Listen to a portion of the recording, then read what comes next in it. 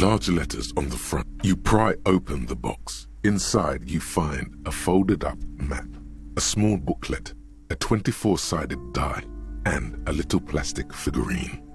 A reprint of a crude hand-drawn map. The top left corner reads, Lands of Wirral. The map features both small villages and mid-sized towns with odd names, in addition to meadows, forests, hills, lakes and seas, also with odd names. It doesn't seem to correspond with anything you've seen thus far. It's not a very helpful map. A quick guide to the magical races of Wirral. Create your own hero, choosing from any of these completely unique and fantastical backgrounds. The options are in order of importance: the Welkin, the Tweog, the humans, the fairy folk, and the pygmies. The Welkin, tall, lithe, and graceful, with long flowing hair and pointy ears. They're known for being powerful magic users, but can also hold their own in a brawn-driven fight. The Welkin come with a variety of exciting sub-races: High Welkin, Forest Welkin, Lake Welkin, and Snow Welkin. But if you're not feeling experimental, a basic Welkin will always do. A grand race of industrious mountain people. They're short, stout, and muscular, and enjoy digging for gold and other precious minerals. They're also well versed in the art of combat, where they prefer to use axes and hammers. The Tweog also come in a few different sub-races: Hill Tweog, Shield Tweog, and Dark Tweog. They're just humans. What else is there to tell? They're average in all stats, and jacks of all trades. A very small race of flying people, known for being mischievous, full of trickery. They often lure people into their magical traps. There are no sub-races for the fairies. The least popular of the Wirral races, the pygmies, are short, rotund, and dim-witted. Pygmies live in small villages made of shoddy wooden dwellings. They spend most of their days tilling the earth and smoking their pipes. There are no sub-races for the pygmies. It's made from some sort of wood and has been decorated with peculiar plant motifs. You don't know much about dice, but this one looks pretty damn fancy. You place the die into your pocket. It's always good to have luck on your side. You see a man in ragged clothes wearing a lopsided hat and wielding some sort of a firearm. Interesting. A communard. The figurine is not a part of the real game setting. I guess someone misplaced it during the packaging process. Good luck finding people who'd want to play as communard. You pick the figurine up by the base to meet your gaze. The little plastic man stares back at you, his face contorted into a disturbing shout. Then you pocket it. A colorful box with the title Wirral in bold letters. It's a board game.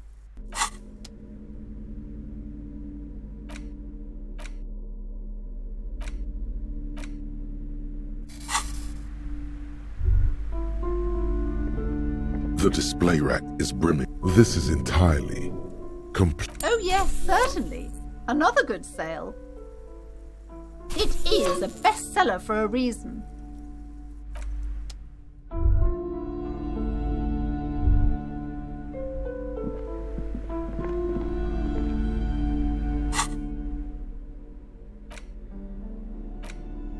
The cover of this tattered paperback features the man from Yeomdar standing atop a pile of bloody corpses. His two Zweihanders are crossed over his massive chest in a dramatic X, their blades dripping with gore.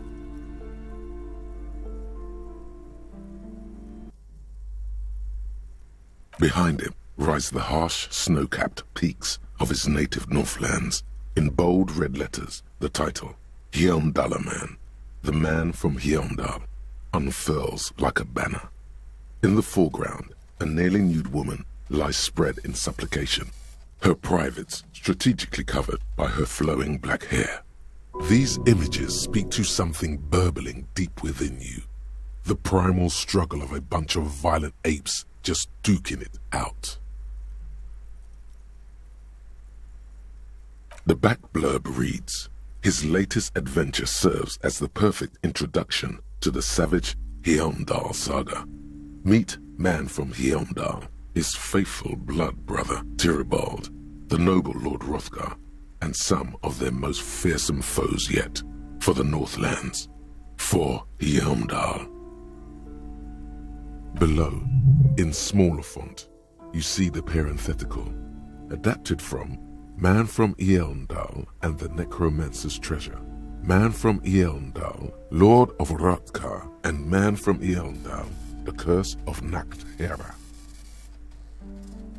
A brazen attempt to bilk fans for more money by splicing together old stories under a new title. Their main concern is the continuation of the franchise, not making literary history. The story opens in media res. The man from Heimdall and his band of northern reavers are in the bowels of an ancient temple, surrounded by an army of gibbering wights, led by the deathless necromancer. One by one, the brave Northmen fall to the relentless crush of undead, only to join their number as reanimated corpses. By nightfall, only the man from Eondal and his blood brother, noble Tyribald, are left standing against the dead horde. It is an honor to die by your side, brother, Tyribald cries, as his battle axe beheads one of their reanimated comrades. 9, Tyribald, the man from Heimdall, bellows over the army of flesh and bone. Have courage, for the Northlands, for Heimdall. He leaps to the mezzanine to face the black-eyed figure, and like a mad ice bear, whirling twin Zweihanders, Sturm and Drang, he plows through the ranks of the deathless, surrounding the necromancer. The writer has never held a sword in their life, let alone two two-handed swords at the same time. It is physically impossible for a human being to effectively dual-wield Zweihander swords in any kind of real-life combat situation. And with deadly finesse, his twin blades scissor the necromancer's head from its body. The undead legions collapse like ragdolls as the dark magic leaves them, and the two Northmen stand alone in their cursed temple, where the bodies of their lost brothers litter the floors. A few chapters later, the man from Heimdall and Tyribald are in a completely different setting, high above an arid desert, riding a pair of griffins that always seem to appear at narratively convenient moments. This book makes a mockery of the very idea of good plotting, though something tells you coherence was never the point. The Northmen find themselves in the court of a powerful southern king, Lord Hrothgar. The old king beseeches the man from Heimdall to rid his kingdom of the Nacht-Hera, a subterranean clan of blind wizards who traded their souls for demonic powers. The man from Heimdall extracts a high price from the desperate king. He asks land for the homeless desert pygmies living exiled in the kingdom's borderlands. Hrothgar offers the hand of his eldest daughter instead, but the son of winter does not budge. What do you mean? Because the flame of justice burns bright within his chest. Because, above all, he's driven to bring honor to the name of his beloved Heimdall. Because his noble Cutlan blood lusts for glory and conquest. It cannot be denied. What do you mean, is that all? He is the man from Heimdall, forged in the fury of battle. Death was his sire, and blood his dam. He had but 14 winters when he left his frigid homelands in Cutla to seek glory and honor. That is his character. He doesn't even have a real name. What is inside this man? Or is muscle and bone all he is? Hey, nothing wrong with muscle and bone. The point is, why should you care about this character? Does he have any inner conflicts? Unspoken motivation? A tragic flaw, perhaps? He is the wildest man alive. The only mortal strong enough to wield the twin Zweihanders, Sturm and Drang, whose names mean storm and... What are you, a book critic? Enough. You're ruining the pacing of the story. Now where did you leave off? Ah yes. What pacing? You skip past a section detailing an elaborate banquet with many toasts, as well as the long and perilous journey from Hrothgar's Keep to the ancient forest of Yesdar, where our heroes infiltrate the Nachtherre's dire hall. In the center of the great hall stands a blood altar on which a pair of Nachtherre are disemboweling a shrieking peasant, an unholy rite that empowers the Nachtherre forbidden magic. As the vile ceremony ends, the sound of steel unsheathing draws the Nachtherre's attention to a pair of cloaked figures standing in the doorway. This is what you came for, isn't it? A climatic bloodletting where men are reduced to muscle and fury. No, beautiful naked people fucking in the bushes is what you came for. Sweat, cocks, and titties, please. Swiftly, the visitors toss off their cloaks and unsheathe glimmering northern steel. It's the man from Heimdall and his valiant blood brother, Tyribald. In an instant, the Nachtherre summon a horde of gibbering orcanoids who rush our heroes. The hall fills with the clang of blades and the screams of the dying as the floor goes slick with steaming orcanoid viscera. Oh, for fuck's sake. When the din of battle settles, only the man from Heimdall and Tyribald remain standing. Exhausted and dripping with the entrails of their foes, the two Northmen confront the foul Nachtherre. The man from Heimdall's soda-like blue eyes fill with indescribable fury. For the Northlands, he cries, rushing headlong into a desperate melee. He probably is, but you can't be sure, because this one ends in a cliffhanger and a footnote saying, to be continued in Heimdallaman at the Gates of Tomorrow.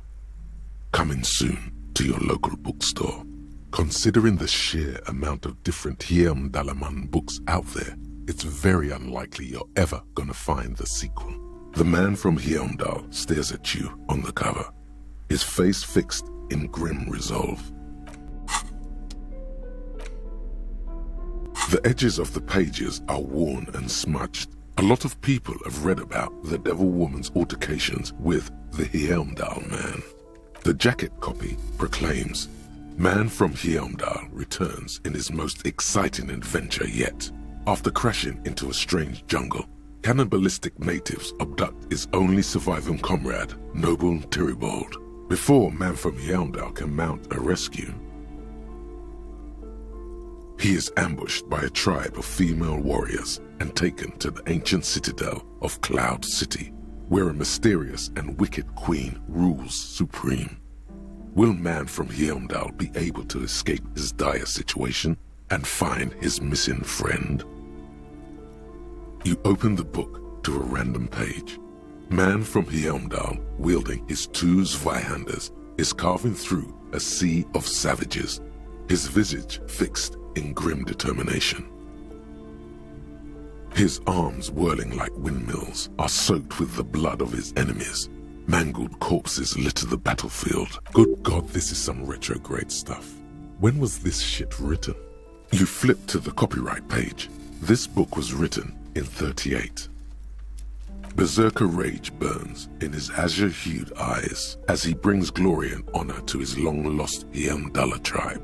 From the village of Heimdall, the ivory giant roars like an ice bear, and the winds of Gatla howl out his name. Man from Heimdall rides on a gilded griffin, his golden mane billowing in the breeze. Both Zweihanders sheathed on his back. He is off to war. Will he conquer his enemies? Will he conquer himself? The steel muscles of Man from Heimdall gleam in the humid jungle air. Yet the man does not sweat. In meditation, his soul drifts in the frigid Northlands he calls home. A passage reads, The man from Heimdall looks up, his eyes blue as the mountain lakes of his homeland. He rarely speaks, but now his voice booms in the darkened throne room. Do not try to sap my masculine essence, wicked temptress. Son of Yelmdal will never succumb to your seductive wiles. Thine spells are no match for purity and strength of will. Brothers of Yelmdal, stand above the vices of flesh, for it is weak and corruptible, yet mine is forged in gore and strife.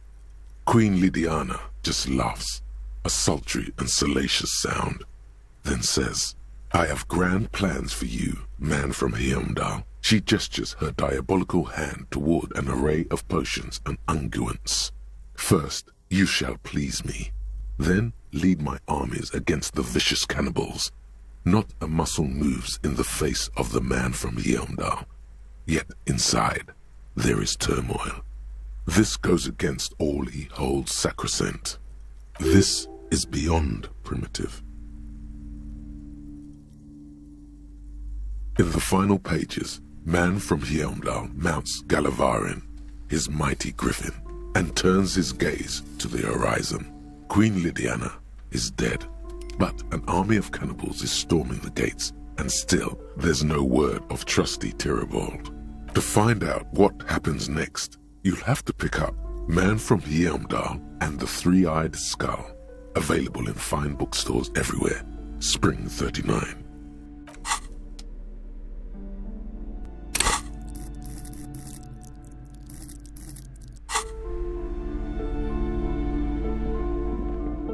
The display rack is brimming with worn paperbacks featuring an extremely This is entirely, completely you.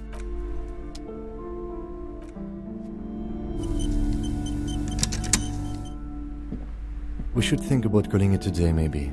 The nights are still miserably cold this time of year. You certainly have been avoiding it.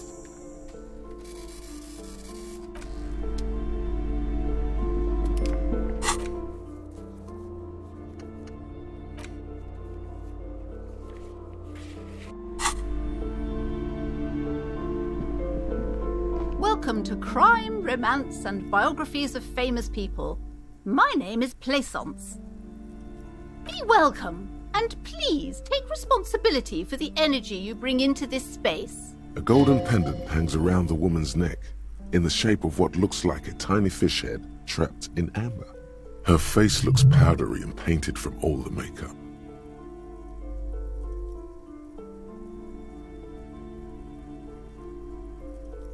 I am the proudest owner of our little shop of culture.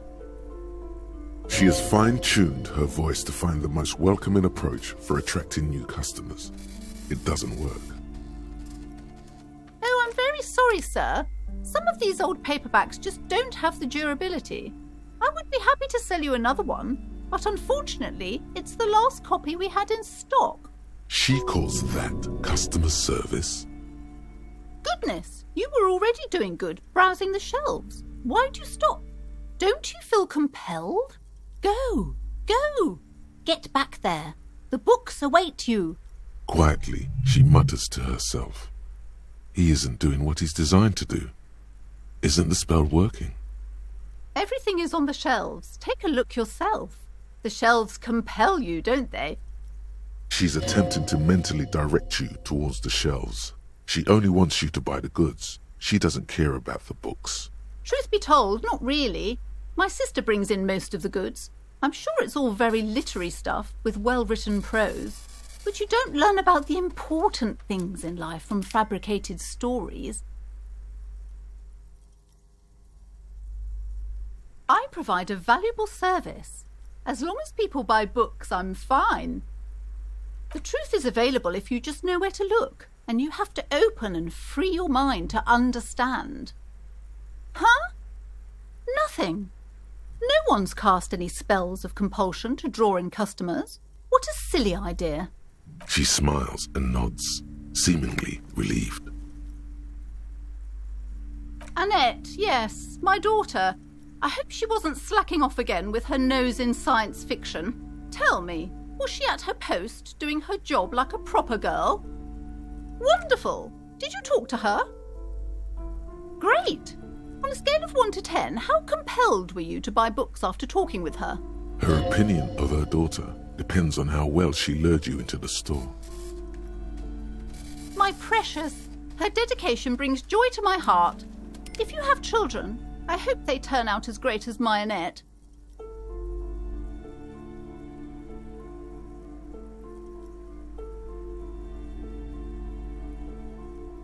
Mind your own business, sir. In our society, people don't get to tell each other how to raise their children. It's none of your or anyone's business. Denial is the way she copes with criticism. You must be kidding. There's nothing like that happening. Good, sir. What does a young child do with money anyway? No, I save it for her as a fund. She's securing her financial future out there. Slap the cuffs on her. Such criminal behavior would not happen in more developed countries.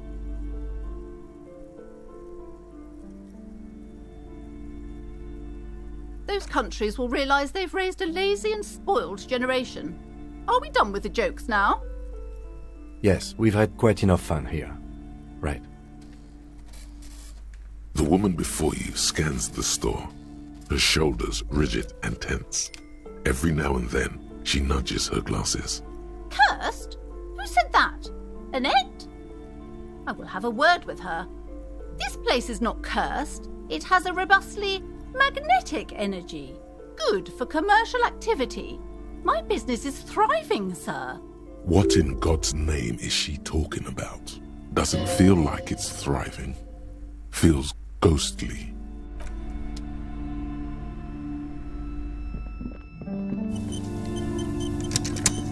The curtains, tattered with age and covered.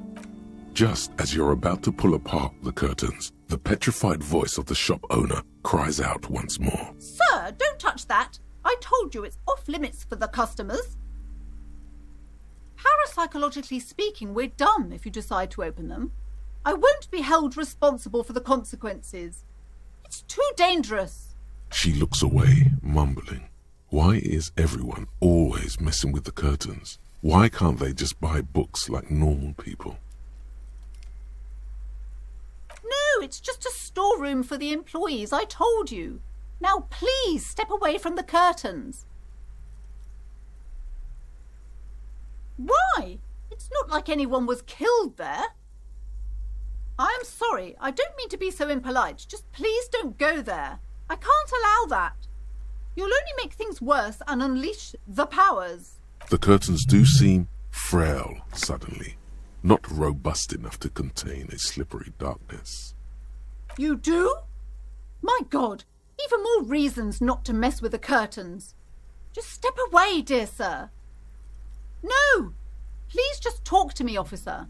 Come here and let's talk this through before you decide to do anything extreme. Talking is always good. Go see what she has to say. Lies. Rip them open, we say. There is something mysterious about the curtains. Be careful. The curtains, tattered with age and covered in dust, hang before you, as if taunting you.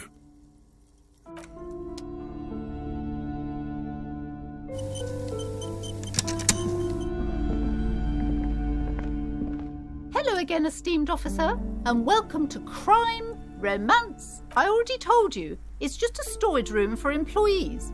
I don't understand why it's so important to you. Just let it go, officer. Go buy some goddamn books. You're supposed to be drawn to the books. She recites it like it's a poem, or like she's playing a role she's grown tired of. She's so tense, it's a miracle she hasn't snapped in half yet. I'm not tense, I'm just... Okay, fine.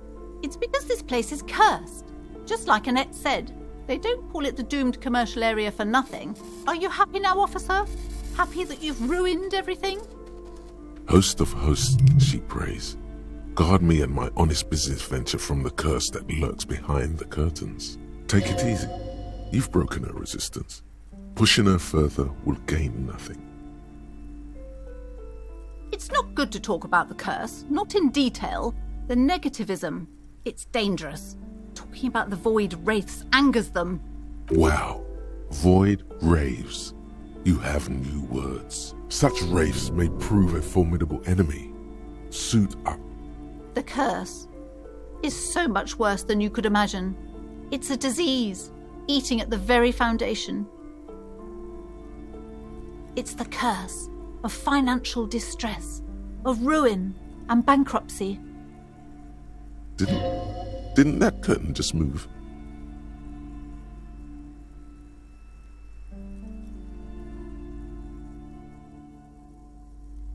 It's not just that, officer. We're dealing with something supernatural here. It's the cacodemons, feeding off bad business practices and disappointing income statements. There's something wrong with this building, I can tell you. Ever since I arrived, I've sensed an eerie lingering presence, as if I was unwanted here. Sounds familiar. Truly so? Perhaps the dark energies are leeching off you. You shouldn't stay in the store too long. It may be dangerous. Yes, I've contacted numerous parapsychologists and even a pair of Simonese mediators. They provided me with the wards.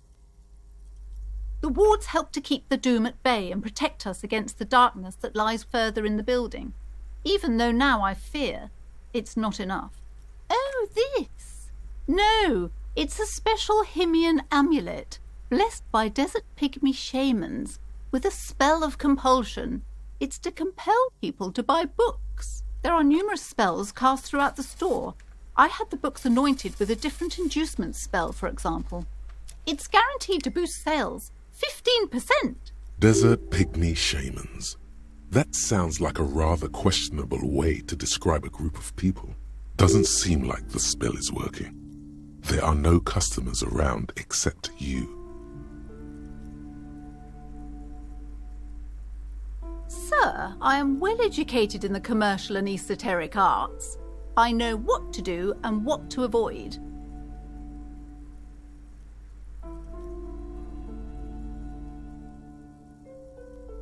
Discount my wares? I can see, sir, that you don't value books very highly. Besides, this would only tempt the phantoms of doom. They can sense the desperation, you know. Oh, this. There are numerous spells cast... Desert pig doesn't seem like the spell is working.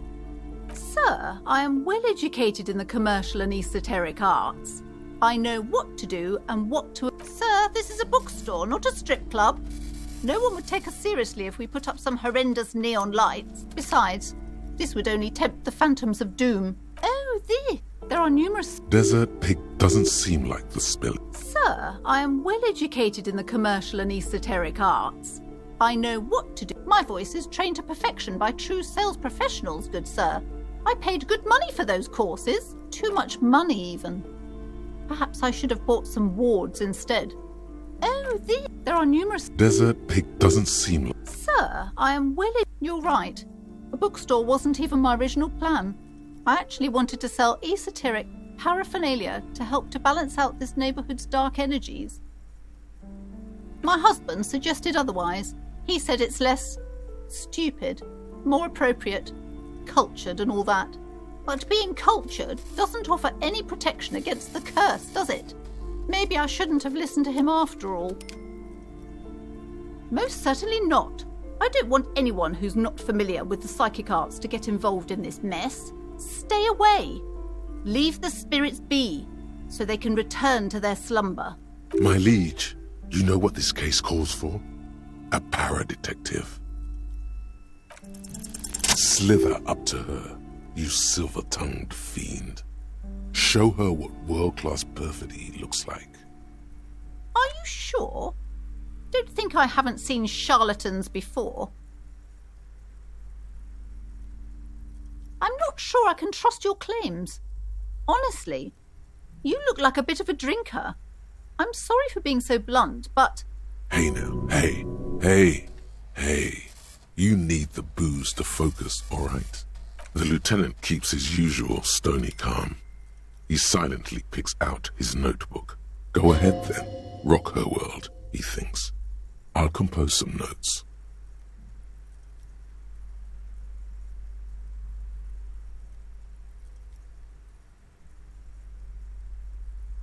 How do you know all this? Here we go.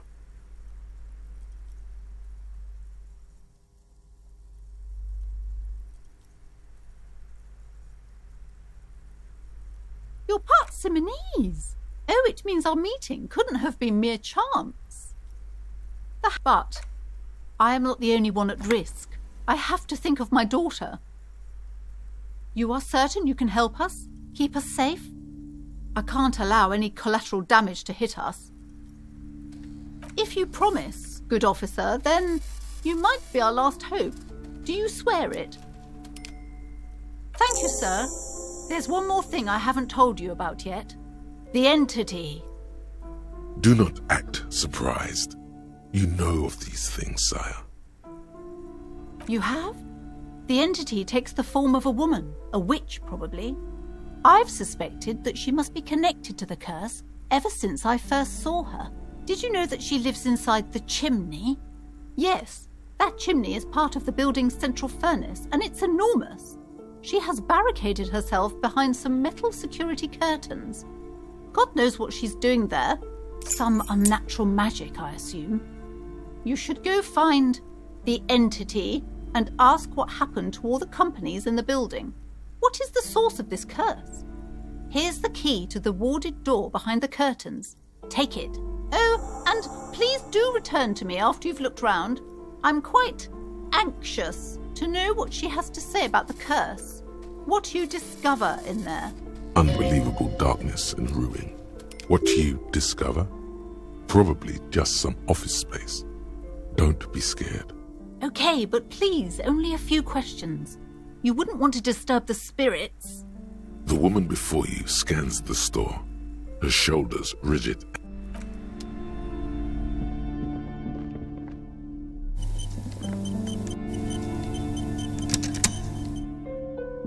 You see a set of tattered curtains blocking the way to another room.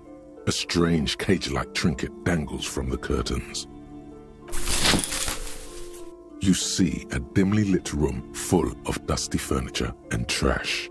A doorway stands in the back, covered in dozens of scary little Seminese wards, your shadow looming over it like an omen. Oh!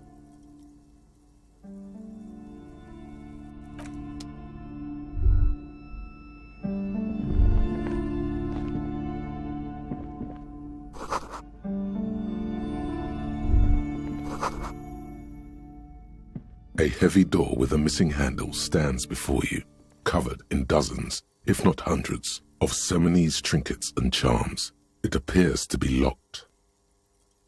After exerting some force, you manage to turn the key.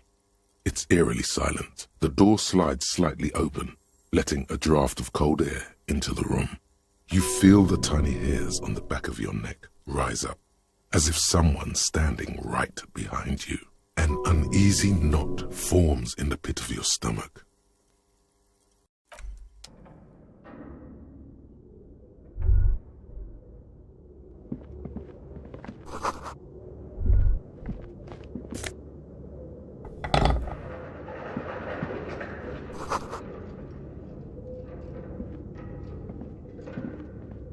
What is this place? Yes, but no one's been here in ages. I doubt the electricity still works. We should find a flashlight if we want to go on. There should be one in my kinema. Some specks of dust shimmer in a ray of streetlight falling from the window. Other than that, the room is dark. An eerie feeling rises in your chest. The lieutenant nods.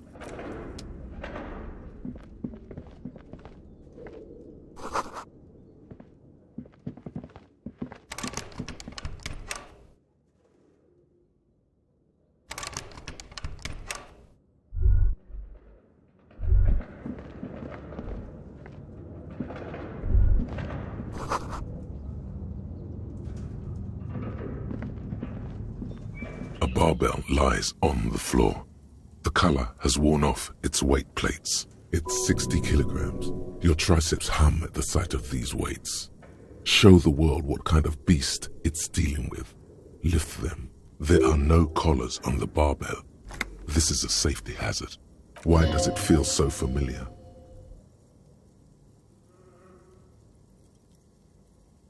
You're right. The weight may fall off. Better not touch it then.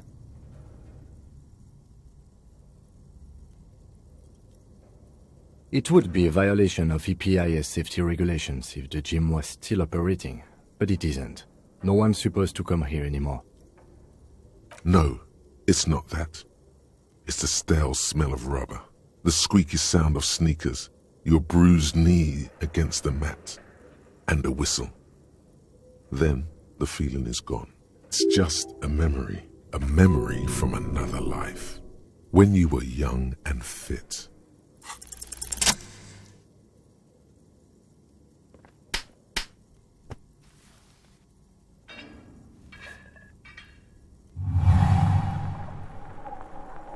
Conjuring up an inhuman amount of strength, you raise the barbell up in the air. Your biceps tremble, but you're a savage. This is a children's game.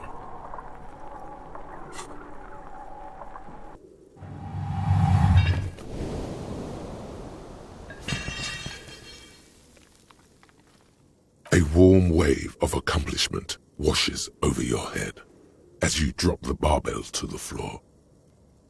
For a moment, it feels like you're strong enough to succeed at anything you ever set your mind to. Hey, but you're still in a ghost house. What if someone heard this? What if they know you're here? Good technique.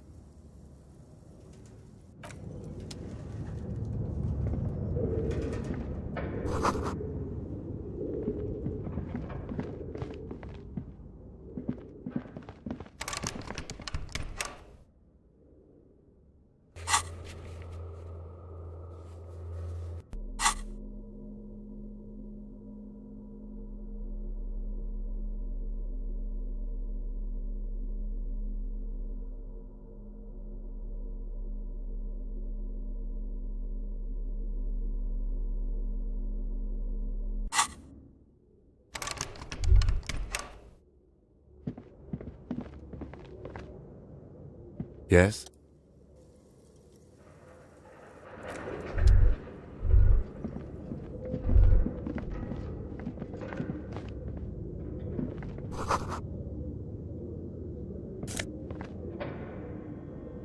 It's dark. This would be a lot easier with a flashlight. I've got one in the kinema's toolbox. We should go back for it before we continue. No sense in tripping around in the darkness. Some areas are inaccessible without your flashlight. After you've acquired it, go to your inventory and equip it in a held slot to continue exploring.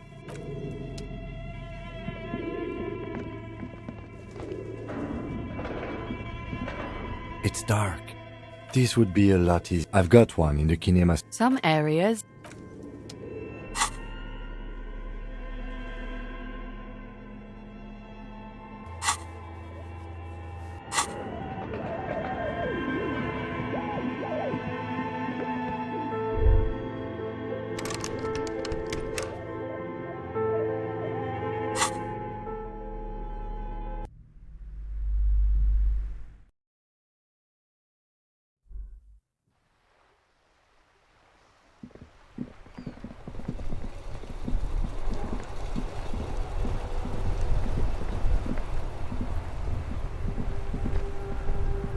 Before you stands a motor carriage. The bodywork is covered in blue and white livery, bearing the number 57. This must be the infernal machine that tore you from oblivion. The Caprice Kinema motor carriage. In the cabin, you are welcomed by a set of steering levers, a radio microphone on a hook, a pull-out toolbox under the seat, and the soft glow of the fuel preheater gauge. A scent of leatherwork and heavy fuel oils washes over you. A metallic drawer slides out from under the seat and clicks into place. The tools inside are neatly organized. Take what you need, officer. It's going to be a long case. I'm not protective of my tools, like some men are. He's clearly a little protective of his tools. But what can you do? The pry bar feels nice and cold in your hand, heavier than you'd think. Cold and heavy, like truth. You feel like you're reunited with truth once more. Useful for opening all sorts of doors and lids. The handles are long and sleek. Snap, snap, go the cutters in your hand. You can do good work with these. cut chains, locks, and ropes, especially belts. It's robust, weatherproof, and well-made. Police issue, blue. Lets you see things in the dark you would otherwise miss. The pull-out toolbox slides back into its nest. Preheater gauge casts a warm glow on the steering levers and the radio on its hook. As you tap on the gauge, the indicator pin jerks as if startled. It's in the large orange sector, indicating the engine is warm. Next to the gauge is a red switch labeled heat. There's no use pressing the heat button. It won't start without the ignition key. Translation: we're not going anywhere right now. Alternative translation: don't even think you can drive my MC. The white suede feels luxurious under the touch, and the metal clutch handle so very familiar in your palm. Your fingers waste no time closing around the handle. Clutch disengaged. Release the handle. Clutch drops. Right foot yearns for the familiar touch of the accelerator pedal. You have synced with the machine's mechanical circulation. You feel an uninterrupted connection to the mechanics. After a while, you realize silence is your only answer. Do what you will with it. Of course it's only in your head. Of course it is. But it almost feels as if the clutch handle is gently squeezing back. The smell of freshly treated leather, the lack of dirt and dust on the dashboard, and a neat little brush in the cup holder, all seem to be whispering. I'm good, cherished and cared for, in the hands of a tending owner, at the bottom of the sea. So strange, the machine is not on the bottom of the sea at all. It's right in front of you, well kept. Why did it say that? A dark feeling. This is going wrong. Let go of the clutch. The handle is pulled back. Somewhere deep inside the drivetrain, the disc is mated to the flywheel again. In the cabin, you see a set of steering levers, a radio on a hook, a pull-out toolbox, and the soft glow of the fuel preheater gauge. The frequency tableau lights up, and the green button labeled Prime Line glows like a feline eye. And then you hear something. The soft purr of electrical kittens, radio waves cast far and wide over the metropolis. A woman's voice greets you through the static. This is Precinct 57. Hello, Lieutenant. How may I assist you? Hello, Alice. Please assist our colleague from the 41st precinct here. I'm putting him on. Operating the radio is easy. Just be confident. You've probably done it 1,000 times. This is Officer Alice Demetri, Precinct 57. How may I assist you? Under the green prime line, a yellow saved button catches your eye. You wonder what the lieutenant's default radio station is.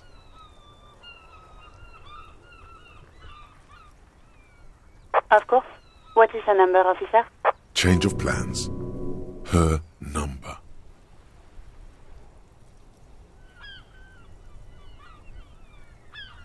What do you mean, officer? I'm not Sylvie. Oh, did you hear that? How she said, officer? She's a wild one. What's it, Barberatan? Get that party going.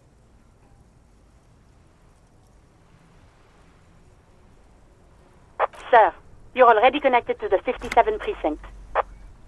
Now, how can I help you in your investigation? What is wrong with you?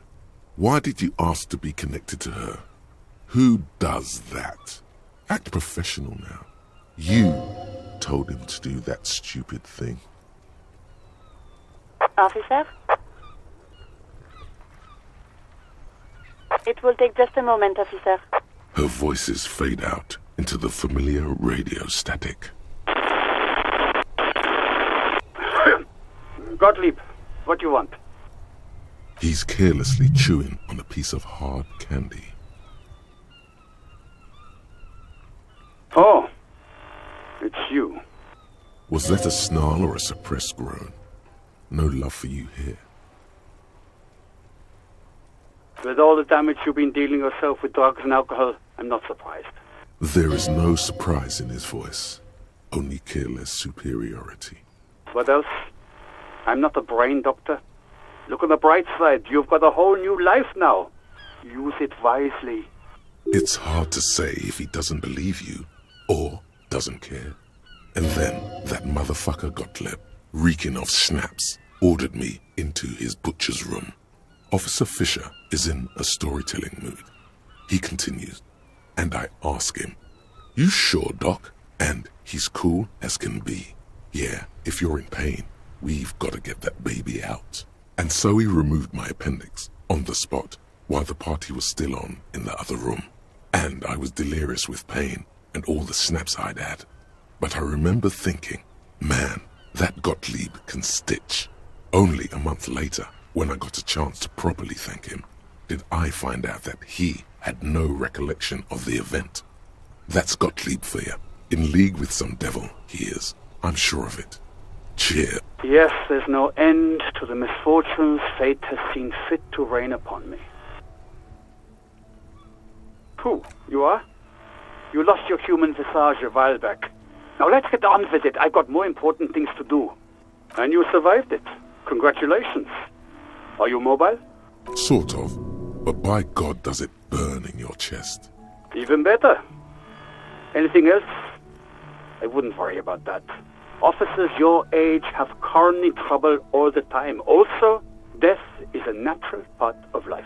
Accept it. The body is an object, and objects break down. Do what good you can with yours, before the rest goes too. What? You want me to do blood work for you again? Tell you just how bad things really are across the board? You want another rundown of everything collapsing inside your body? You want the real, honest-to-God truth? Stop drinking, eat magnesium and vitamin D. Our station is not a retirement home. We don't have the funds to deal with rock stars past their prime. The money is probably going to some old, oily... And no, I don't want to hear a political commentary on the topic. In fact, I got work to do. Some idiot has glued his eyelids shut with cyanoacrylate. It looks like Mactorson. It's not fucking cryoacrylate. It's super glue, Doc. Cyanoacrylate is superglue. Mm-hmm. Anything else I can help you with, officer? Just a second, officer. 10-2, 10-5. This is 41st. Come in, over. A scrawny old man sits in a dusty cubicle, smoking, with a large white rectangle sewn on his vest. In front of him is a box-shaped apparatus with an array of wires and antennas. The radio switchboard. The man uses relay code. You've got this. You're a cop, and cops know relay code. 10-4, message received. 10-5, relay message. What's your status? Over. 10-18, state your message, sir. 10-9, over. 10-4, message received. This is a very serious situation. I need to 10-22 the captain. Over. 1022, the captain. This sounds bad. Bad and scary. Like being called to the headmaster's office in school. Is it him? What does he want? Says he lost his badge and needs to report it. He what? He lost his badge? Who lost his badge? Dick fucking Mullen. Who do you think? It's Officer Dick Mullen from the bestseller Dick Mullen and the Lost Identity. Dick Mullen is not your name. It's the name of a fictional detective who would not lose his badge. Defend yourself. Immediately. They're laughing at you.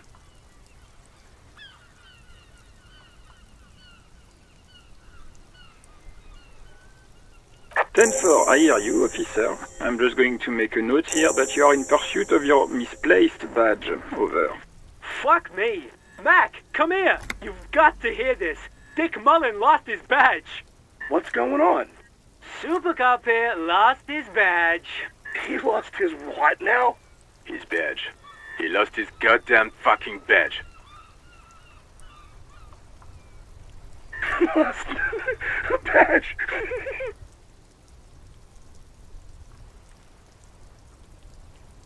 10-9, come again. I didn't get that. Over. New heights even for Captain Sober. Ask him. Ask him if he's lost his gun, too. Sergeant Orson wants to know if you lost your gun too. Over. Check your pockets. Check your... Holy fuck. You don't know where it is, do you? Okay, it's gone. Your gun is most definitely gone. Don't sweat it, Bratan! You don't need a gun to have fun! We can still have fun! It's not all over! 10-9, come in, officer. Did you get my question? We were wondering about your gun. Over. Lying? Over the phone? It's easy. Just say it like it's the truth. And then it becomes it. He says he didn't. Thank God for that. That would have been a nightmare. I don't even want to imagine the poor prick who has to relay that kind of news to the captain. Losing his badge is bad enough. Tell him to find it, and fast. We can't have some gangbanger running around with it. We're all glad to hear you've not lost your gun, officer. You need further assistance. Over. 10-4, I hear you. I don't have the authority to grant your request, but... What does he want now? He's asking for money. Is he fucking kidding? I don't think he is. Don't give that asshole anything. He's just gonna drink it all. Alright, that's a negative on the additional funds, sir. Over. Anything else, sir? Over.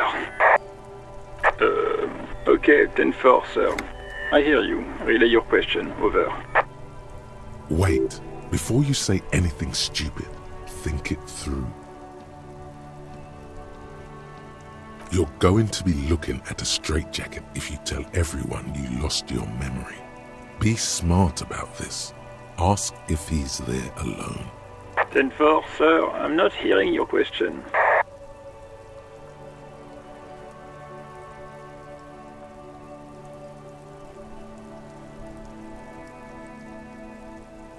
That's a negative, sir. I got a 10-12. Visitors present here. Over. What? What is it? He's still on the line? He wants to verify the information on his badge. But of course, it says Dick Mullen, High General of the Revacholian Cavalry Force. Tell him to stop wasting time. What do you need, sir? Over. 10-4, well, that's, Does he actually want something, or is he hell-bent on disrupting our work? He asked if he ever told me about his days before joining the RCN. For God's sake, cut this shit out! Tell him to stop wasting time and be a goddamn policeman for a change. Sir, Satellite Officer Vicmar says... So, was there anything else? Understood, sir. Over. Roger that, 10-10. Over and out. 18 kilometers to the south, in the 41st Precinct's relay booth, a small crowd has gathered around Communication Officer Jules Oldboy Pidier. Around a dozen cops. The small room is filled with cigarette smoke, abuzz with laughter when Officer Judith Minnow enters. Her left arm is in bandages and her hair trimmed short. What is going on here? Did something happen? What happened is my partner made contact, and it's not good. He's lost his badge. He seemed confused, delirious even. Mac, the torso Torson, is finger-fucking his fist, laughing hoarsely and apparently telling some dirty story to his partner, Chester McLean, near the entrance. Yeah, Mullen was fucked, alright. Sounded fucking drunk to me. Yeah, Mac's right. This was some gnarly shit there. I mean, before he started begging for money, it was... Enough! None of this is funny. It's fucking sad. That's what it is. He's a cop. He's one of us, goddamn this. We must help him. Yeah? How do you fucking plan to do that, huh? Get him off the drink? Go jogging with him in the morning and get him on carrot juice? He's a lost man. I just know we can't give up on him when he's at his weakest. He wouldn't. Mac, man the door. You know what he told me? I don't want to get better. I want to get worse. Those were his words. This shit does not leave this room. Not a word of this to the captain. Or anyone else. We'll give him a couple of days to pull his shit together.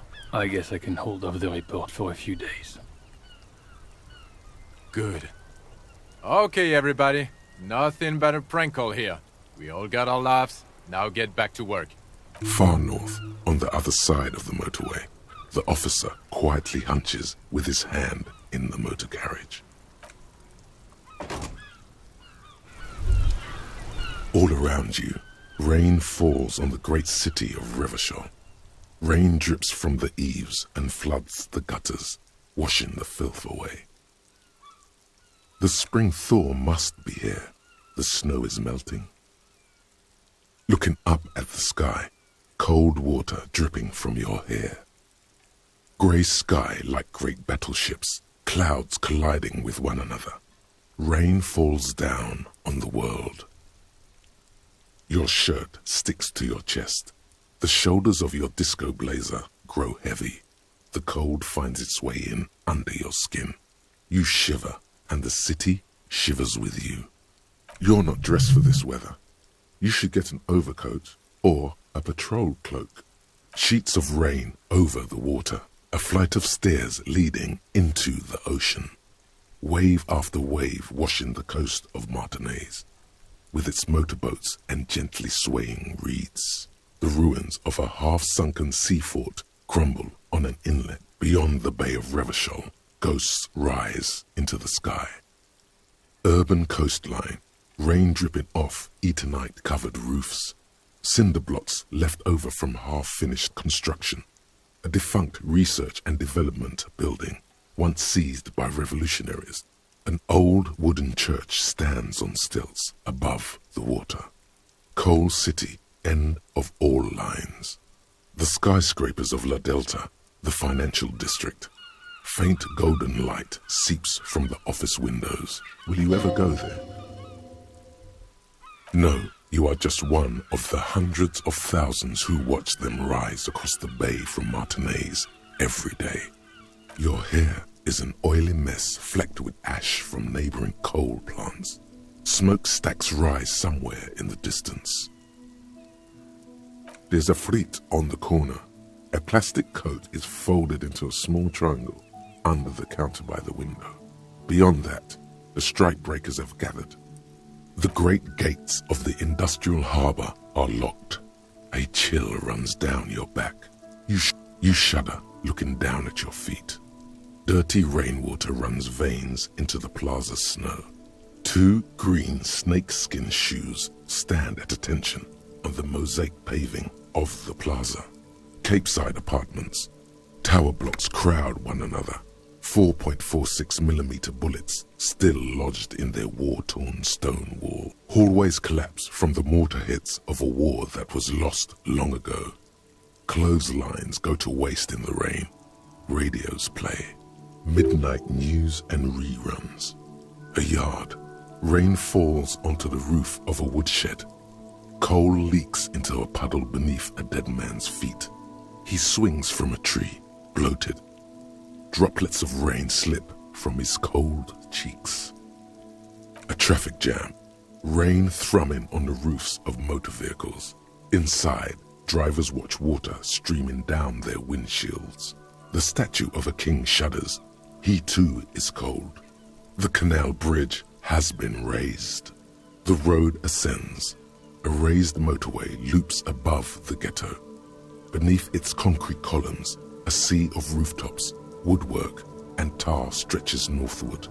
4-story buildings as far as the rain can fall. The snows melt in Jamrock. Revachol is the capital of the world. Jamrock is the capital of Revachol. Droplets form on your eyelashes. It's home. Have a brother in a cut. Where the wood at? To be in Martinaise, where no one goes, at the runoff point of a long-forgotten canal, in the whitest part of town, In the shadow of the day, the revolution failed. Standing in the rain, looking north, where Jamrock Rock City stretches inland. In the rain-swept distance, above the rooftops of Jamrock, a repurposed silk mill stands perched above the motorway exit. Precinct 41 hunches in the rain. Your vision blurs. You wipe your face with your hand. The rain stings your eyes, making you look up and blink. Coalition aerostatics hang like apparitions under the cloud cover. Way up there, where rain forms, rotors flutter silently. Your sight clears. Collapsed storm drains, old sewage systems flooded with rainwater. Hidden weapon caches from the revolution. Doors leading down to Le Royaume. The catacombs to which, for 3 centuries, they delivered the blue-blooded dead. This rain will not let up anytime soon. You should get a raincoat. There's a freight to the east. They sell them there.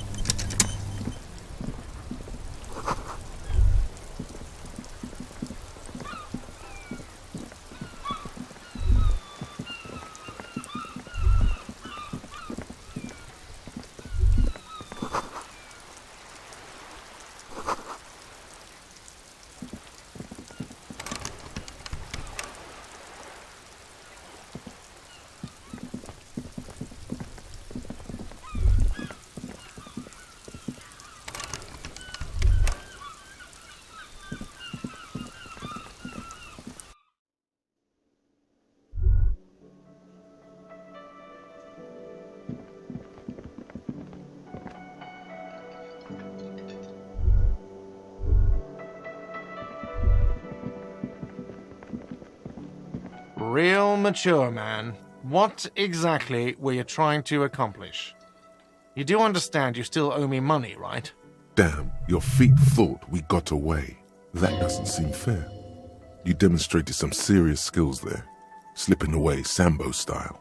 By the way, Sambo, or Samuran boxing, is an eloquently violent set of one-on-one fighting moves, originating from the Samuran Isola. Sambo used to incorporate a wide array of martial disciplines, from archery to mounted combat, but mainly means aesthetically pleasing single combat nowadays. Sambo style implies stealth, cleverness, and cool. Oh, well, if that was Sambo style, then let me wipe that debt, sir. Okay, the stupid drinks are on the house, Mr. Athlete. I still have to charge you for 3 nights and the broken window. That's 100 square. Not entirely cool. You still owe me 100 real. If you don't have it by tonight, I can't let you back up there. Now, what the hell did you want? I assume you wanted something to come back here. Yes, have you got it? Well?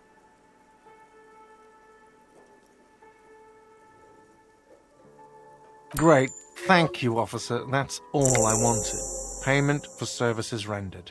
If you continue to stay here, I just ask that you please pay your nightly bill in advance starting tomorrow. He's not sorry about his behavior for your sake.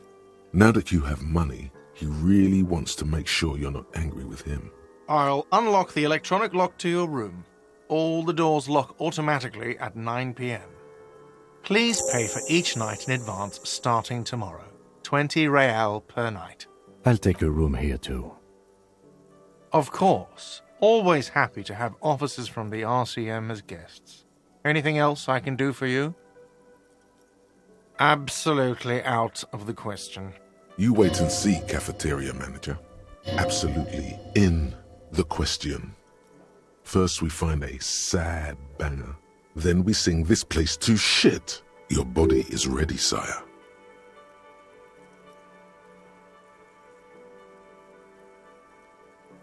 Do I have a shaker in my hand? Is this a shaker? He sounds irritated. And it's not a shaker. It's nothing. He's holding nothing. Am I wearing a little bow tie? Am I wearing a bow tie and doing this? Am I smiling? Do you see me smiling and shaking my little shaker? No, because I'm not a bartender. I'm a cafeteria manager. Is there anything else you wanted? What you want is a goddamn drink. How is that so hard to understand? Play it calm. This man needs to understand you need a drink to help the community deal with police stuff. Like what? What thing? Yes, not the whole damn union, thank God. Just the nastiest and loudest faction. They come here in the evenings. Dumb, unruly types. Think they're big shit. But they're good customers. They place big orders and always pay on time. He hates the union, but grudgingly recognizes its power over him. So he's directing his frustration at you instead. Retaliate. I don't. I'm simply providing a service, or really facilitating the offering of services to paying customers, and it doesn't matter. I don't have to explain myself to you. We should find out who this Lord faction is, occupying the booth. Loudness means talkative, and we need info. We don't. We have to wait. They'll show up sooner or later. Men get hungry, even striking men. If not today, then they'll be here tomorrow. There are these things called days. You sleep between them. He's saying they'll come after you've slept. Just... What? By the way, you should come back to this thing-based questionnaire if you see anything interesting in the whirling later. By the way, where is home? The address is coming up blank, and this place sure isn't it. But you've been at this hostel cafeteria for only 3 nights. Where were you before? You had to be somewhere. Why did you say that? No. But isn't that an expression, not a place? A saying. Up on Marvel Hill, a great high place. One that is impossible to climb back to.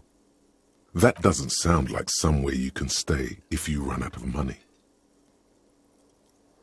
You can try. Run some addresses in your head when you get the time. Maybe a street or an apartment will appear.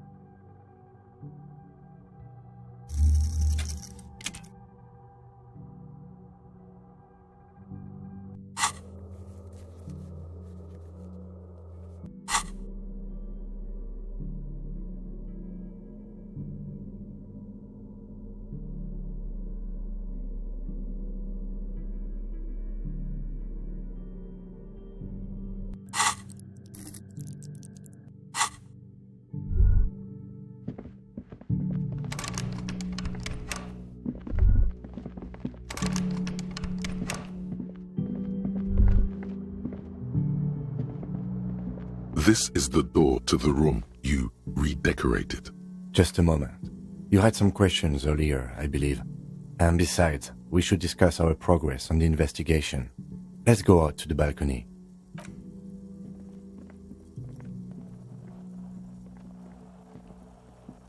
The air outside is brisk. The lieutenant is silent for a moment. He listens to the traffic hum. Then... Where shall we begin? We should talk about the investigation, first and foremost. But I also remember you wanting to discuss the RCM?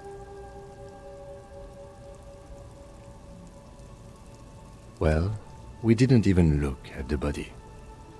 And there's still much to do at the crime scene too. We didn't search it thoroughly enough. He would have put all of this more harshly.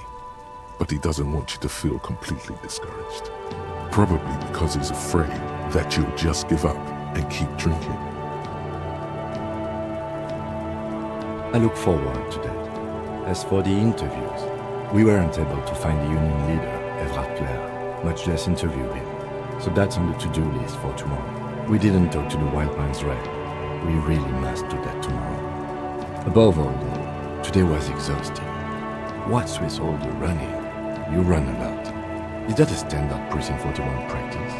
I have a really good theory about why you're running so fast, son. Just you wait until we get up tomorrow.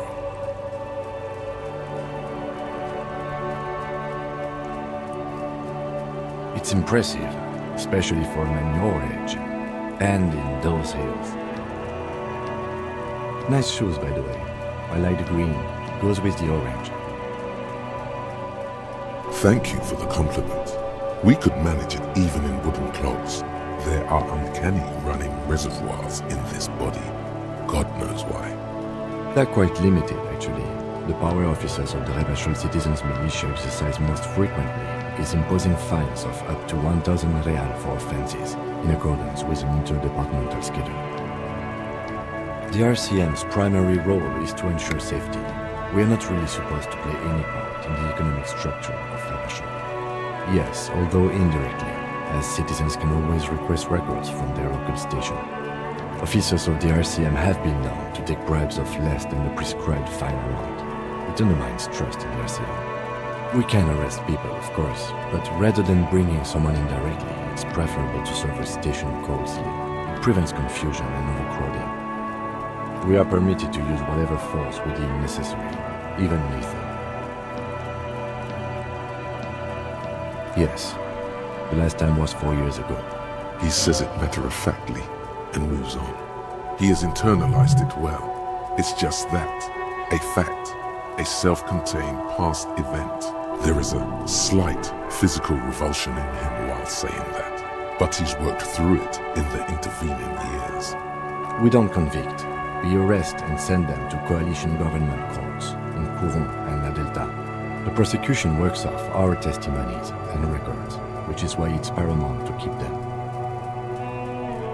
You have to supply compelling evidence for why it was necessary to use lethal force. In these cases, your partner is usually your witness. Not a good position to be in, by the way.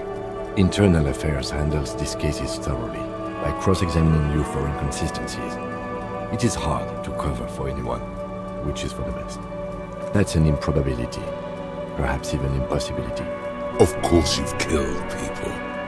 It's somewhere down there, melting in all the drink. Precinct 41 is known for a higher than average rate of police violence. He's not judging you.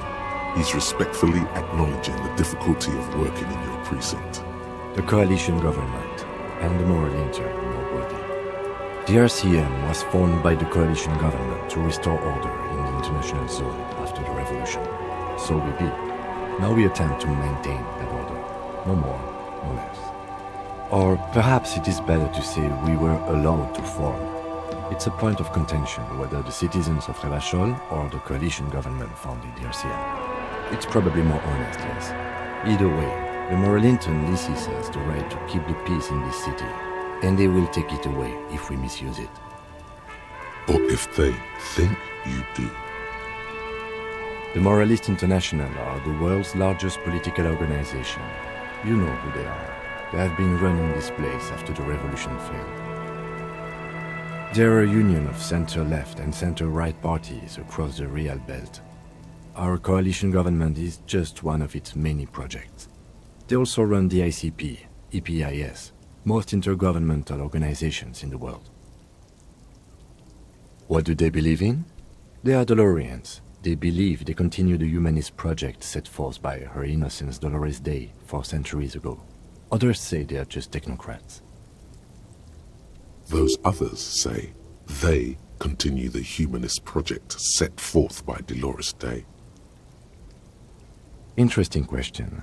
It's a blue forget-me-not. Their motto is love, compassion, self-discipline. I think you can gauge what they want you to think of them from that. Something kind and usual. Something almost self-explanatory. Something ominous. Something even a little feminine. But in a strict manner. Something like the dark blue, serious color of the early night sky above. A historic figure? The author of the modern age? You will have to look elsewhere for opinions. The subject of humanism is too abstract for me. For you, she is something painful, though it's hard to say why. The moral intern are a fact. I try not to have opinions on facts until they change. And it doesn't look like that's about to happen. It is more than that. There's some kind of affection in him. Yes, I did, when I was younger. In my 20s, I considered myself a moralist. A blue forget-me-not, a piece of the sky. They're not all that bad. That's another leitmotif associated with moralism. But the years have changed that. I don't know what I believe in now. No, I believe in the RCM. That's enough for me. Do you?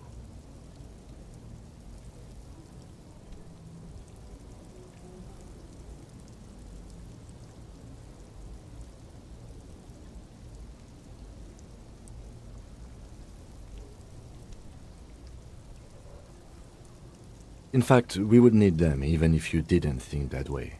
We are in what is called the twilight of international law. The laws we claim to enforce come from the MI. Without them, we are simply vigilantes. Then you will adore Martinez. For many of these people, the Union especially, vigilantes is precisely what we are. Personally, I don't enjoy it much. The lights of the orphan district are reflected in his glasses. The red and golden orbs of the motorway sliding like pearls on a string from east to west as Revachol commutes back to the suburbs. Tomorrow is Tuesday.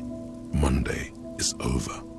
I have a cigarette every night when I go over my notes. It's something of a ritual. Oh man, he looks so devastatingly cool with that cigarette. You mean this? This isn't cool. It's an unnecessary trial of will, and unhealthy. Keeping the habit within the parameters he's given himself takes a lot of focus. It would be easier to simply quit. Yet, were he to quit, he would lose the cool factor. This man relishes his cool quite a bit below it all. I apologize, but I only brought one with me. I have exactly one cigarette every night while going over my notes. Below, the city trembles with its remaining lights. People are rushing home, running away from home, smoking, sleeping, singing in the shower. Edges of dining tables, hands, aprons flicker through windows before the lights go out. Yes, it's been a long and eventful day. The dying lights of the city shimmer below. Slowly, like luminous clouds, they pass on his lenses. The lieutenant looks at his slim cigarette, contemplating the next drag. This soldier is the highlight of the day for me, he thinks. This little stick right here. An aerostatic passes overhead, the whiskers of its floodlights on the ground below. Kitsuraga's glasses light up as he looks to the sky. Two glowing circles. They really don't like us here. The Union, the teenagers too. It's different in land, in Jamrock and the GRIH. It's our fault for leaving this place to the dogs, to the Union, to the company, not daring to come here more often. This place has fallen between the cracks, the jurisdictions of our two precincts. We run this city. West of the river is RCM land. It's incredibly hard. Human beings are... But we are in control, and it's worth it. The organization works, our systems work. If they didn't, the city would disintegrate. Night. Captain Bartholomew Price steps into the yard. A piebald horse waits by the motor carriage, chewing oats out of an oat bag. Seagulls fly overhead. The sky is black. Captain Price wears a black suit and a standard patrol coat as he mounts the horse to head home. Rows of houses on either side, hunching over the sidewalks, and Precinct 41 with its dome roof growing distant. Around him, the streets are silent.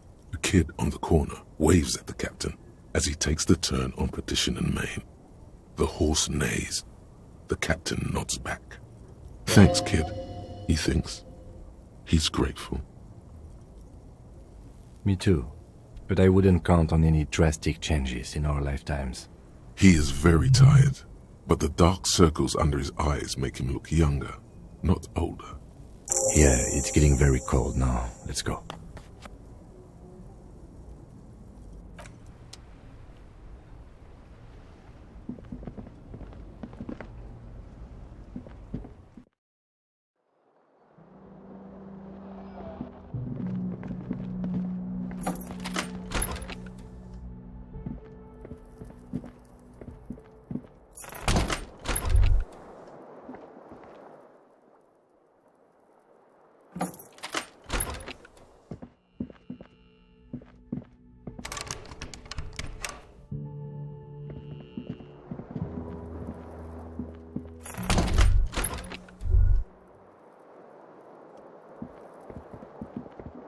The window stands broken in its frame. Cold wind blows in. You see some lights shimmering outside, but it's difficult to make out the outlines of the buildings below. Dark phantoms with many tiny eyes, chaotically arranged and not looking at you.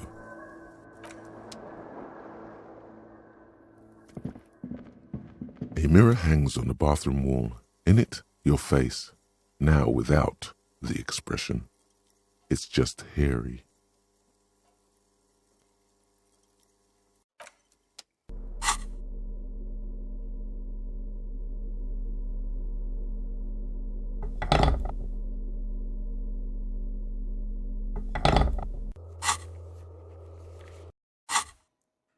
A mirror hangs on the bathroom wall. In it, your face, now without the faucet is quite terribly mangled, but you just might be able to twist its parts into place. You handle the chain cutters deftly, applying just enough pressure. The faucet regains a recognizable shape. The steam stops. Told you that you needed those chain cutters. Everything is connected. Everything has a purpose. The mirror begins to clear slowly without you having to wipe it.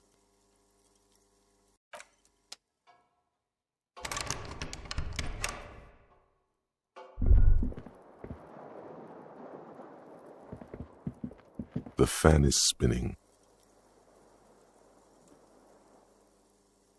A terrible mistake.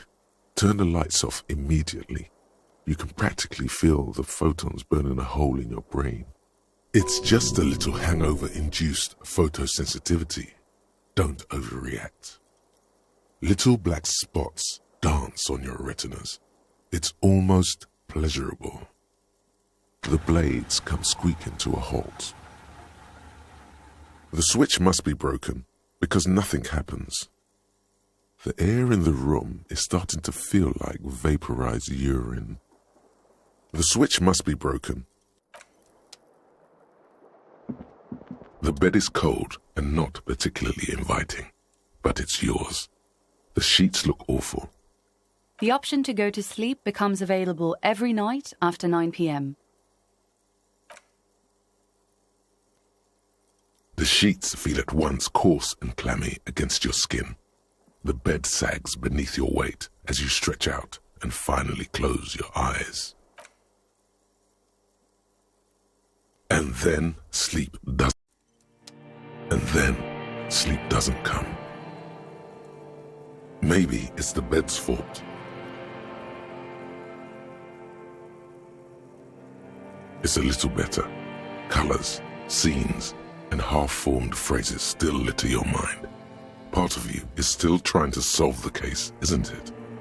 Your breathing steadies. A great silence washes over you until your eyelids twitch in your sleep and images start forming.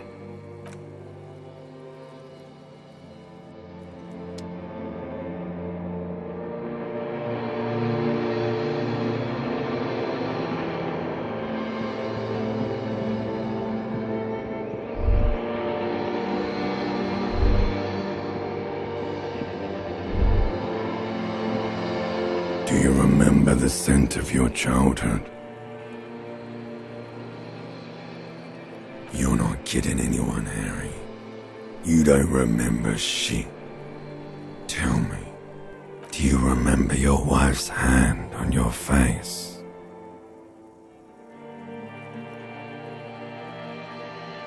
You know who I am.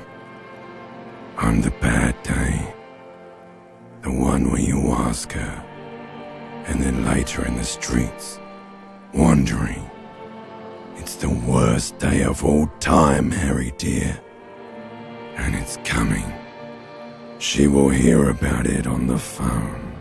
Reality will turn into a grotesque nightmare. This will be the last thing you did to her. Tell me, do you remember the love of your life? That's right, funky baby. And you just stood there. One hand on the bottle and the other on your dick. Watching her go. Let it all be dragged away from you. Tell me, where are your friends? Human beings have friends, Harry boy. Where the hell are yours? They were only cramping your descent into the abyss. Now they're gone. 3 times gone and never coming back. All of it. You failed. You failed me. You failed Elysium. Everything. The Pale and the Useless. On the surface. The outer magnetosphere. Burning, furious truth. 8,000 years of written history. You really dropped the ball, Harry. 4.6 billion people. And you failed every single one of them. You really fucked up. You're not coming back from shit, thrashing around in that high conductivity state of yours, bumping into things and acting like a clown. Who are you kidding? You're trying to what? I can't hear you. This is just a word dream now. Jumbled up garbage. The pictures are gone. The bed rises to meet you. A thin, sleep-like state. More glass than velvet, grinding in your head. So something is wrong. Sleep shouldn't be this bad, this dry, this unnourishing. There's something wrong with your thoughts. Some kind of new type of hangover. Oh yes, party boy, and it's worse than the one before. Just think of the shit you saw. Here it comes too, so soon already. A silent alarm goes off in your head like clockwork, barely let you sleep at all. Time to get those clothes on, Harry. Time to go to work in the shit factory.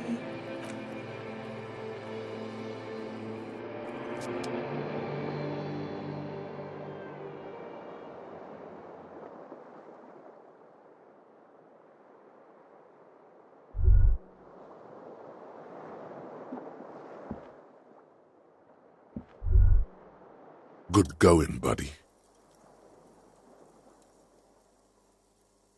Yes, wait till you see the one with the chick in it. It's gonna be a good one. You feel even worse this morning than you did last night. You mean, why are you so tired? Too tired and down to even think? It is worrying, isn't it? You can't be a detective like this. Detectives need to be able to think. It's just that your heart has finally pumped all the speed out of your system, Buster. Time to get some more. Don't do that. Stay strong. The hangover will wear off. You don't need to keep doing this to yourself. Of course. Martinez is speed central. You just gotta poke around. Follow your nose. You and Speed will be happy again. You will make her come home. This time, it will be different.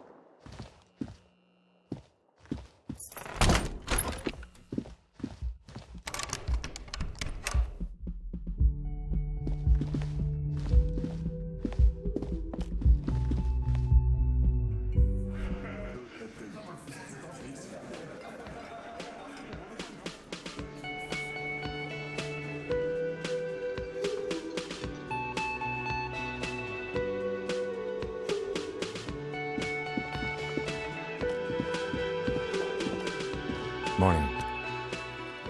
Looks like we can get to work at once. The union muscle turned up. They look rowdy. We should talk to them. I completely forgot. Sorry, I had a rough night's sleep. It's them by the looks of it. Loud and nasty, just like the manager said. One loose thread less to worry about. And one big problem to replace it. A lot of things point to the dock workers' union. The circumstances in Martinez, my preliminary information. Actually, that's not a lot of things. We should have dug up more yesterday. Still, we need to talk to them, and it won't be easy. I mean ungovernable. Martinez isn't exactly enthusiastic about the RCM being here. They prefer to be policed by the union. These men here, men who drink beer for breakfast. There's talk of an armed wing of the union called the Hardy Boys, who are responsible for state policing. I think it's them. That would just escalate tensions. No captain would sign off on it. Solving one murder isn't worth a conflict between the RCM and the Debarders Union. In fact, even the death of 2 detectives might not warrant an all-out war. So let's keep a cool head, okay? He's not exaggerating about that mortal danger, just calmly factoring it in. Your fists clench and your pulse rises uncomfortably. One more thing before we do. We don't have to talk to them immediately. We can walk right past them, continue with our business. Good. A power move. Purposefully concentrate on something else first. Yeah, streetwise. Zoom right past. Do it on your own terms. But aren't you curious to know what they have to say about the murder? They're in no hurry to leave. They think they own the place. Anyway, I leave that choice to you. Whatever you decide is fine by me. Just a moment. She's agitated, judging from the way she keeps pulling at the frayed edge of her blanket. And there's no public phones nearby? The closest phone booth is down the coast. Sorry for the inconvenience, ma'am. It's fine, I understand. Thank you anyway. I'm glad to see you again, dear. The lady is distressed. Perhaps something more upbeat might cheer her up. Please don't trouble yourself about me, sweetie. I was just hoping to make a call, but the Whirling's phone line isn't working. The union office probably has a phone, but I can't really get there. Or to the phone booth down the coast. And Gary's phone is dead too. The manager was vague about it. Why would he be vague about phone problems? This is something to look into later. Ask God, maybe. To let the young woman who's house-sitting for us know that we may be delayed. Morel, my husband, and our friend Gary were supposed to get back by Monday night, but they're still missing, and I haven't heard from them. I was also hoping she'd heard from Morel. A little missing persons puzzle might just be the thing to take your mind off the hangover. You hear that? Someone's missing. There could be foul play afoot. That's right. Now skip the foreplay. Time to dive into the dark alleys. Start shaking down the usual suspects. You know, legwork. That's just it. This isn't like him at all. He always plans his expeditions so carefully. A cold breeze hisses through dense thickets of reeds. Something sweet in it, somnolent. A damp chill goes down your spine. When you look around, you're still in the whirling in rags. But you have more important things to worry about. More important than a missing expedition? I don't know. Expeditions often lead to something interesting. Just some field work, sweetie. Morel is a highly trained scientist. He and his assistant Gary are studying an extremely rare species of insect. But they should have returned by now. They were just going down the coast across the water lock to set a few traps. He said they'd be back on Monday. What could be keeping them? Oh, sweetie, it's nothing like that. Gary's as loyal as they come. I trust him with my husband's life any day. There's a nameless old fishing village nearby, but we've never had any trouble there before. There is a lot of crime around here, isn't there? I can't say it's the best part of town, but I wouldn't worry too much about a pair of grown men traveling together. The lieutenant doesn't want to agitate the woman. Do it. Find her husband. This will surely lead to a cryptozoological mystery with that extremely rare insect. Some fringe science is exactly what's needed right now. Spice up that vanilla murder investigation. Are you sure we have time to go chasing after bug hunters just now? I did suggest we play it cool, but...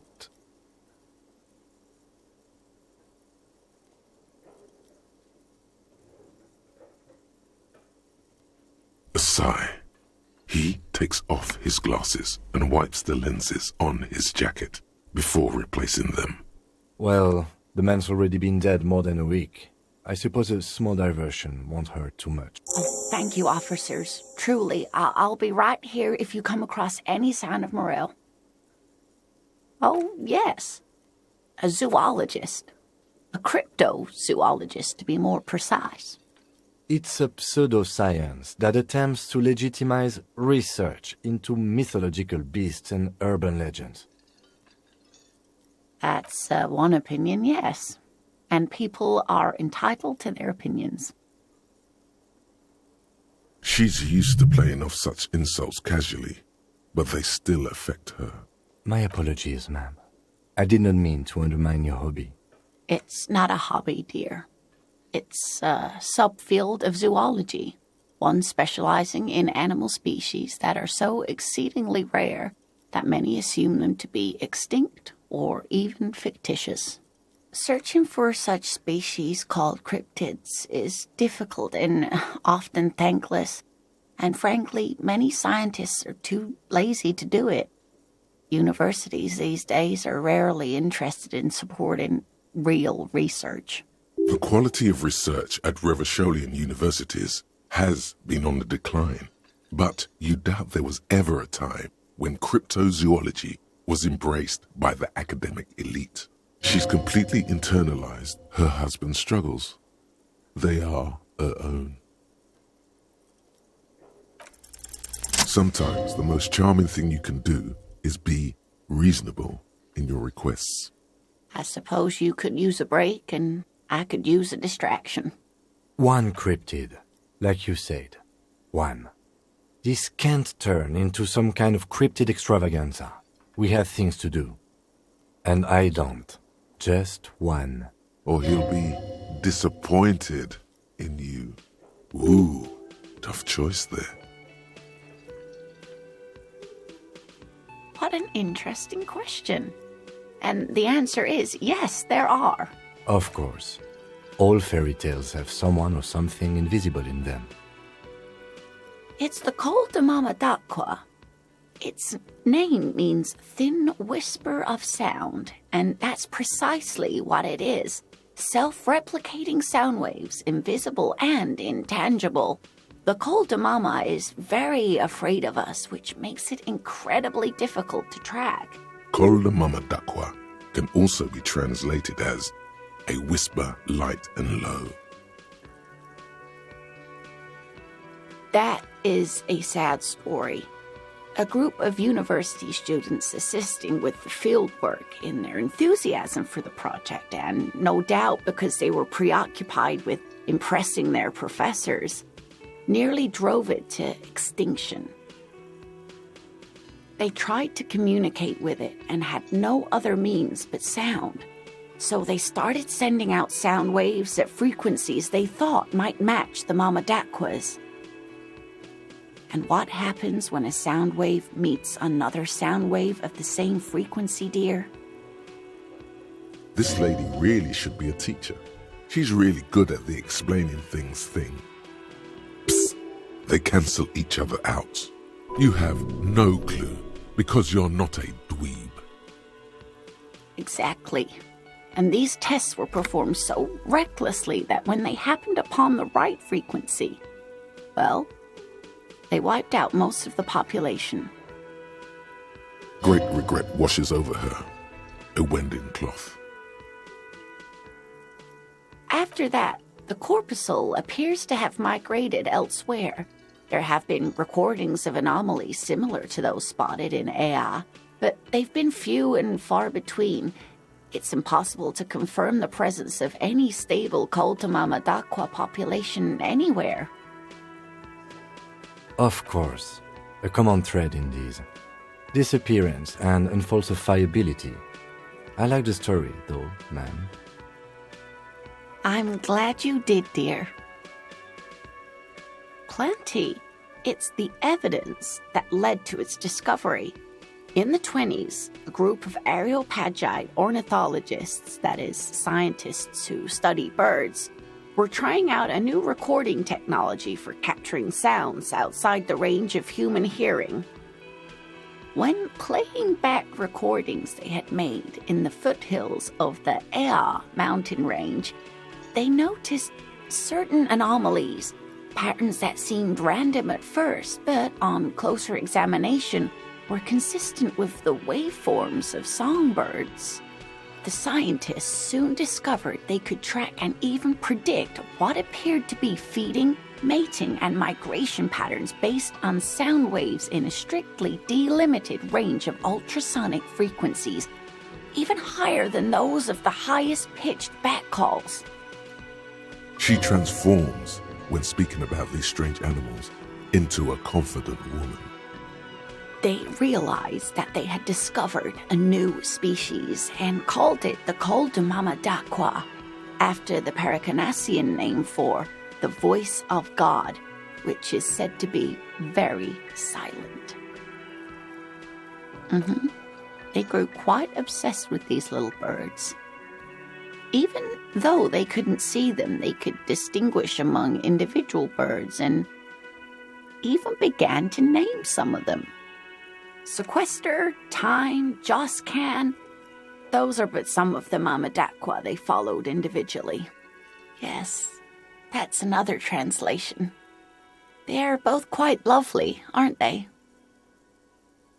Although the low part is a little ironic. The Col de Mama d'Aqua makes, or rather is, such a high-pitched sound that other animals, including humans, can't hear it. It could be everywhere, all of the time, and we wouldn't know. Fine, I'll bite. How can an animal be a sound? Many scientists have asked the same question. Some have claimed that it isn't itself a sound, but a tiny corpuscle that emits sound waves. But there's no evidence to support this theory. It could be. As I said, it could be everywhere. And we wouldn't know any better. It could be ringing all the days of our lives and nights. Maybe it's predatory. It's not. Don't worry. If it were predatory, we would have found it by the damage it inflicts. I wouldn't be so sure. What if the damage is also invisible? What about what? Hey, you promised you'd only ask about one cryptid.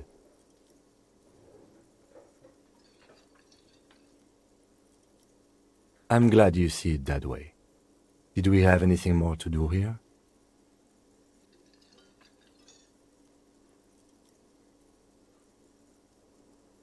Surely things can't be that bad?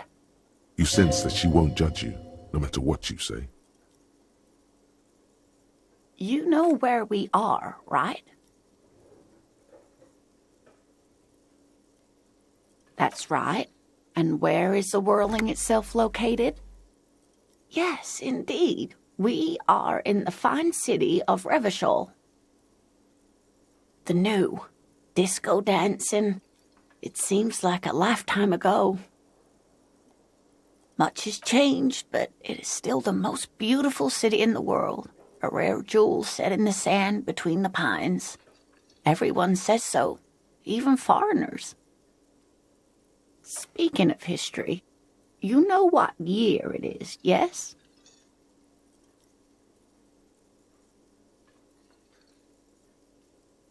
That's right, dear. How splendid. Here, take this pen. Knowledge should always be rewarded. Her relief is palpable. She was getting pretty worried about you there, but now she relaxes her shoulders. Outside, spring rain seeps into the cracks in the walls and the cobblestone streets, and into grated storm drains, all the way down into the sewers. Above ground, the first maybells blossom. I can tell that this is taxing for you, so I'll just ask one more question. What regime are we living under? What mode of government?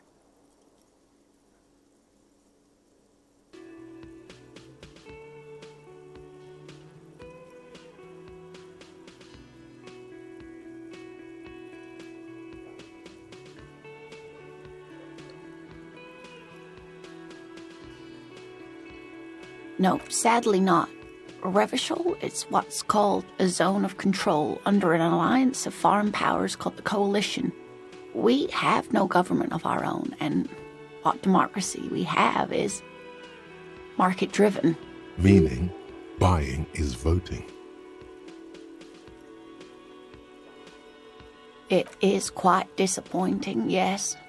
A lot of people would like some form of representation. There's talk, but for now, the RCM is all we've got.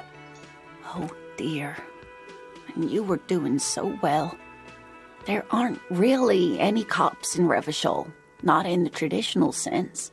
The status of law enforcement has been a complicated matter since the revolution. But we should stop for today, sweetie. You look like you need a break. Besides, I'm not the best person to explain the big things to anyone. She's scared now. She's realized you really are brain damaged. A defeat, I'm afraid. The people of this archipelago tried to build something new. Something different. The rest of the world didn't like it, so they came and ended it. It has something to do with everything. I really don't know how to explain it better. I'm just a poor woman, she thinks. What do I know of these things? And how can I help you? You were doing quite well up until the end there. It does look like you're having trouble remembering things. History and places. Remembering reality, in a word. It's very odd. A sigh. The lieutenant buries his nose in his notebook. But maybe a fresh set of eyes is what the world needs. And while I'm no doctor, such bouts of amnesia are often temporary, so I wouldn't worry too much. She means this sincerely. Worrying won't do you any good. Someone more educated in sweeping matters? Maybe you should ask. No, I'm not an encyclopedia. I won't be a guide either. I'm a police officer. Of course. Then I don't know. Someone rich, maybe. Wealthy people are educated, though I don't know where you would find a wealthy person in Martinez. But thank you, sweetie. You did make me forget about my worries for a while. Oh dear, I'm not sure where to begin. Well, his expression is slightly grumpy, but his eyes are always bright and curious, like a small boy's.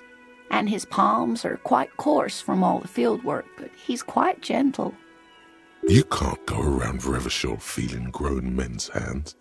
If you want to find her husband, you'll need more concrete information. It's always a challenge to describe the person you know best in the world.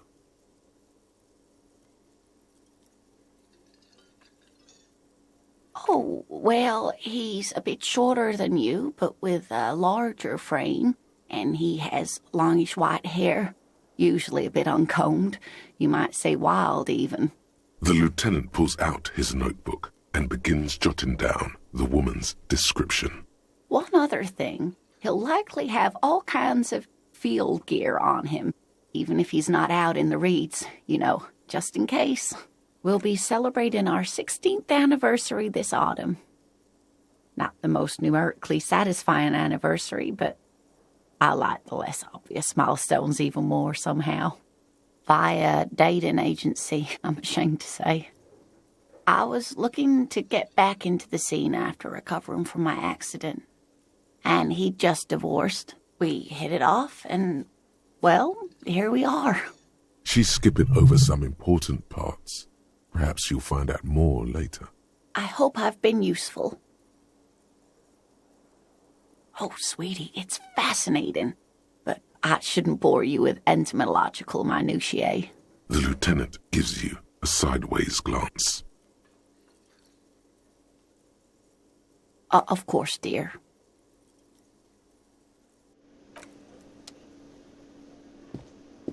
Can I help you? Got the 20 real? Good. You got the room for the night, but remember, you'll need another 20 real tomorrow. How could anyone forget, asshole? Take it easy on him. Deep down, he really hates being the guy who has to remind you. You know, there might be other places to sleep on this coast. You'll find one eventually.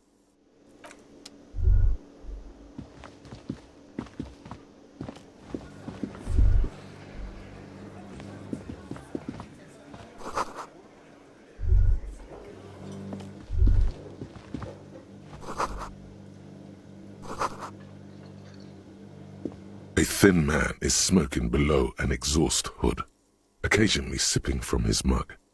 This must be the Whirling's cook. As you step in, he nods toward the table and says something in a completely foreign language. The only words you can make out are Goranci and Kubek.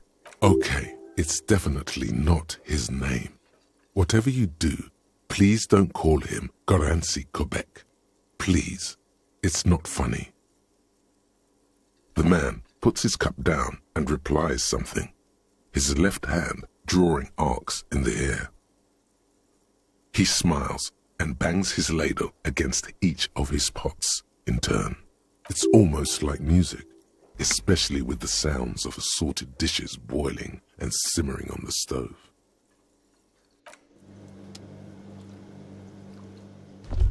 You see a heavy steel door with a prominent dimple lock. You immediately feel drawn to the color. Blue is for mystery. You do? It's a door in the back of the kitchen. Why do you care where it leads? Yes, I suppose it's worth seeing if we can get in. Just to be thorough. As a side investigation. It's hardly a side investigation. You already have a name for it. If you say so, Gart is the person to ask about this. The cafeteria manager. The cobalt blue surface feels rough to touch. The stainless steel door is flush with its frame on every side. Old cobalt paint, rough on the fingers. 40, 50 years since this was painted, maybe. It leads to a side building. adjacent to this one. The old building next to this, half ruined. Whatever is behind it must be older. The door does not budge. A challenge. The steel doesn't even tremble. You're right. The door looks positively immutable. You could never get it open using force.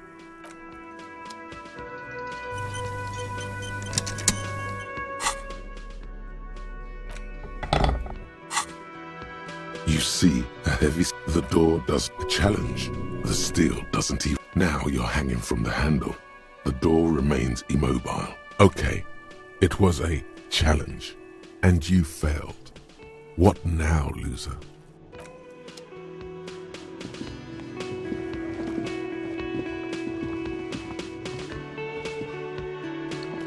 Can I help you? Another thing. Great. I love those. Yes, and the phone company is taking its sweet time sending someone to fix it. Losers. Who told you that? Fine, yeah, it looked like someone had messed with the wiring. It was shortly after the hanging, but I don't know if it's at all related. Plenty of assholes around here who aren't murderers. He's exhausted from years of dealing with the assholes. That's why he's trying so hard not to be one too. If you do find out who cut the line, though, let me know so I can forward them the repair bill. What are you, a cook now? That's none of your business. And want me to make an exception for you? You're not even a hostel guest till you pay your outstanding bills. Fine, okay. The kitchen is closed until 1 p.m. because the cook is working. You can snoop around after that, if you must. Oh yes, that door, sure. There's nothing mysterious about it. It's just a door. No, I don't have a key. I don't know how to get there. And I don't care either. It's not like I've been wondering about it for 10 years. It's just a frit warehouse, probably. Wondering about it is, of course, exactly what he's been doing for 10 years. Or some boring storage space with a bunch of old junk and dust. Junk and dust. He's attempting to maintain an air of indifference. It's absolutely not convincing. Fine, okay, a little. But my job doesn't leave me time for wondering about one locked door in one of the cafeterias I manage. So I haven't opened it. I have cleaned the whole place 100 times over, though, after the animals. And I haven't found a key, so good luck with that. Yes?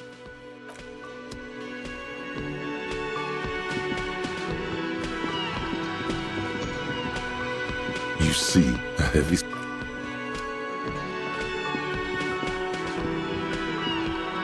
The man ponders his cooking utensils and gives you a little nod, acknowledging your presence. He looks up at you, then looks away quickly, shrugging and muttering something to himself. Shrugging is an international sign for, no, I don't know what's behind that door.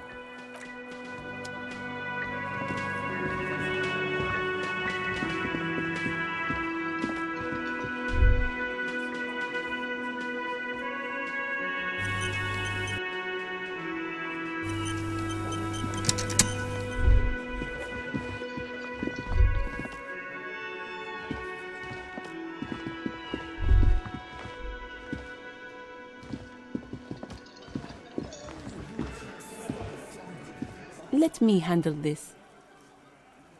You are far from home, lieutenants.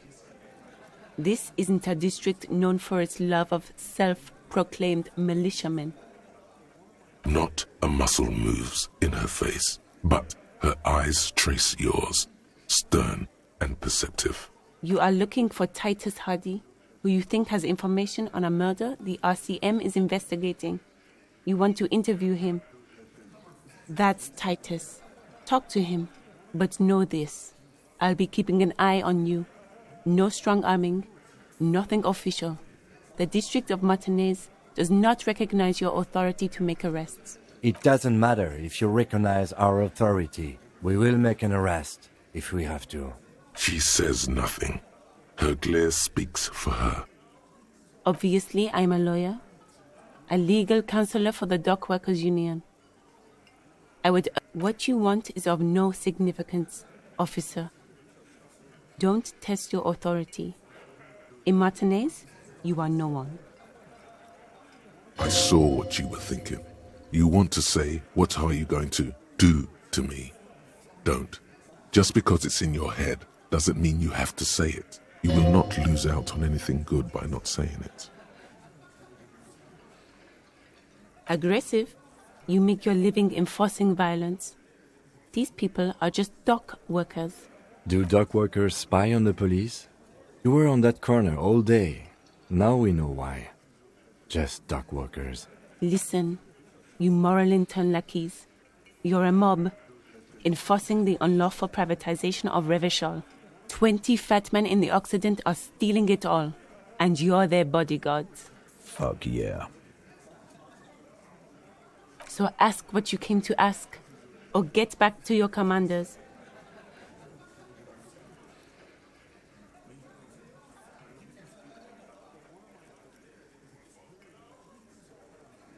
Look, a comedian. Do your job, ask your questions, then get out of Martinez. Strange. It's as if people don't believe a cop could be a socialist revolutionary. What are we going to do to you? You were specifically asked not to say that, and then you said it anyway, you junior delinquent. But you still did. The union isn't going to do anything to you. It is not a crime syndicate. It is a labor organization. Goddamn right it is. If anything, it is the RCM who do things to people. But we digress. What you want is of no significance, officer.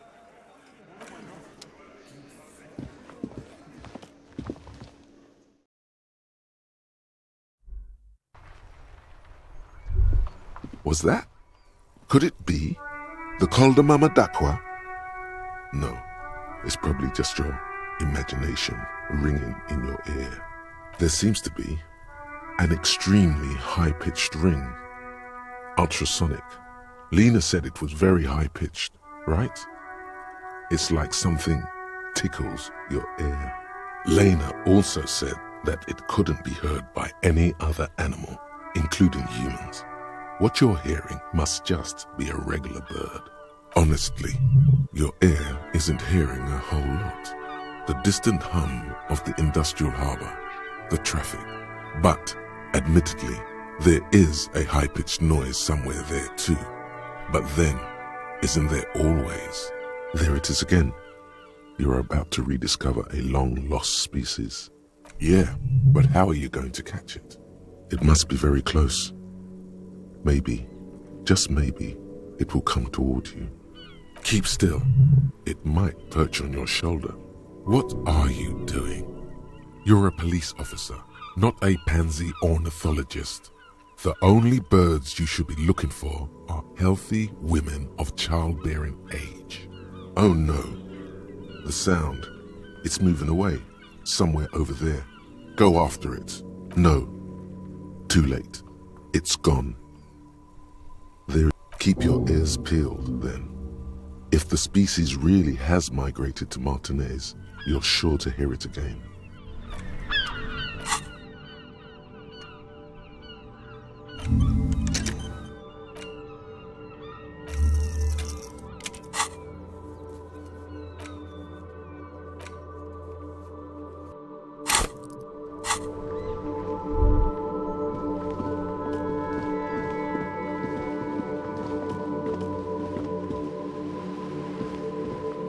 Hello, sir.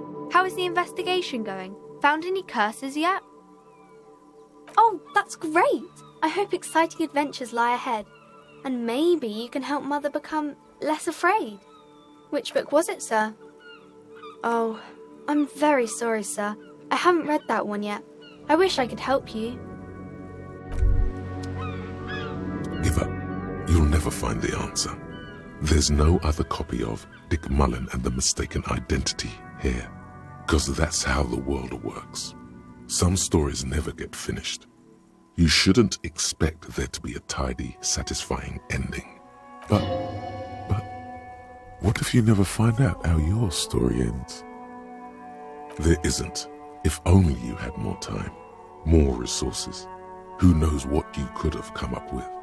Maybe if there had been more money and less speed. Or more speed. Or that, yes. Either way, you might have been able to come up with an answer, but not like this. Hang on, you can do this. Use your imagination. You know who the suspects are. Just make it up.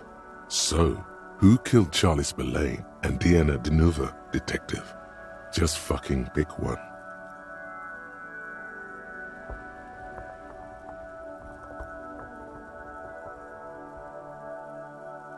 Sounds good. You can't trust the fuzz after all. They say they've got your back, but do they really? More like they've got a knife in your back. You've seen it yourself, haven't you? Maybe that cuts a little close to the bone, jaded cop. Take it easy. Don't let the memory of old betrayals haunt you tonight.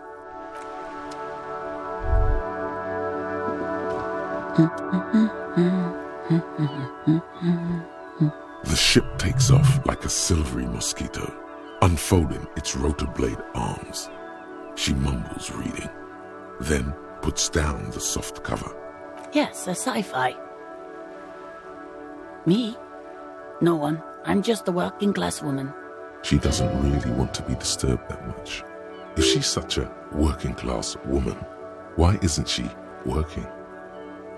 Not all the time. Right now I'm browsing books. Even a working class woman needs something to read. It is. I know you are. What with? What with? A lot of things. For example, people tend to go missing. This citizen thinks she can do without your assistance. Don't buy it. They all need help. Help her by carrying things? Maybe she needs a weightlifter. Maybe she needs you to fight her husband. No, that's not it.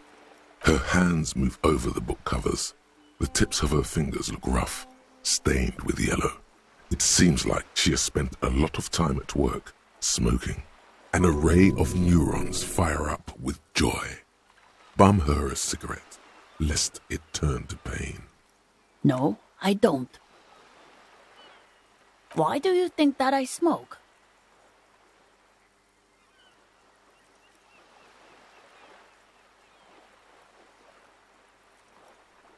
It's not like yours look much better. She is right. Your hands look even worse than hers, with tiny cuts and gushes covering your skin like a spider web. Your fingertips have become an ugly shade of brown. These are the hands of someone who's smoked for at least 20 years, as evidenced by the discoloration of fingers. Marks on your skin may point to past quarrels. I already told you I don't have any. Go bother someone else. She's lying. She's goddamn lying. She has smokes. From the kiosk? There's one near the harbor. It's Frita. You can look it up. She sighs. My husband? No, he's not. I don't know. At home now? Out drinking with his friends? Working? Where is this going, officer? She gives you a short nod and shifts her attention back to books. No, absolutely not. Are you a policeman or a nanny?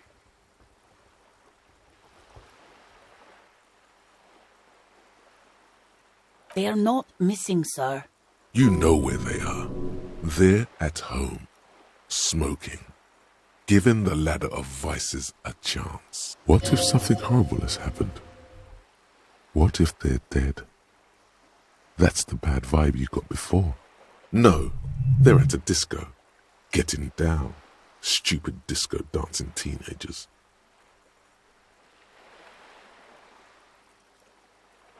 I see. I don't mean to disrespect, sir, but you are being a bit of a cockatoo here. For what it's worth, I agree. But cockatoos can't be stopped when they get ladies. It's better to indulge him at this point. Nothing. Go read up on them if you're so interested. There's a great book in the bookstore. Maybe you should. What if the cockatoo is your astral captain? Or your heraldic bird? Wonderful. The store is open.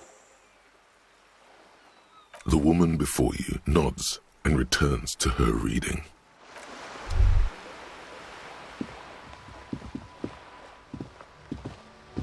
Hello again, sir. Oh, that's Auntie Billy. She's nice if a bit distressed. No, sir. She's a working woman who comes to look at the books a lot. I think she is a bad husband. Not very nice or helpful. No, sir, I can't. It would be too tiring to refrain from it. It's already tiring enough to remember to say it all the time. It's nice of you to say I could stop, though.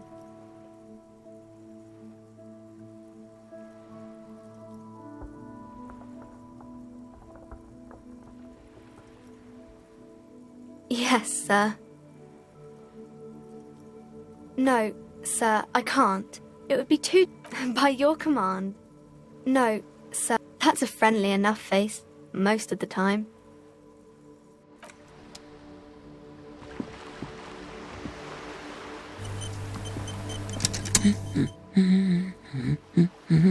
The woman before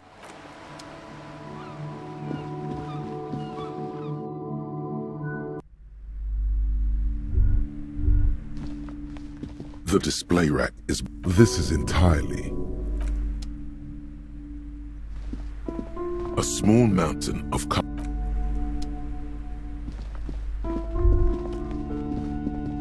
shelves filled to the... A sulfur-crested cockatoo sits on the cover, its beak slightly open. It looks as if the bird is calling out the book title, From A to Zurich, a guide to a well-behaved cockatoo. Turns out that there are so many different cockatoo species, and they all have behavioral problems. You don't have behavioral problems. That's garbage. You're cool. It's a must-have if you own a cockatoo. I've heard they're quite capricious.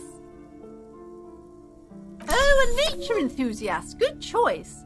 I knew it was a good idea to keep that around.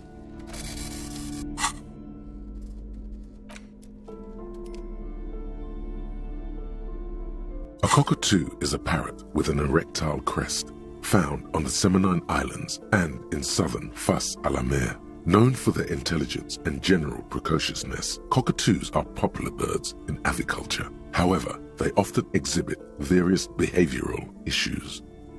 This book talks about the delicate nature of toos, as well as introducing some of the most popular species among the bird enthusiasts. The funeral cockatoo, the major majestic cockatoo, and the most common bang bang cockatoo. It's colorfully illustrated. Where to even begin? All cockatoos are known for their needy natures, requiring attention for at least 2 full hours a day. They love to talk and have been described as lovable clowns who just don't know how to wrap up.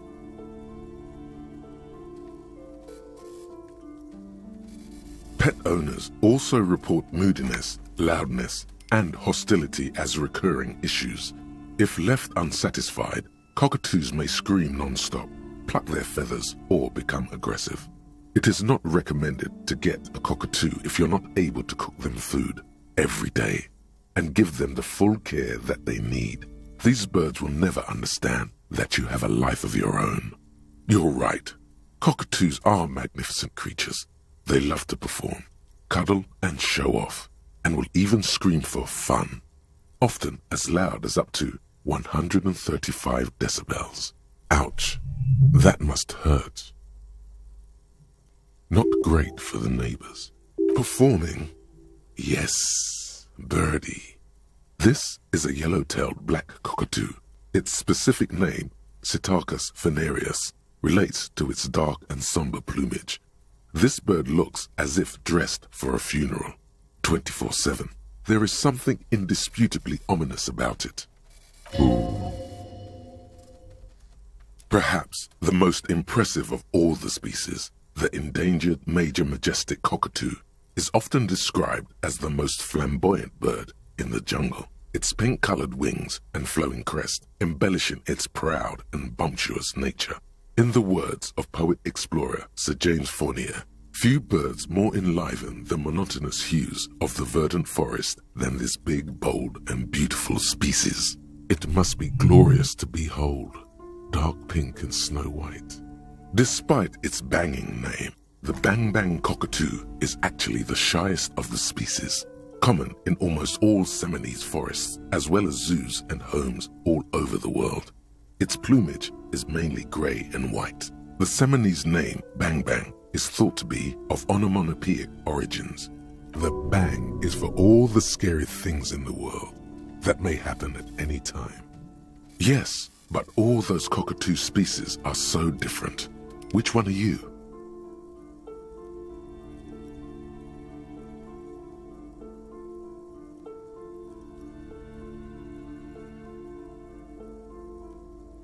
You're right, Your Majesty embodied.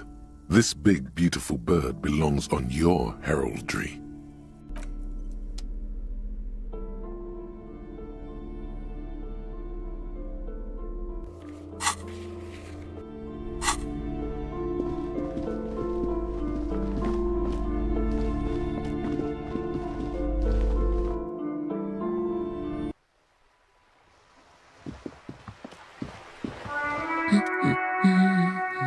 Excuse me? I don't know. The most talkative one?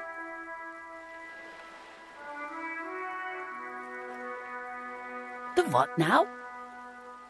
You truly are one strange cop, aren't you? The woman before you nods.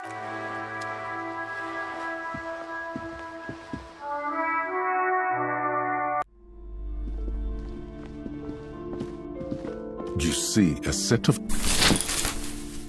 You see a... Oh!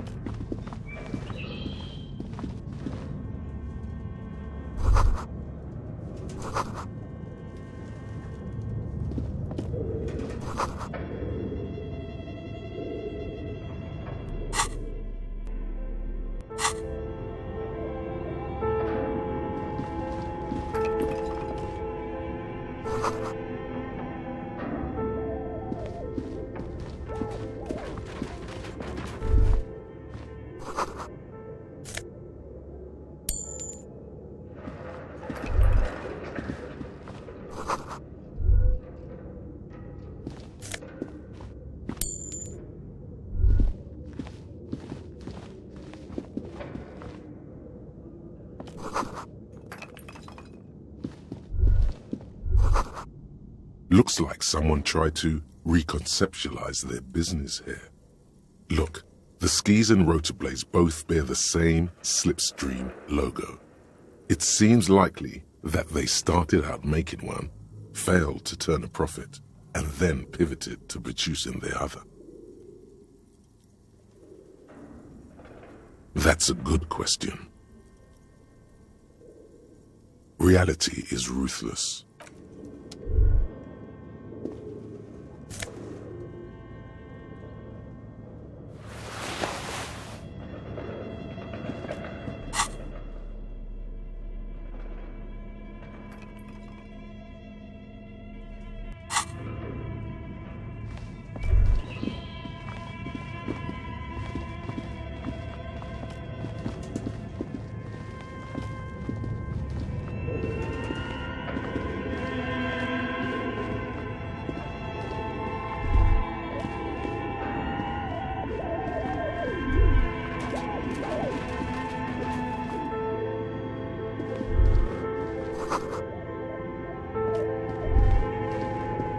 Your flashlight slides over an old green chalkboard covered in scribbles, sketches, and schemes like some ancient cave mural. Some of the writing has faded with age, but you can still make out sections here and there. Photos and drawings have been pinned to the board. These lithe, pointy-eared creatures appear to be different types of welkins. You make out autumnal candle welkins casting wax-based magic, translucent welkins with organs shining under their skin, and even ether welkins hailing from the vast emptiness of sidereal space. This looks like an enormous improvement on the classic We're Out setting, much more advanced, light years ahead.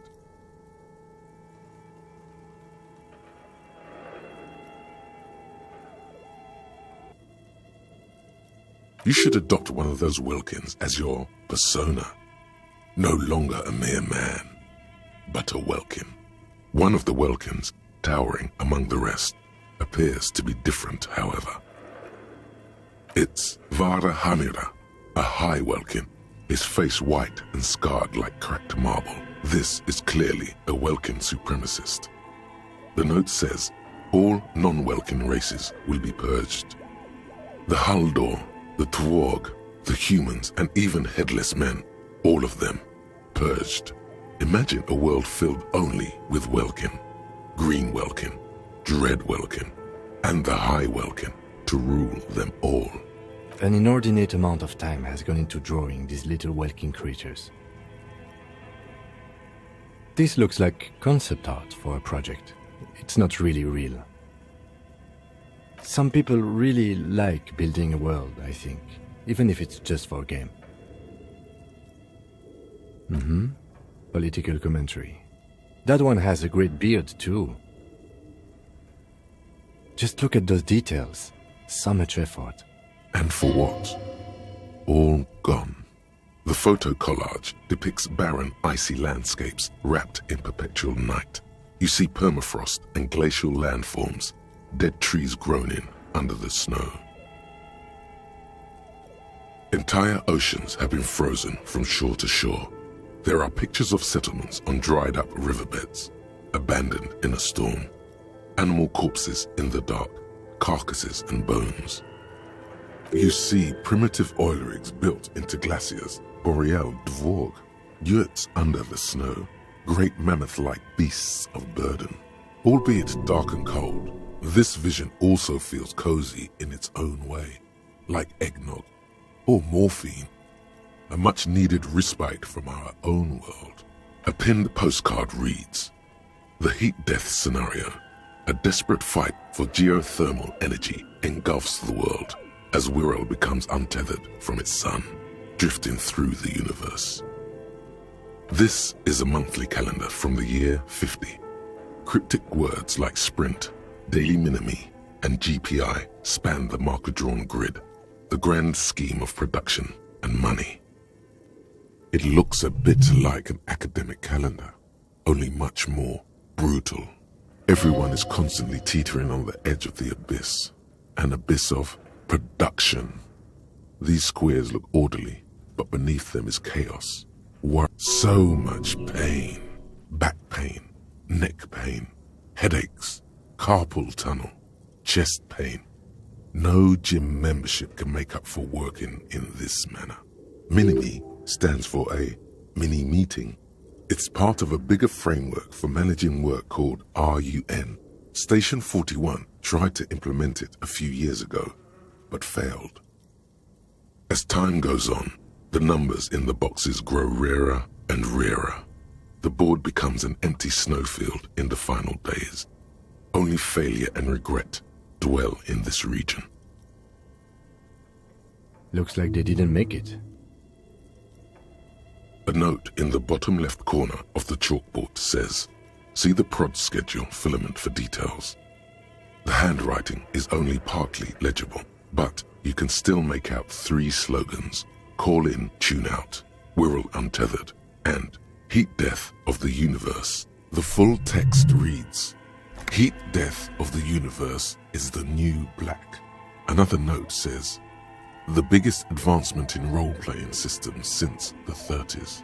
Outside, a cold wind wraps the building in its bosom. Snowflakes in the wind. An old woman passes what the locals call the doomed commercial area. She tries hard not to look at the bookstore windows. It's unwise.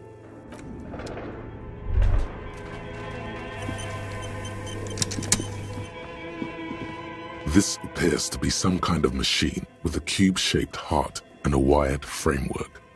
The keyboard has a rectangular on-off button. A piece of paper still hangs from the printer.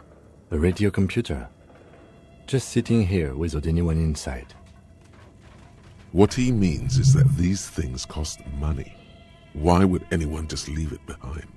This is the Ream Civic radio computer, model RC5120, equipped with a Feld mainframe and a Ream-compatible printer. The machine lights up like some prehistoric animal stirring from its slumber, revealing fluorescent play and print keys on the keyboard. The hatch on the machine's central compartment is wide open. It's empty like a beehive without its brood. Some cables have been left dangling, disconnected. The filament you have would fit perfectly inside the compartment. Like a smooth drawer, the filament slides into place. On the keyboard, the play key starts blinking. A bar of fabric right above the keyboard starts producing a soft hum. The sound of static seeps through the machine's planar magnetic driver. Have you stirred the ghost of the doomed commercial area from its rest? Could this be its dismembered heart beginning to flutter? Oh no. It was already glowing and now it's also making a sound. It's probably some alien CO-like technology. The static gets louder, slowly filling up the abandoned hall, until a voice speaks out, crackling and old, cutting into the air. Good morning. Fortress accident en rue de Saint-Ghislaine. This is East Insulindian Repeater Station 1. This is a human interface. A retired person sitting behind a switchboard somewhere. Please repeat. Is this the production schedule? The filament you have inserted into the reader. Yes. Is that the production schedule? Good. Please repeat the password. Password? Of course it would have a password. That's why there's a human administrator involved. You should ask her for a hint.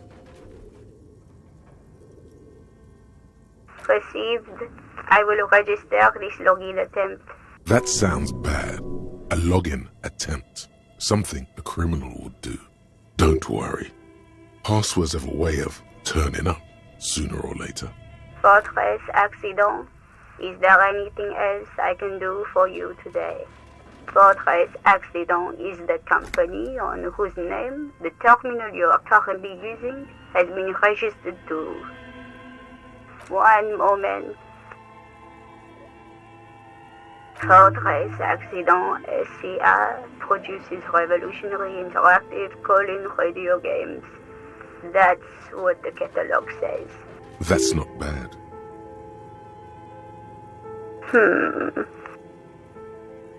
Any other questions? Thank you, and goodbye. Tiles on the cube are still smoldering, casting the framework in a soft glow. Fluorescent play and print keys shine on the keyboard.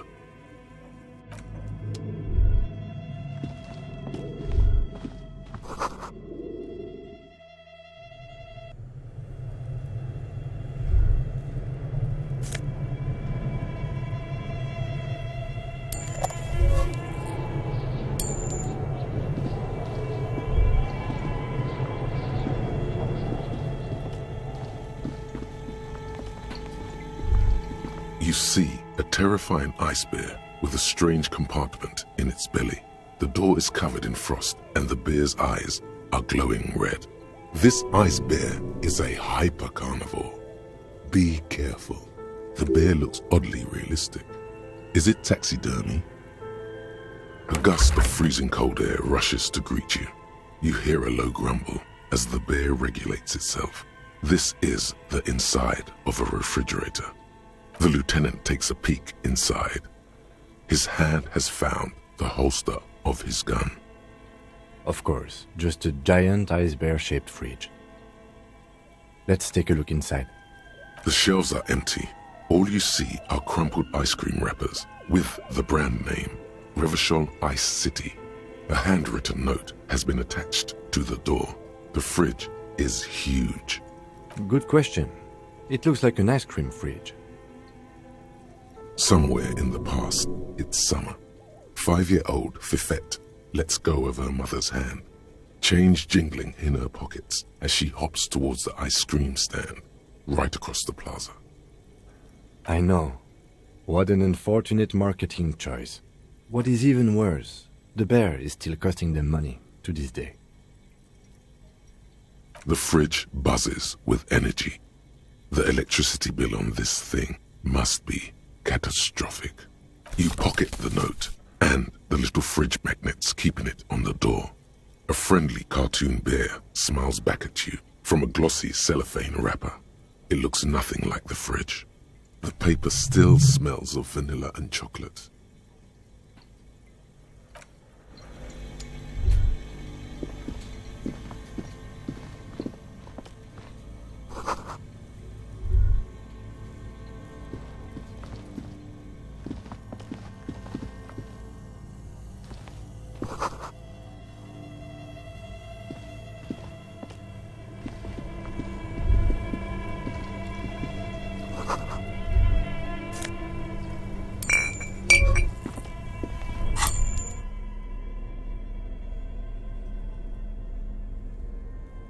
The note is written with a blue pencil on a piece of lined office paper.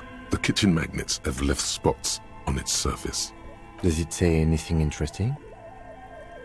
This is tangential at best, but the lieutenant's detective instinct is still active.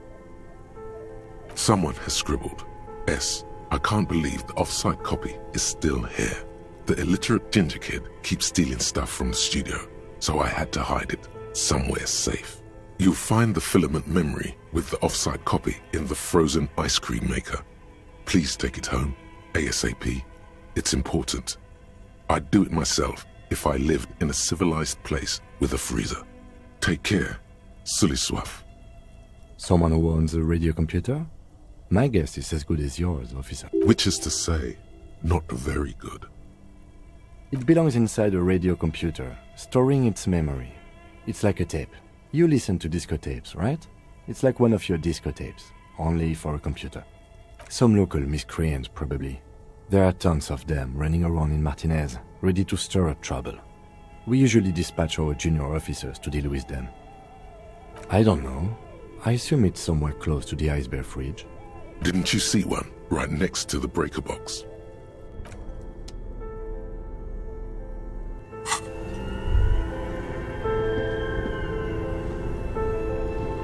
Two cables are plugged into the breaker box.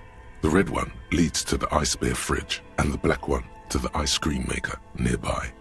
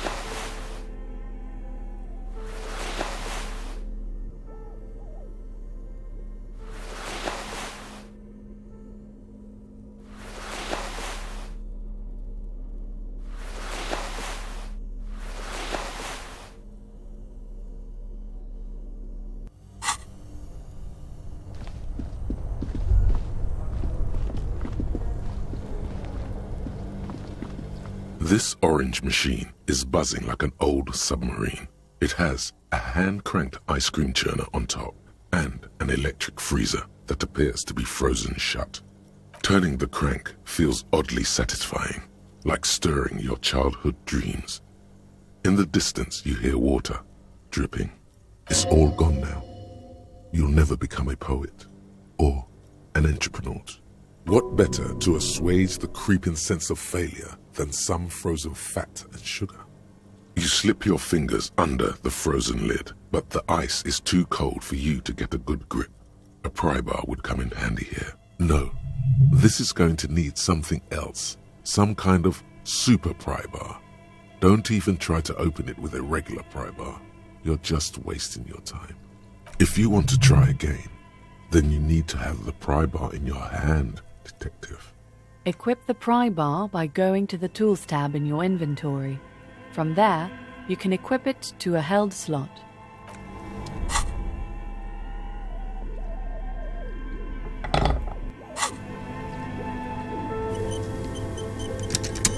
This orange machine is buzzing like an old submarine. It has a hand-cranked ice cream churner on top and an electric freezer that appears to be frozen shut.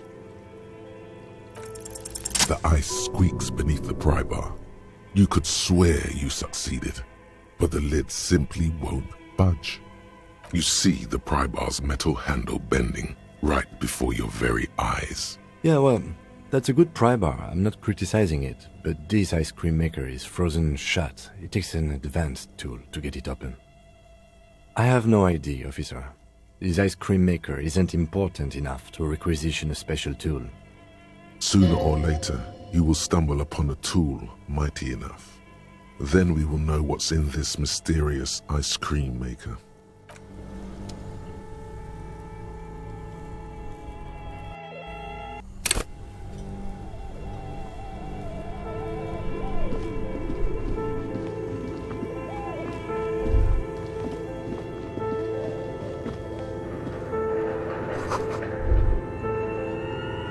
A thick layer of coal dust covers the furnace, coloring it pitch black. Looks like this furnace has a face, and it's a face of agony. A lush layer of coal now covers your skin, sinking into the wrinkles. Your hands look ancient. You feel the spirit of Ramout Karzai, ancient hero of Grad, pulsing through you. All that's left is to cover your face in war paint. 3 dangerous stripes appear onto your cheeks, telling stories of your wild soul. What are you doing? Please wipe your face clean, officer. No, you're a proud warrior. Keep it. These 3 stripes give you strength in this dangerous realm. It would be foolish to remove them. And this protects you? Okay, sure. Go ahead. Just pointing out, this is not traditional Seminese war paint. No idea where you got it. It's dark and grimy here. In the darkness you can hear chatter. It's coming from above. A voice or several voices talking to each other. Near the smoke chamber, upstairs. The echo is so prominent, it's impossible to discern what the voices are saying or what's producing them. What are you doing?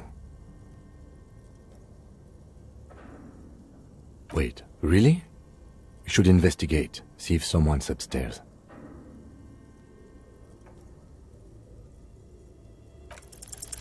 Something breaks loose in you.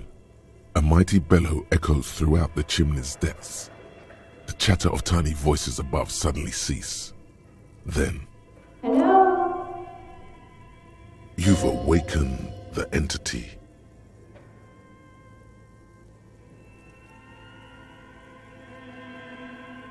Hello? Did you say anything? I can't hear you. Please come upstairs. There's a safety curtain on the 2nd floor. I'll open it. You hear a low rumble upstairs. The sound of a curtain being pulled aside. After you, officer. You're right. The rooms do look like they're connected. But malignant entities don't exist. At least not the supernatural kind. Always has to be the skeptic, this man. Then what was the chatter you heard? A hollow ring echoes through the furnace. Your toe hurts. A hollow ring echoes through the furnace. Your toe hurts.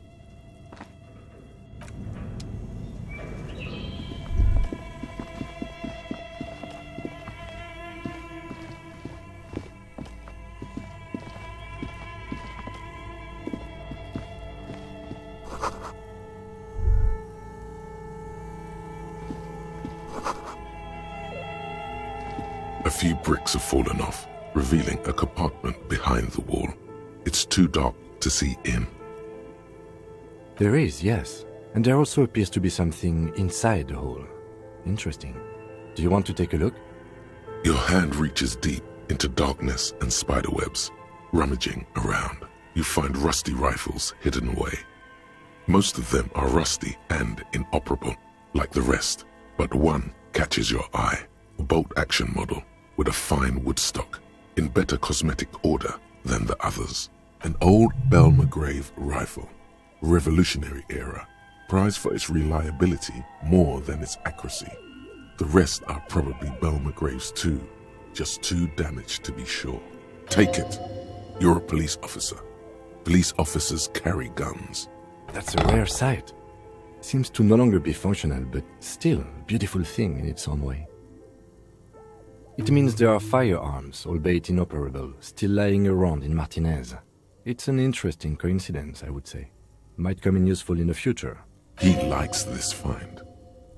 Seems like an old bunker from the Revolutionary period. Look at all those rifles. Must be an old weapons cache.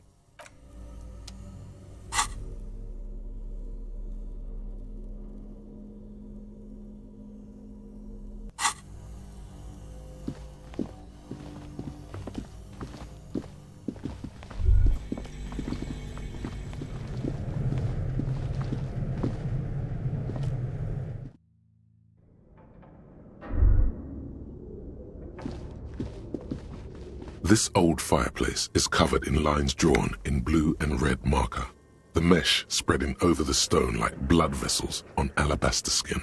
It looks ghostly and strangely ancient. A diagram for summoning some time-forgotten being? The symbols seem very esoteric. The whole thing resembles Kadran mosaic tiles. Very pesantic. Radio frequencies, it seems. UKV 123.6. UKV 123.7, UKV 123.9. Some written notes, too. Sparse and cryptic. Unclear. It looks like a cardiovascular system split into veins and capillaries. Very advanced. You think so? The web is comprised of radio stations, all lead back to one red heart, titled The Game Master Frequency. A note says, this one can listen in on any station it wants. Looks like a surveillance program. They must have had massive airwidth. These things don't come cheap. Whoever decides to call in to a call-in station, it looks like. A list of names under the stations suggests people across 6 Isolas would be playing. Muindi, Insulinda, Kotla, Grad, Samara, and even Il Mara. All of this is gone, left unrealized. There's no way a little basement studio working here could pull anything like this off. My God, it's as if the less money they had, the more ambitious their project became. Exactly. This schedule, I know doom when I see it. The company was running out of funding. Nothing. It's just lines on marble, an echo from times long gone. No one has used the fireplace in ages.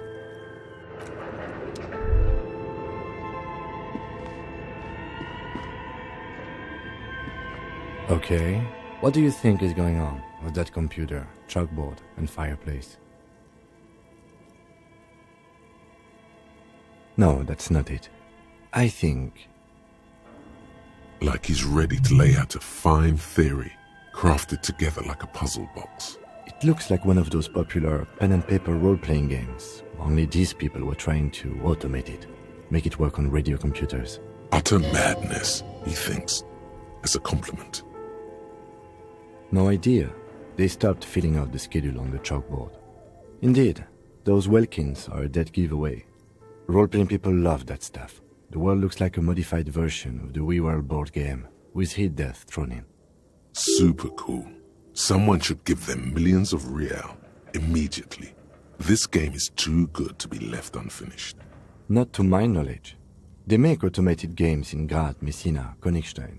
You know, places with industry. Not in Revachol West, among the ruins. But I don't think anyone has attempted to create an inter-isolary game before. We just don't have the technology. Through call-in stations, none of the players have to be physically present. Anyone in the world can participate in the game, as long as they have a two-way radio. Then there's the game master frequency that listens in on the smaller call-in stations. I think that was supposed to coordinate the stories, functioning as a master of ceremonies of sorts. His fascination has swept aside other concerns for the moment. He's a little hooked. Coordinating so many games would take a whole switchboard of people, possibly divided into sub-frequencies. Indeed, it's ambitious and untethered from reality, but...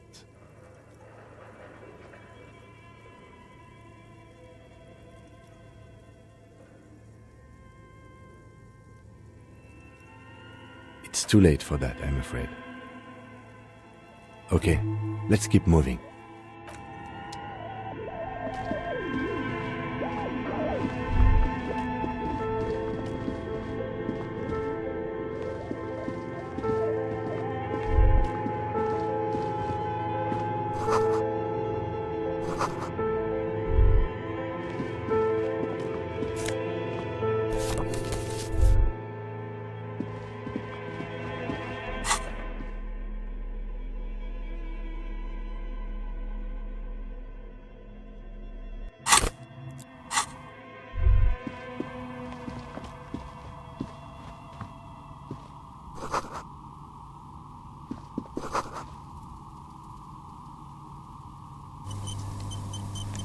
Hello, I'm Nia.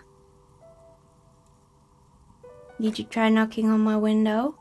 I must have missed you. I've been listening to my Milius. So what kind of die are you looking for? Could this be the malicious entity? Perhaps it's wise to go along with this masquerade for now. She's got a direct view to the backyard. You should interrogate her about the lynching.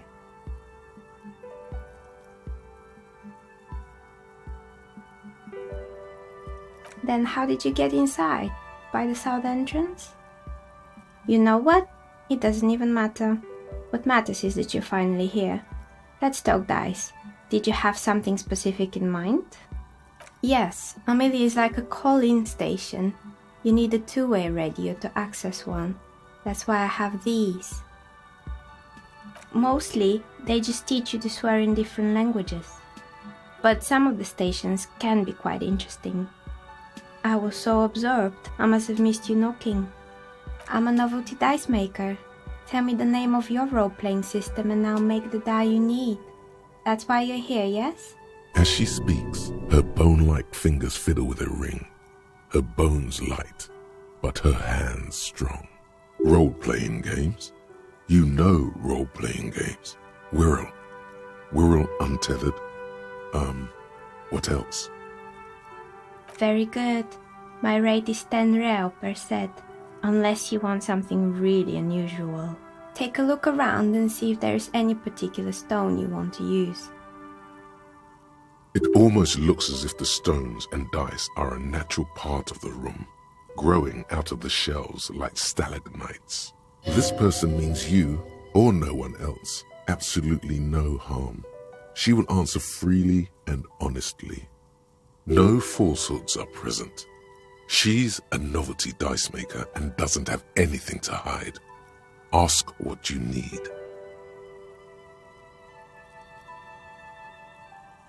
We're inside the chimney of an old central furnace. It's strange, I know. But when I arrived here, all the other rooms were taken, so I had to build myself a makeshift home.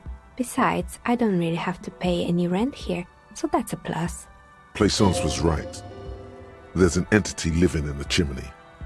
You should ask her about the curse. Does it mean she's unlawfully occupying a part of the house? Shameful. Creative. When she arrived here, there was no room anywhere else. She must have known the other businesses. How did I become one? It was a business decision. I was a regular jeweler at first, but that's an unfocused field with too much competition. She doesn't let it show, but there's anger in there. She doesn't like jewelers. Thinks they're a mob. Some of my friends were role players. They asked me to make some polyhedral dice out of cobalt. That was my first order. I grew it from there. Not especially. I like working with rare materials and a steady pay. And role players as customers? They're nice people.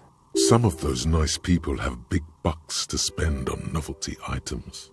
She's thankful for the security they provide her. Nothing really. I didn't know him. Who cares about the dead body? Ask her about the curse already. The lieutenant looks at his notebook. Then the woman under the large window. Your window looks directly onto the courtyard. You're saying you didn't see or hear anything unusual last Sunday evening? I'm sorry, detective, but as you know, I usually have my headphones on when I'm working. It shuts out most of the daily ruckus behind my window. I might have, but in this case, all I would have seen is my own reflection staring back from the darkness. It's light here, but dark in the yard at night. It's really hard to make anything out in the yard when it's dark outside. Besides, I rarely get up to look out the window when I'm in the zone. This person values focus above all. She keeps her sharp sight on the instruments before her. Well, there's always something going on in the whirling's backyard. During daytime, there are usually those kids. And lately, I've been seeing a lot of drunk workers hanging about. Must be because of the strike. She's heard of the murder, but did not see it, sire. She's not sorry to disappoint you. Informing on someone in a murder investigation would intrude upon her focused existence. But I never saw anyone during that fateful Sunday night, I'm afraid. It's an odd profession, making dice for people.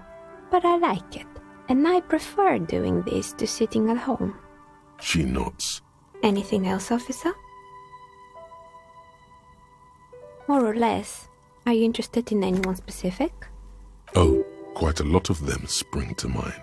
Rats scuttle in the dark rooms under the abandoned blow dryers and dusty mannequins.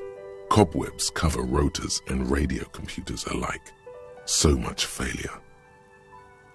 Yes, I think it was called Androgynous Orlando or something similar. They weren't a big hit around here. Turns out that working class men don't like genderless haircuts. They're scared of that word. You wouldn't like it either. The others would laugh at you.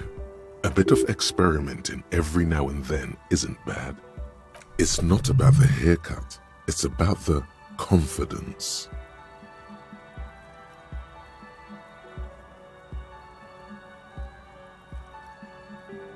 I guess it just wasn't the time yet. It wasn't merely a gym, it was Artemitep's boxing club, a community project created to steer at-risk youth away from drugs and crime. A kind man from Zemsk. I heard he had some trouble with the law when he was younger, and that's why he wanted to start the gym, as his way of giving back. It didn't. If anything, it made the youth situation in Martinez even worse. At some point, someone started a rumor that the punching bag downstairs was full of amphetamines. You should have known it. It's not really full of that. No one would store their drugs like that. Eventually, the coalition took away the funding and the club went bankrupt. This was a few years ago. It's gotten much more peaceful around the plaza ever since. Oh, this one's a mess. There used to be a company that promised to repair windows 24 hours a day. What could go wrong with this one, right? Turns out The business was actually set up as a front for an illicit group that was producing snuff milias. Who would have guessed? What's a snuff milieu? Trust me, you don't want to know. And they never cleaned up the debris either. Now it's just littering the hallway and I have no idea how to get rid of it on my own.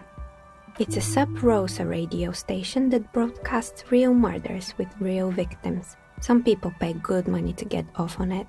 Nothing changes in her tone as she says that, as if it's just another piece of information to lay out for the world. What does she mean to get off on it? Don't worry, the ICP has a separate division that deals exclusively with unlicensed sub-roses. This isn't our problem. Good luck with that. It's not easy catching those perpetrators. You mean Mr. Fabron, the taxidermist? No, he mostly just did drugs. But what drugs exactly? He got high on some weird taxidermy chemicals. I wouldn't recommend it to anyone. Eventually, they caused him to lose control of his bladder. The smell was awful. Even you can probably do better than that. You can almost see it. A small, sickly old man, hunched behind his work desk, his pants stained with old piss, stuffing a sad, stiff-legged raccoon dog. The entire scene looks tragic. There used to be a fashion atelier here, but I have forgotten the head designer's name. They were doing well for a couple of years, until the insect rights activists came. The atelier produced a certain collection that used chitin among the materials. Apparently chitin is made in the Occident, where it's extracted from beetle wings. And you know how all kinds of political movements are big in the Occident. The activists shut down the biggest chitin supplier, which of course caused the price to skyrocket.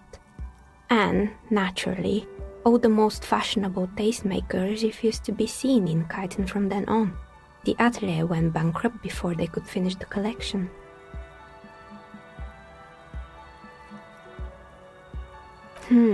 Really? Anyway. Poor guy. Suddenly, you get a feeling that insects are important to the case somehow. It's hard to say why. They were made by a company called Slipstream. After they pivoted from making rotor blades to skis, their chief executive took off on a vacation with all their money. Honestly, I think it's quite funny. I think he's still sending out holiday transmissions from Tulula or Tiumotiri or Hashtkor or wherever he is. The usual, I imagine. That he's been thinking up all kinds of new business plans and can't wait to get started on them just as soon as he returns. Men like that are a curse. Sure, but Slipstream is history now. All their remaining assets got seized by the bailiffs in 47. I have no idea why those skis and blades are still lying around in the house. Not much use now, I guess. They were just props. Why return them? Maybe you could make a sword out of one. No, wait, forget it. It would take too long. Fortress Accident, the radio game studio. She liked them. They were an interesting bunch. We talked about role-playing systems every now and then. Once, I even saw two of them get into fisticuffs over Wirral. That's understandable. Fantasies are serious things. The mind is the drawing board of history. They certainly took their work very seriously, even if they seemed to be chronically liberal with their schedules. The usual, they ran out of money and couldn't get the project done on time. Well, I did hear them talking at times. They seemed to believe they were historical individuals on some grand quest. She sounds almost mocking when she says that. Yes, but when the money started to run out, they just began to complain a lot about capitalism. You know, how the markets are rigged to keep out new businesses and so on. In the end, they just didn't get it done. They didn't have enough willpower to produce something truly historic and to show up to work on time. She's right.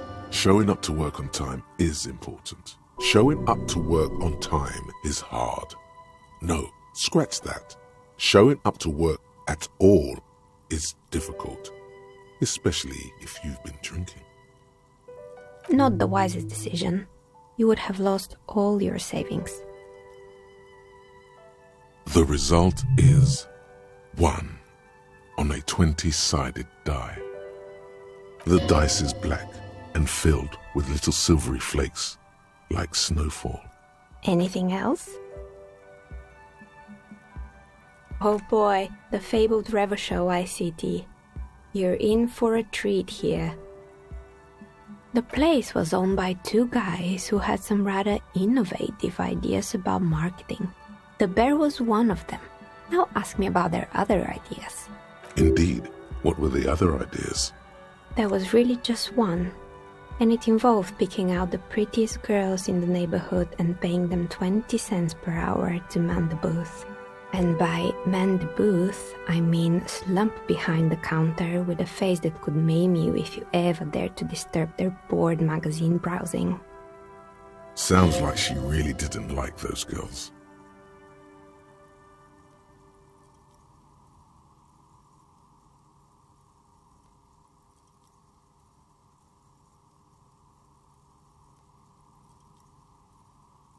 Oh, but they did.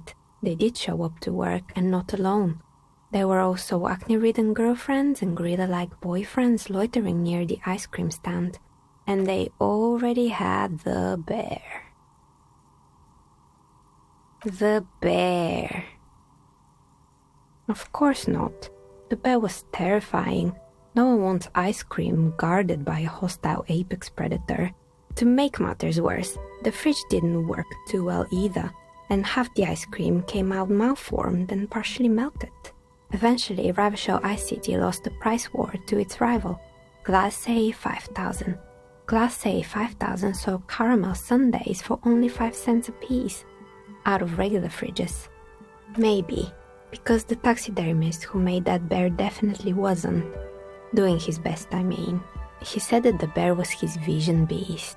He said he met his vision beast while high on desiccants. Called it Megatherion. Sounds cool. Scary, but cool. Megatherion, a mega wild beast. It's an imaginary beast that guides you through life by telling you to do more drugs, mostly. Maybe this wise and noble beast can guide you toward those amphetamines you've been craving. Very good. You shouldn't do them. You're a police officer after all. Anyway, now you know the story of the fallen ice cream empire. Little sparkling embers under the window. Outside it's light. Light scatters from the low-hanging cloud cover. There's always the threat of snow. Anything else? Another failed business, perhaps? I've been here for a long time. Oh, right. I hope you didn't try to ring me. I think none of those doorbells work, including mine. I'm still in the middle of connecting the wires. Sorry about the confusion. The one with an empty name card. It's the last one in the list. As I said, it's quite useless right now. It doesn't work yet. Sure, I'm listening. Good. I hope it clarified things a bit. What else? I've heard the stories, but I don't think those stories are true. Plaisance, the bookshop lady? I've heard that her business is doing rather well. Have the energies spared her somehow?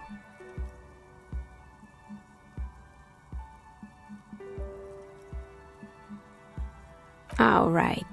But it's not just the bookstore that's still up and running. What about the whirling in rags? Some people say it's part of the building complex.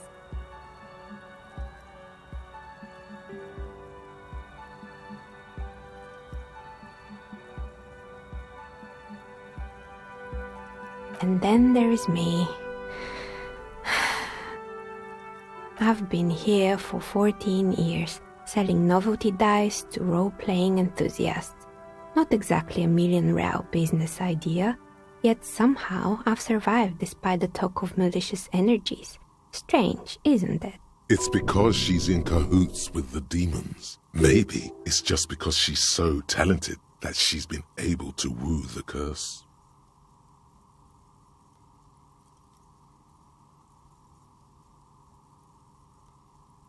Malignant entity? What does that even mean? Some kind of sorceress? What about you, officer? Do you think I'm the malignant entity? The jig is up. The she-demon knows you've uncovered her true identity. Time has come to face the source. Fear not, for the forces of the universe are supporting you in this psychic quest.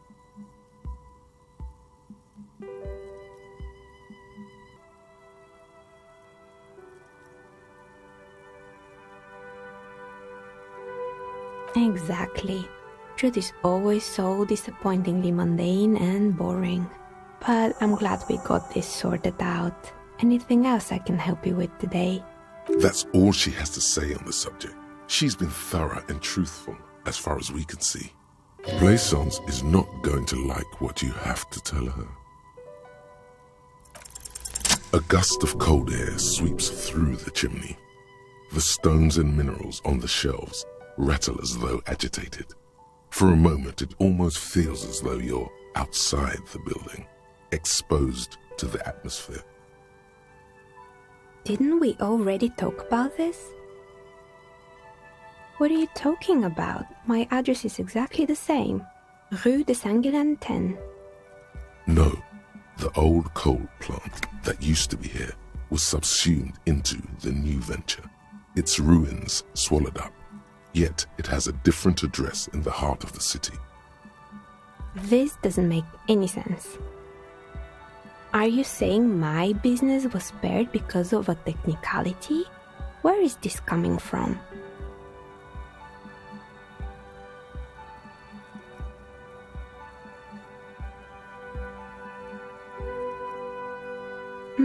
You're right. I should take a trip to the roof once the snow is gone. Does it mean that I'm safe from failure? Don't let her become complacent. She still needs to ward her soul against the evil forces.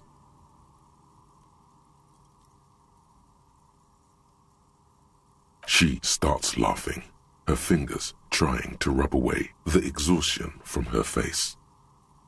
Do you know what this is?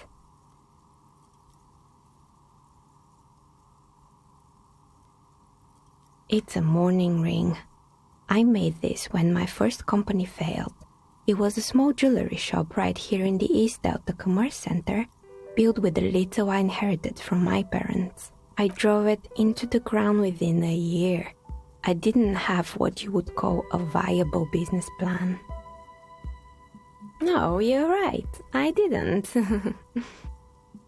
It wasn't just the jewelry shop either. I always thought that it was just the world that you were supposed to try again and again until you finally succeed. And now you're telling me what? That it was all because I didn't run my little shops and ventures from a dump inside an abandoned chimney? Yeah. Or maybe it's the entire world that's cursed. It's such a precarious place. Nothing ever works out the way you want it. That's why people like role-playing games. You can be whoever you want to be, you can try again. Still, there is something inherently violent even about dice rolls. It's like every time you cast a die, something disappears. Some alternative ending or an entirely different world. But anyway, thanks for sharing your theories, officer. Of course, tell me what you have in mind. That's a classic, yes. A standard role-playing die with plan motives. Now, for the material, most of my customers opt for an exotic wood. For this, I would suggest Elysium snake wood. For 7 real, I could have it ready in 8 hours. It's an icositetrahedron, a 24-sided die that can produce results for 2-sided, 3-sided, 4-sided, 6-sided, and 12-sided die with a single roll. Technically, you can also use it for many other sizes, but you may need to reroll results. Great, see you in 8 hours then. Was there anything else? I'm sorry. I'm a bit overloaded just now, so I can only produce 1 die per customer.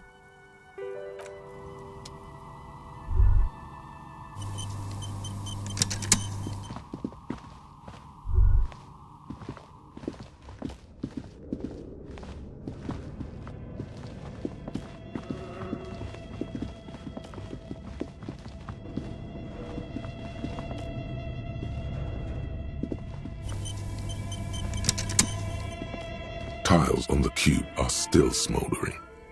Nothing happens. The speaker comes to life. Static seat. Good afternoon. Fortress, please repeat. Is this good? Please repeat the password. No. A hint system is not part of the protocol for repeater stations. I am contractually obliged to protect the privacy of the filament holder Fortress Accident. Without filing a warrant with Lintel, I cannot give you access to this filament. I'm afraid we are not doing that, unless we want to wait for a month. Now, can you please repeat the password? Still no. Received. I will... Don't worry. Passwords. Fortress Accident. Thank you. Tiles on the cube are... The filament slides out of its glowing nest.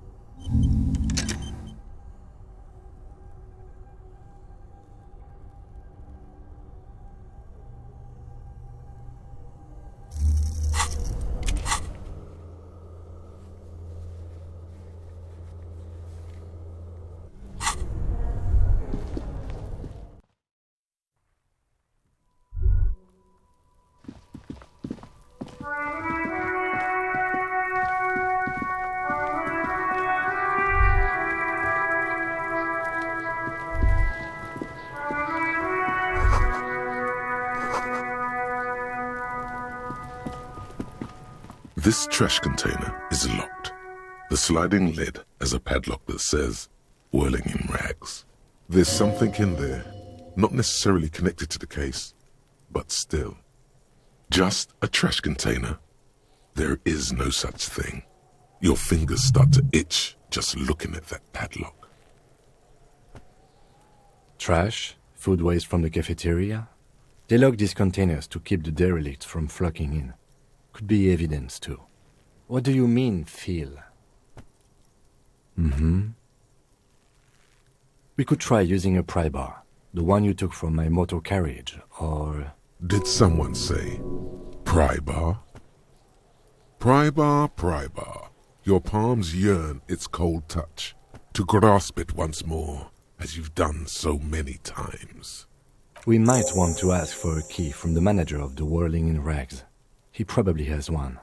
And he also has information. Ask the manager? Bullshit. Go straight for the pry bar and pry this baby wide open.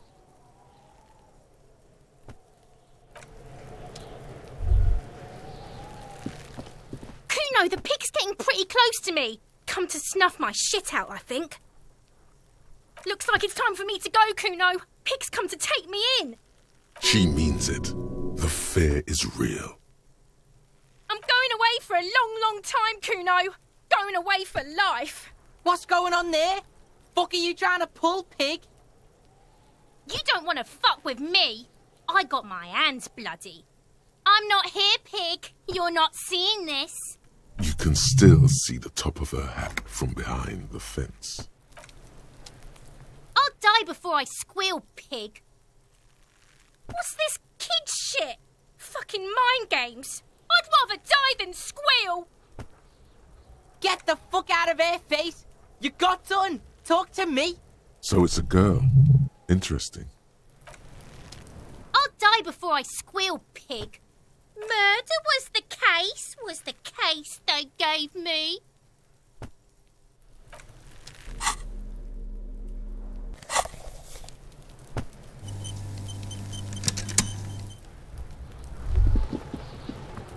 Kuno's got this. If there ever was such a thing as an ugly kid, then this is it. He's almost exquisite in his ugliness, like a gremlin. Oh yeah, Nappa Gumpy, Kuno!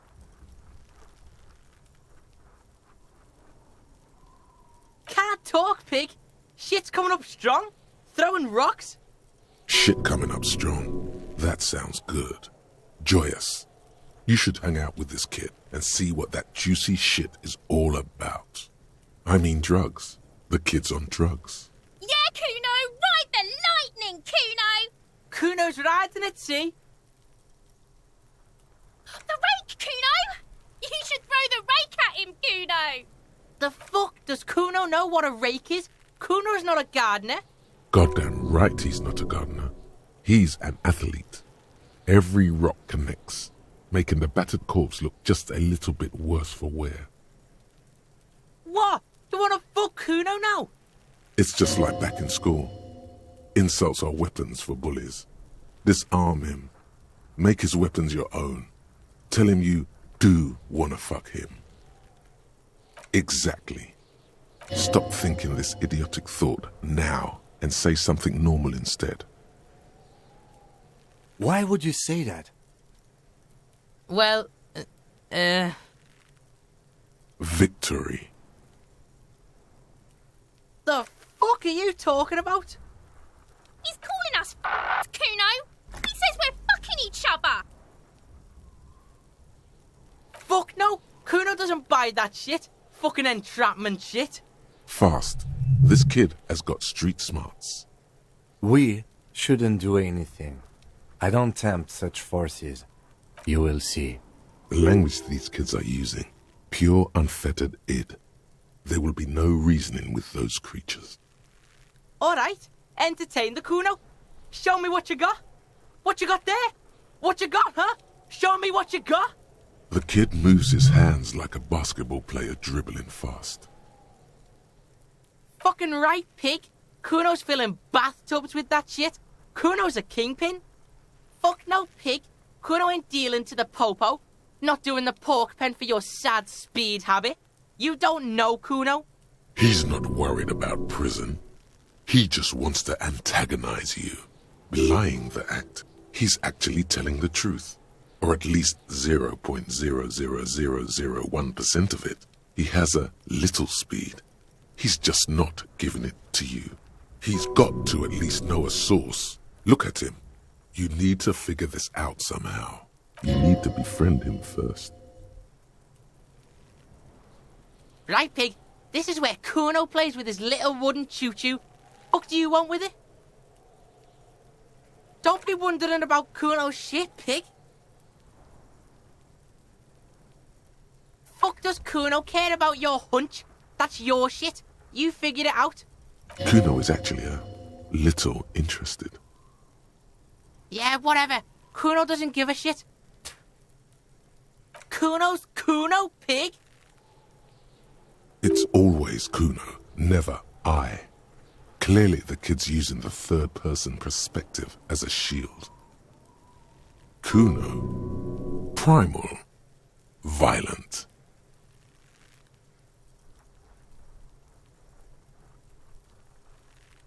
Kuno doesn't do that smart shit. Don't throw that bullshit at Kuno. Kuno knows you're lying.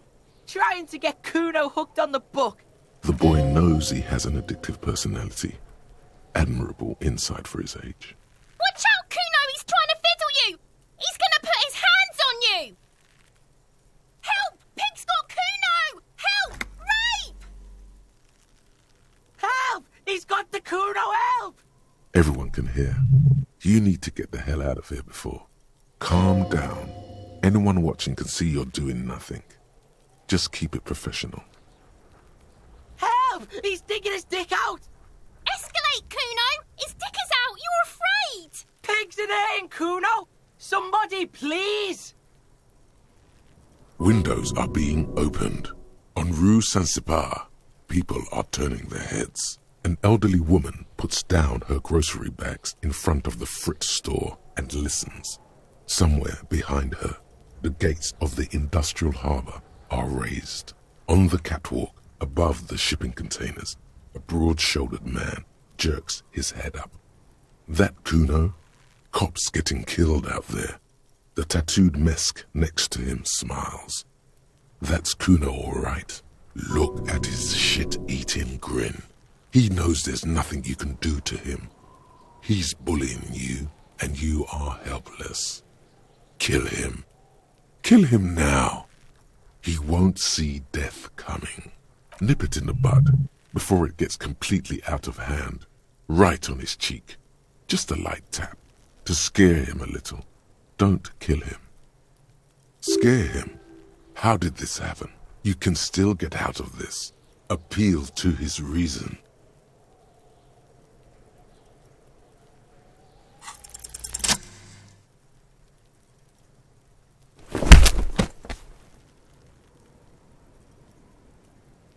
Thump.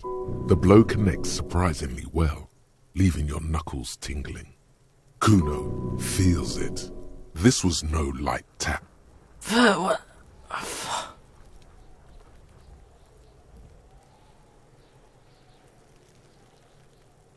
Officer, this is very far from normal police conduct. Get yourself together. For heaven's sake, he thinks. This has gone too far. Don't make this any worse than it is. Just get back to questioning the kid. He gets it. You lost it. Just don't dig the hole any deeper. Okay, pig. You could almost hear the gears rattling, a change in set decorations. It's safe to say he did not establish dominance over you. Kuno knows to respect that violent shit. You should see Kuno's dad. Kuno's dad doesn't give a shit about anything. The creature behind the fence has fallen ominously silent. Only her eyes are alive, jumping from actor to actor. She understands. The battle for the control over Kuno is a battle of madness against madness. For the time being, her madness has proven less potent. Interesting. This tug-of-war has probably happened between her and Kuno's violent father, too. Okay, pig. Talk to Kuno. We're back in this shit. The fuck do you want?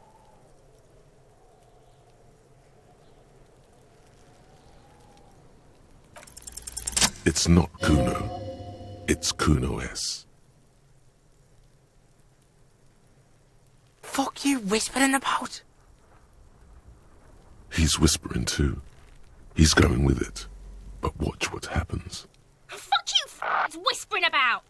She puts extra stress onto that word, expecting it will make you uncomfortable. If Kuno wants to whisper, he's gonna fucking whisper, okay? Let's whisper, pig. This is it. You've got him. But be careful. You can still fuck this up. Don't make Kuno look bad in this. It's okay. The pig's trying to pit us against each other. Not gonna let him do that. Idiot. You bungled it up. That's it. You let him off the line. That was a bad, manipulative thing to say. You should understand. I got you this far. I couldn't get you all the way. Try to fuck my Kuno! Try to fuck my Kuno away! Me and Kuno are tight. We ride for life. A chill comes over you, the wind from the boulevard south, lashing you for trying to separate them, for trying to take the street out of Kuno.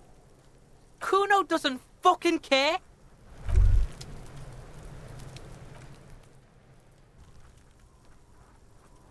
Crazy? You don't know the half of it. She's not crazy. She's insane. Dangerous. She's smoked a man. She's done people in. Probably even pigs. Stop talking to him!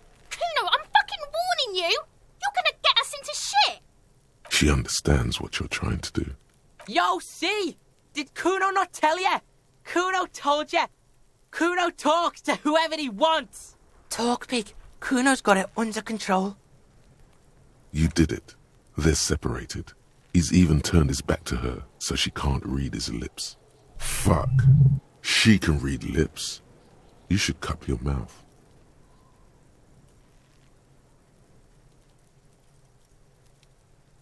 Fuck no, she's not me sister. She's just a stray who got in, like a mad dog or some shit.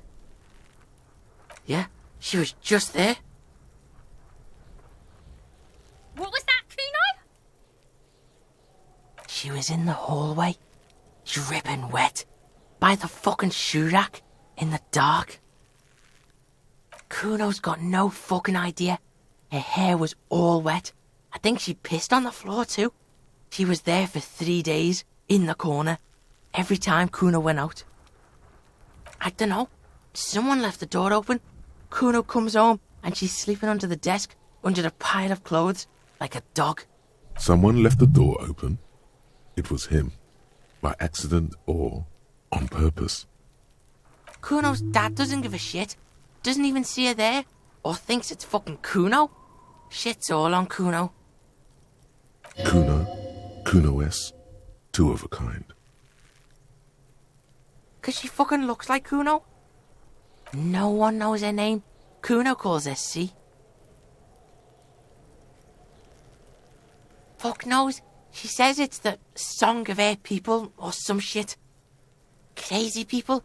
The fucking Nakis. I don't know.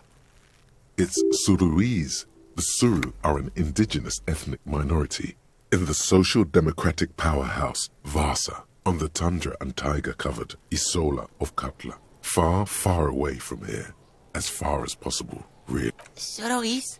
Like that man from Helmdall shit? She could be. She could be that Helmdall shit. Revelshot does have a small Suruese community. Or she climbed into a yakberry crate and was shipped over accidentally. Yeah, she's psycho. None of that kiddie psycho, cat burning shit. She does the real deal. Yeah. Snuff radio shit. Believe me, pig, you don't want to know. And he doesn't even want to think about it. This isn't just another boast. Kuno means she killed someone. That's right, she's a killer. Like, actually a killer. His little green eyes are fixed on yours. He's meant everything he said before. But right now, he not only means it, he is sincere. Are you getting this? You think I'm fucking telling you a joke here? How hard do you think it is to kill a fat ass? Sweet talk him, then knife him. She's probably killed a pig too. I mean, I'm pretty sure she has. Forget Kuno said that. Kuno was just shitting. Kuno was just running his mouth. Kuno's stupid like that. There's something cold in the air, like water lapping against cold stones, or dripping in a hallway nearby. 3 years ago, there were shoes in the corner. A cop would be too large for her to overpower, but a determined child of her size can still kill the vulnerable, the elderly, the homeless, or other children. The creature peers at you both from over the fence. There is something searching in her eyes. Fear. Fear of the truth. Kuno falls silent. He does not look at you when he replies. Kuno, that's it. That's what Kuno is starting to think, yeah? He usually looks you straight in the eye. A little something just crumbled there. Don't move your head. Just from the corner of your eye, look at her.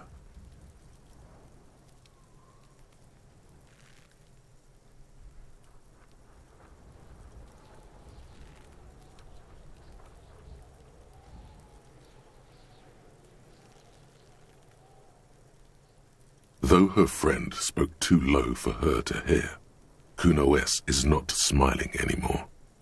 Yeah, she would have liked to fuck him up, but she didn't. Kuno wasn't around, and C was with Kuno. Look, Kuno's gonna put you at ease. We didn't do it. He speaks the truth, my liege. How's Kuno dealing? Kuno's dealing just fine. He doesn't need you fucking with any of it. C doesn't either. Kuno's got this shit under control. Listen. C is Kuno's go-to. Kuno's protecting her. You fuck with C, you fuck with Kuno. You threaten her. You threaten to take her away. This is what it all comes down to.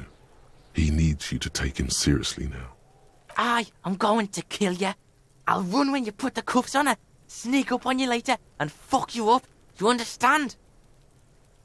He may not be able to do it, but he will try. Right now, he believes he will.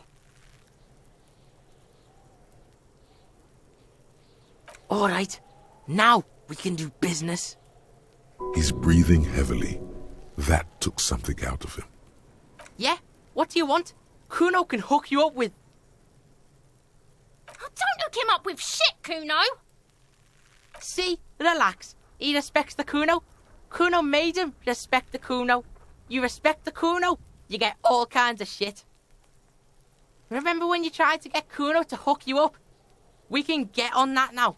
If you run a little errand for the Kuno, me and you, Kuno's gonna hook you up with illegal narcotics.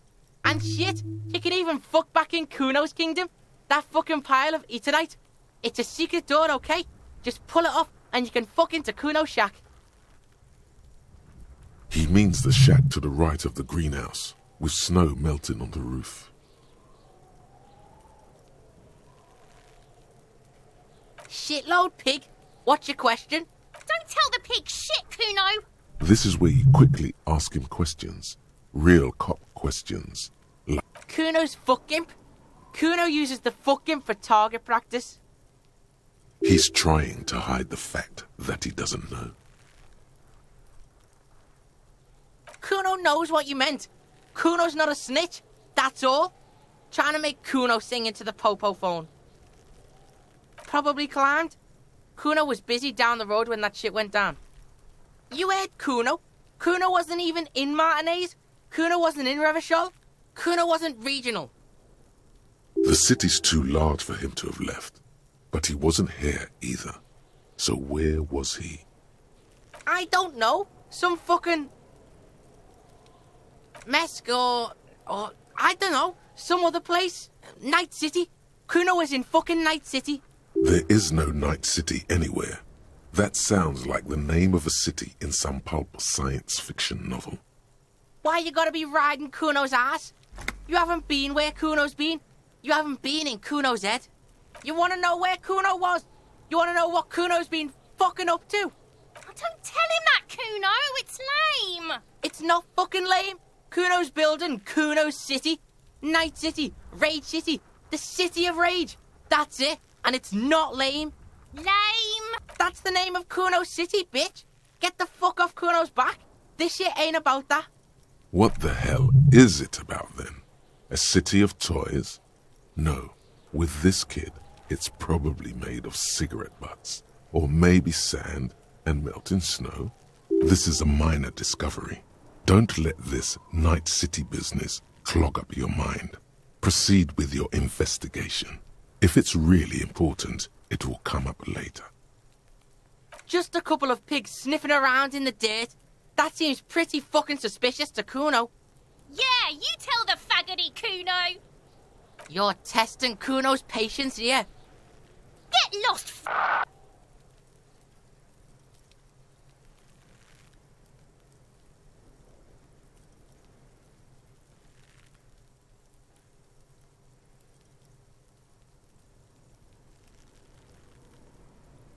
Kuno doesn't fucking care.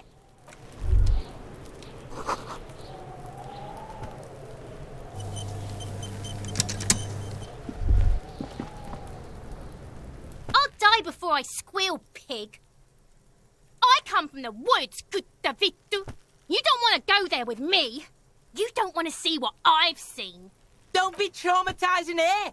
Get the fuck out of here.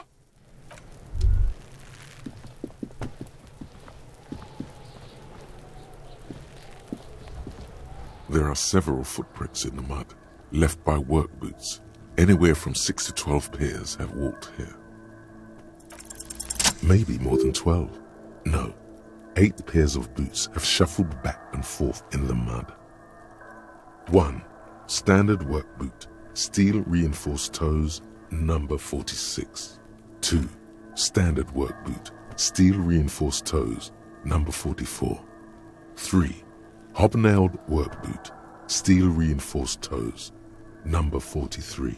4. Standard work boot, number 45 or 46. 5.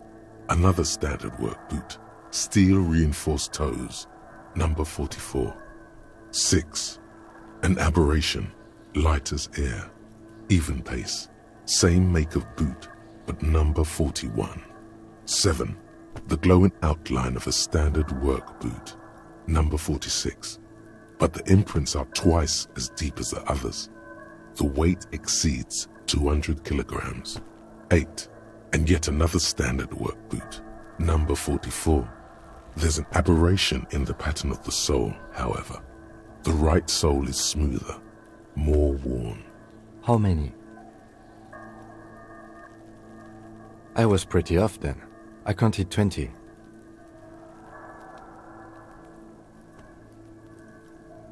I never got the hang of it. Hyperopia. Do you see anything out of the ordinary?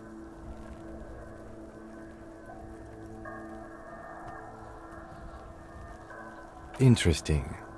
Let's name it the Old Soul. You can almost feel the association taking form in your frontal lobe. Someone operating a workbench with a pedal? Like a joiner at the harbor? Or maybe a drummer? He regrets it the moment he says it. No, it's not. Forget I said it. We are not looking for a drummer. Perhaps it could be a driver.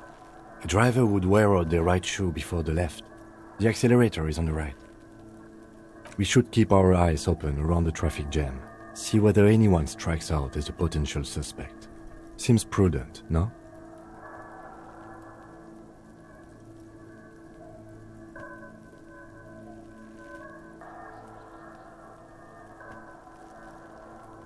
You're right.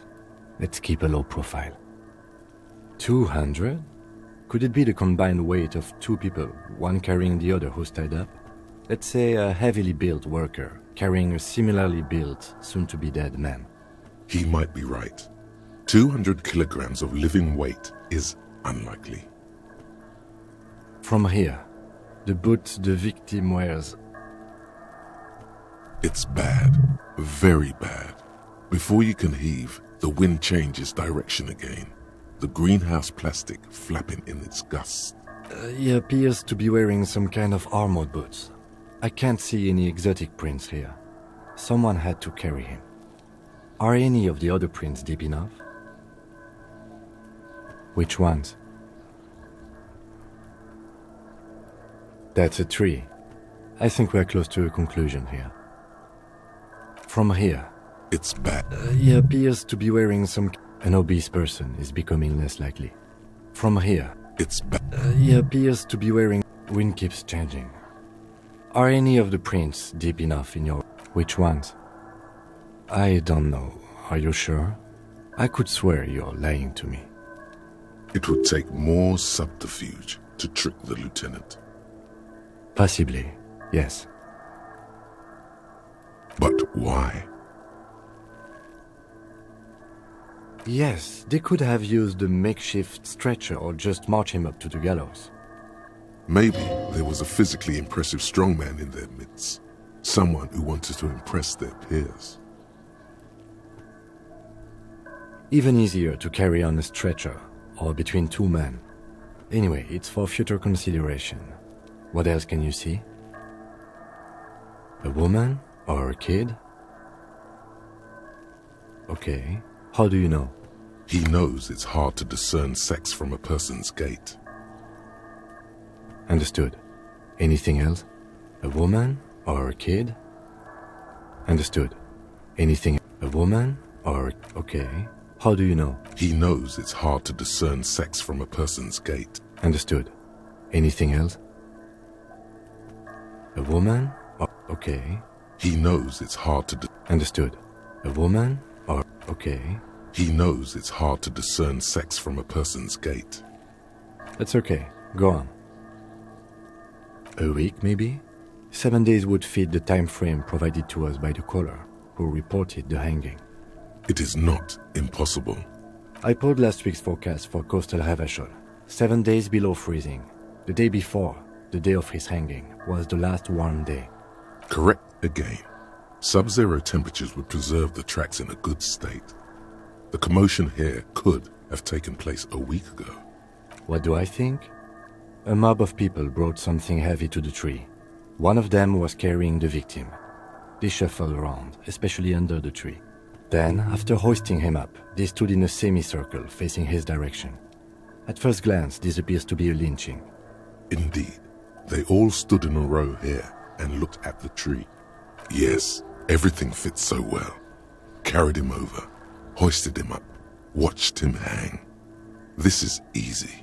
Isn't it strange to have your assumptions confirmed like this? This is what someone whispering suggestions in your ear would like you to feel. The lieutenant's eyes narrow. He's thinking to himself. I doubt, perhaps, it would be unprofessional of him to be sure of himself at such an early stage of the investigation. Either way. What else?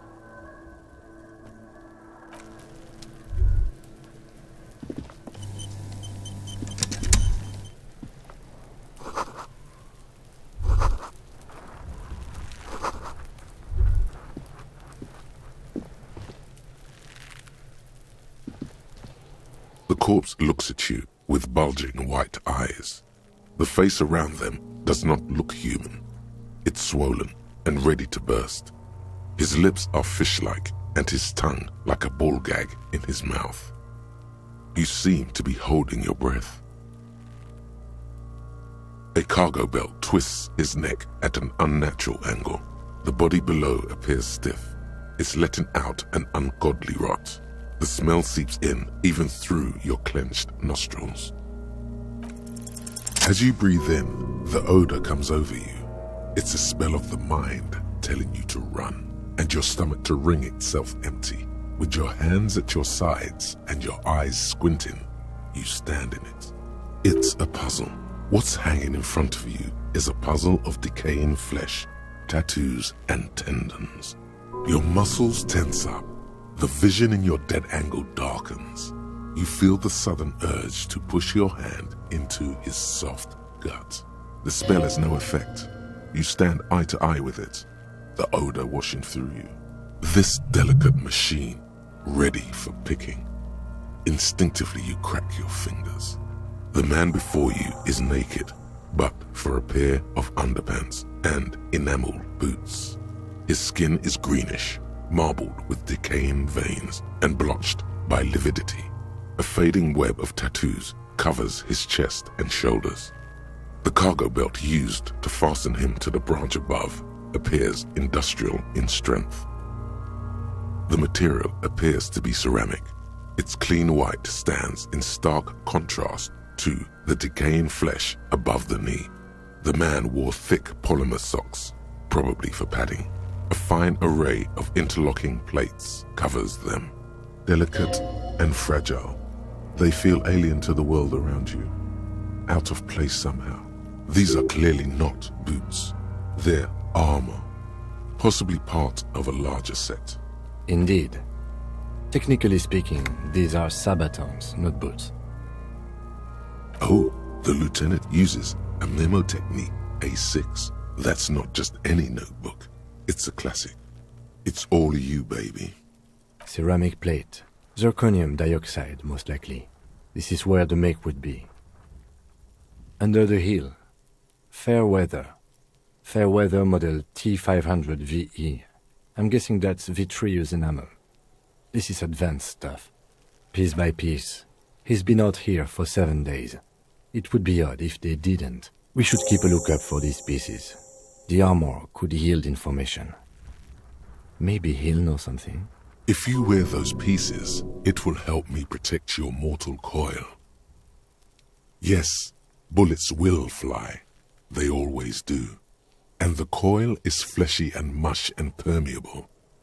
Cast it in ceramic shell. Resist death. I'm not squishy and permeable. I'm bark, sap and steel. Cast me in ceramic shell, but only for ritual purposes. It would adorn me well, bring me to attention. No, he must have worn something precious underneath his clothes. They've removed all his clothes to get to it. They did not just strip him for the putrid rags. They usually hang them completely naked for that. La puta madre, the Mazda, the Besmerties and the like. This one still has his underpants. Fucking talking about underpants. Clearly Kuno would like to interject something here, but there's not enough for him to hold on to. It is. It's expensive. We've requested similar material for our tactical units for years now. The constabularies deemed it too costly. In that time, we've lost 6 men to semi-automatics. For a full set, about 4 years of wages. For the northwest region of Revachol, an officer's average yearly income is 5,500 real, unadjusted for rank. Not too much, yes.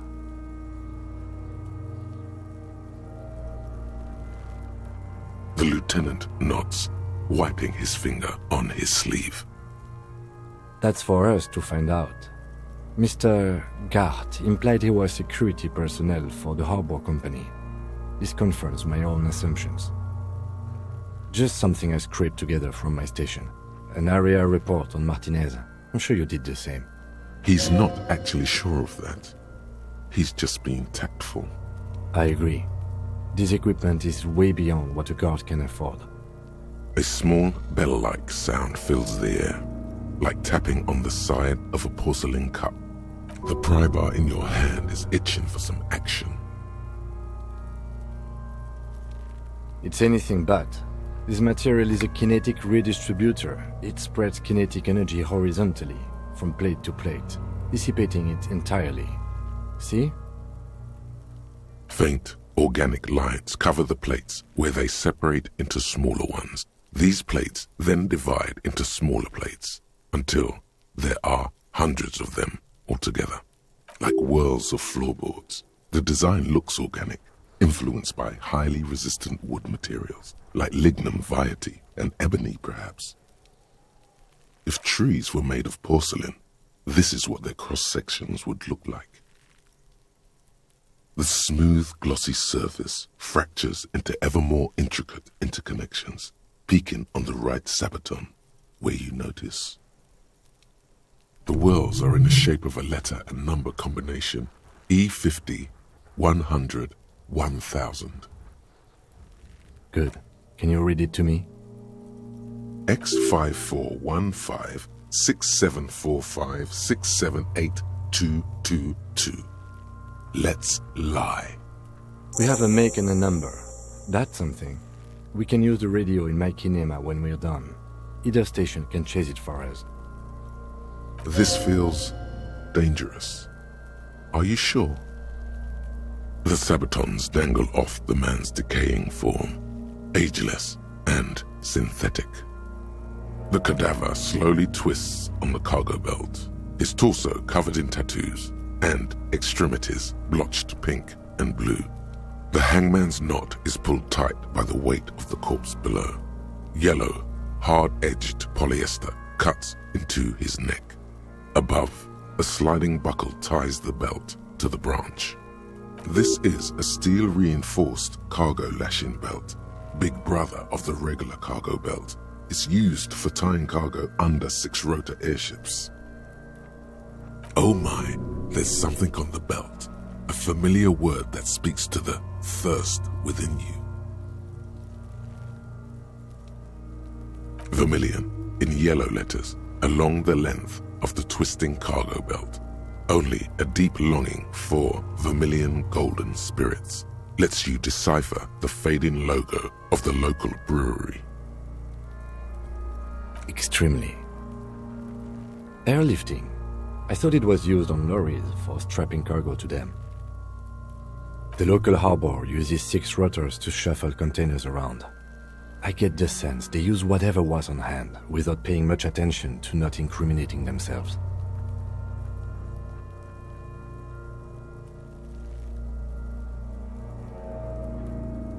I'm still approaching this as a lynching, yes, motivated by the ongoing strike. You? No. You feel like it was something else. But what? Yes, it often is. This bell worries me. I was afraid it would be. Thin steel wiring, parallel strands. This makes getting him down more problematic than I had assumed. A noose is one of those things that's easier to use one way around. That ladder can't carry a grown man. I didn't see any splintering either, did you? I think they lassoed the branch, then pulled on the bell to close the buckle. Could be. The shape of the branch supports the theory. The cadaver hangs from the cargo belt, limbs limp and torso covered in tattoos. An intricate web of blue lines stretches across the torso, from the right shoulder to the solar plexus. Each time they intersect, a small white star is formed in their crossing. Hundreds of fading asterisks riddle his skin. Their concentration is highest around his heart. His corpse is marked by stars. Alcohol and heartbreak. Your fist clenches suddenly. Decay is creeping on the tattoo. Already, most of the canvas that's holding it has darkened. Now, it disintegrates slowly, letting out a stink.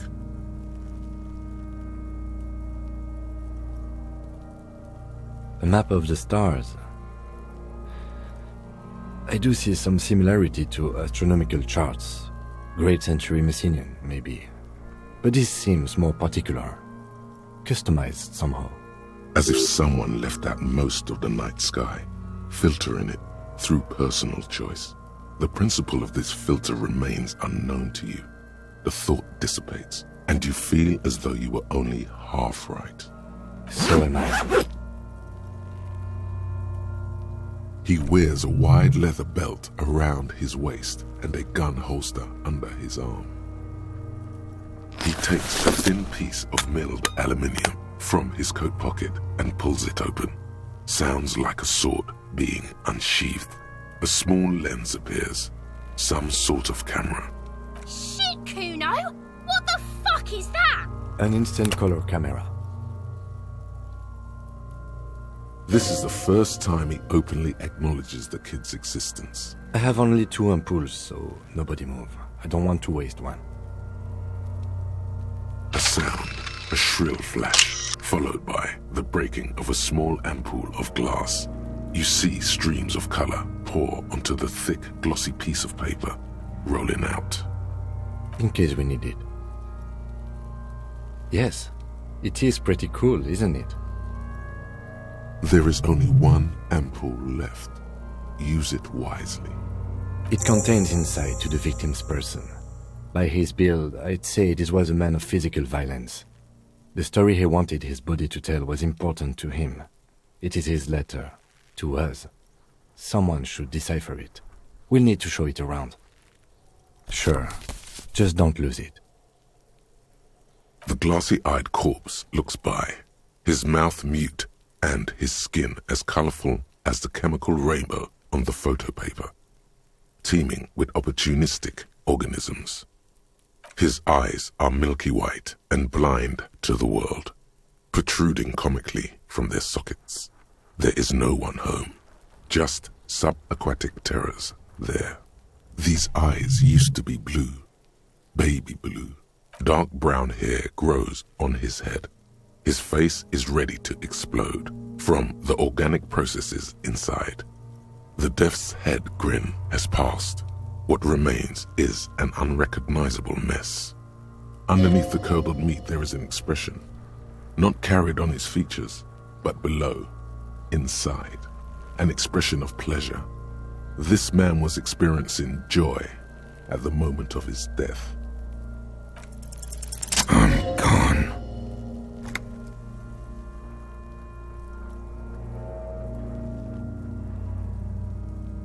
I'm a joke. Look at me. A killer. A motherfucker. And a killer. Takes one to know one. Go ahead, Cobbo. Into the wild pale yonder. In the past, way out in the west. What do you mean? It's the power of your imagination. Go ahead. Ask me more questions. You fucking love questions. Because you're a copperoonie. Look at all of them go. Do you want more questions? Coming right up, copperoonie Rooney. This is getting upbeat now. Because you have. Fuck no. You're no Rooney.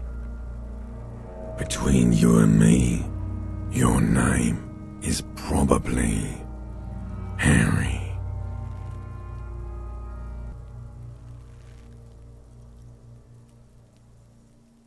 You might be onto something there. Love did me in, Brother Copo. It was love all along. Sure, Lobo. I can ask you a question. Why are you doing this? Looking at my face, motionless, looking into my eyes, standing here. Why are you investigating my murder?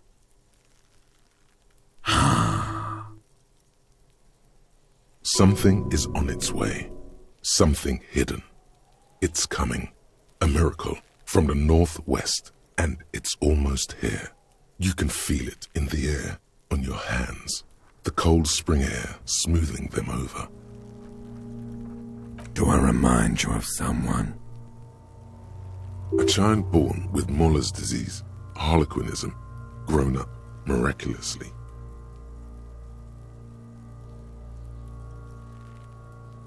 You sure wriggled out of that one, Coppellini? Maybe I was getting my rocks off. Do I look like an erotic auto-asphyxiation type to you? Captain Coppodromo, I fear we are drifting away, fixating on sexuality again. Let's go with a simpler question. He didn't choke himself. You know it. Come back later, Coppo. Amuse yourself with my frank manners and my memento mori features. If possible, also, see me in your dreams. As you narrow your eyes, the monster before you blurs into a violent mess of green and pink. This is a trick. You've done it before.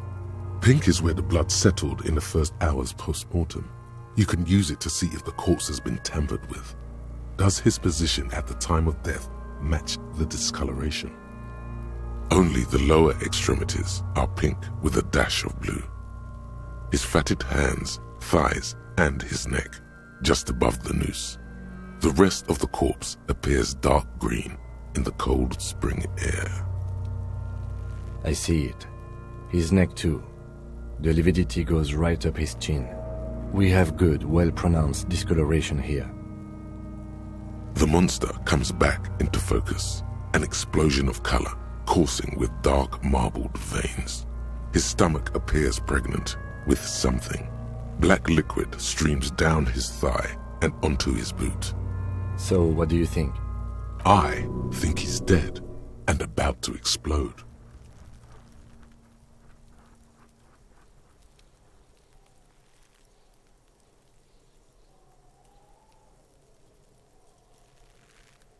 I do. Most of them are post-mortem. Maybe even all of them. The delinquents have made our jobs harder with their little sport. Stop talking in riddles, coin slot. He means you fucked him up good, Kuno. Fucked him up brutal-like. There's a strong buildup of gases, yes. Rigor mortis becoming livor mortis. He'll be fully limp by tomorrow. I don't think he'll explode. I hope not. For 7 days, the cadaver is quite well preserved. Surprisingly so. There's no deflation, no apparent fly larvae in the abdomen. As I said, it's been below freezing since last Sunday. Today is the first chance to thaw. Things would be worse if it had thawed earlier. Agreed, especially on the neck. The belt acted like a tourniquet, keeping the blood in his head. The hypostasis supports her hanging. You would still like the hypostasis marks in the neck to be a bit more pronounced.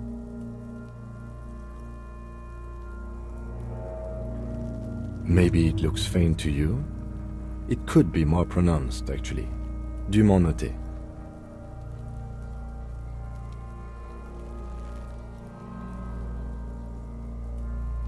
Yes, there's always a chance we are wrong. We should check for ligament marks on his neck to see if they're in tune with the belt. We'll have to get him down first. A pool of blood and feces has eaten into the frozen mud below the man's feet. Purge liquid is dripping into it, drop by drop.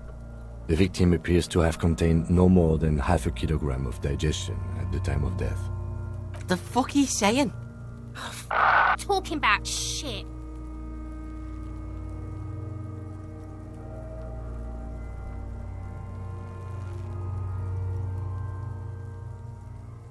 Malicious laughter erupts in the yard. Sounds like seagulls. Big's head is a... The lieutenant's face is made of stone. I agree. There are crow's feet in his eyes. He's laughing silently. His personality is no longer a part of the world. Totally dead.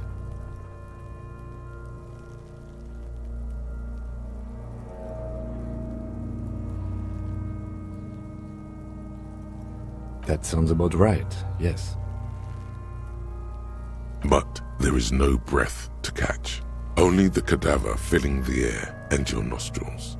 He slowly rotates before you, decomposing. Are you sure we finished the preliminary examination of the cadaver? We might miss some of these things once he's done. The cadaver slowly twists on the cargo belt, his torso covered in tattoos. The hangman, this is a... Oh my, there's something on the belt. It's hard, but somehow you manage not to see it. The corpse looks at you. Airlifting. I thought it was used on lorries for strapping cargo to them. The local harbor uses 6 rotors to... The cadaver hangs from the cargo. Of course. You come back later, Corpo. The steel-reinforced belt presents a unique challenge. I brought chain cutters, but I don't see a good angle of approach to the belt. He doesn't actually think the challenge is unique. He thinks it's frustrating, annoying, and harder than he thought. The cadaver is a good 1.2 meters up. Neither one of us can reach the belt without assistance. And even if we do, there's the question of cutting the airship strength material. There's no question. There's only cutting. How hard can it be? An acrobatic maneuver would solve this situation. Nothing can go wrong with a good maneuver. I don't doubt your physical prowess, officer, but this is a grueling surgical procedure. I saw 20 steel strands in there, and we do not have a secure platform for the cutting. The risk of acrobatic failure is one we cannot take. We must not become comedy for the locals. The fuck have you got against comedy, pigs? Climb up there and saw the branch? It seems unclimbable, cause the ladder is treacherously rotten. But you could use your hands and feet to reach around the tree, then hang from the branch. Honestly, I prefer a non-acrobatic solution to this. Clown cops climb tree. fall down. Enraged cop assaults children after falling from tree. Cretin cop, they like that word, saws the branch he's sitting on, literally. Local children report corpse mutilation. Fuck yeah! Climb that shit, monkeys! See, you're only making them do those things less.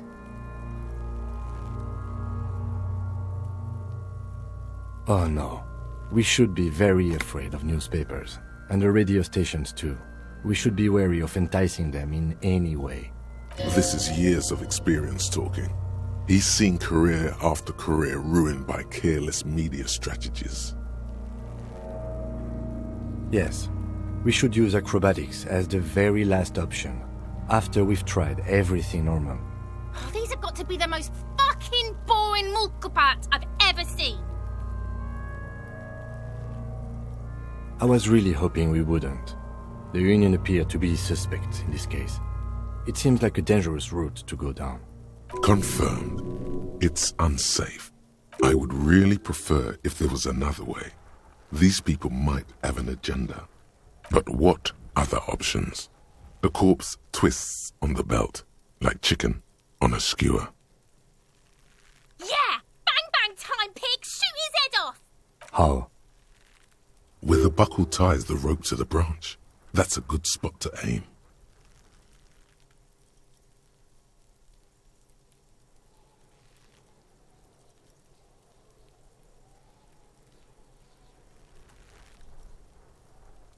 Where? Ah, yes, I see. If the shot hits that, there might be a chance to release the belt. Yeah, now we're talking. Entertain a Kuno with some shit. They'll miss! The pigs will miss Kuno! The lieutenant is undecided. On one hand, he wants to shoot some gun. On the other, it's an awfully stupid idea.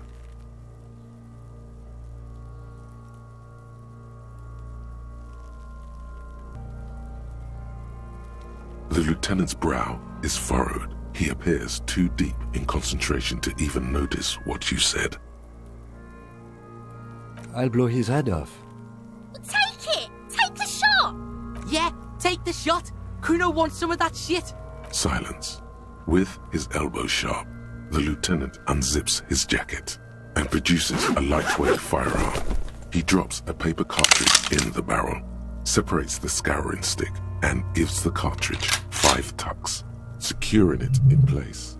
That's a Kiel A9090 Armistice, mass-produced muzzle loader, ascetic, frugal, one of the most common firearms in the world. He then steps back and assumes the fellow's desk position, taking aim. The corner of his eye twitches. His finger is on the trigger. He's gonna fucking miss! The kid's voice is drowned in a shrill blast that echoes off the walls of the surrounding tenements. A cloud of smoke slowly parts in the air as the lieutenant steps back and says to himself, God damn it. A lot of things were wrong with that shot. The fellow's test was the wrong choice. His shoulders were raised, but above all, he cannot trust his eyesight. Oh my God, that was so many types of wrong. Who taught Four Eyes to shoot? Whip up a grueling training regimen for him right now. Beat the man into him. Go, go, go. He feels bad about it. About his eyes mostly. Just having bad eyesight. Probably from a young age. Whatever you do, do not console him. Fucking idiot! Mulkabat asshole! Kuno could have hit it easy, but then Kuno's not fucking handicapped, is he? I think you have your sports mixed up there, officer. Squaring my shoulders has nothing to do with this. Bitches fighting. No, we are lucky as it is. We didn't break anything, and the victim remains uncompromised. Any more mistakes could put us in an unfortunate position with the locals. We have eyes on us. I didn't do us any favors with that. Kuno's sorry too. Kuno feels sorry for the Beano Clad. The lieutenant doesn't say a word, just looks at the gun in his hand. I have to say, it's beginning to look unlikely we can get him down without assistance. You know, you don't feel like too bad of a shot yourself. Take his gun and show him how to use it. It's bad as it is. Us shooting firearms like punks. Go ahead, I'm not stopping you. Just don't lose it. They only have one gun! This is the sorriest pair of pigs Kuno's ever seen. Yeah, take it, you fucking banana poika! Take it and shoot yourself in the mouth! The cold piece of bakelite and gunmetal is surprisingly light. Your fingers fit right through the guard, instinctively resting on the trigger. You've held this, an A9 Armistice, before. At some point, it probably used to be your choice of firearm. It still feels comfortable, like you never laid it down. The fuck are you waiting for, Kuno? Tell him to shoot himself in the mouth! Kuno is silent.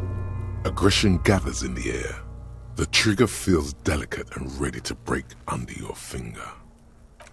The buckle comes into focus in your sights. You stand with your feet planted firmly in the ground and your left hand supporting your gun arm. Why don't you just shoot yourself in your mouth? At least you won't miss. This isn't mere boundary pushing. There is a true suicidal rage in the kid as she's provoking you.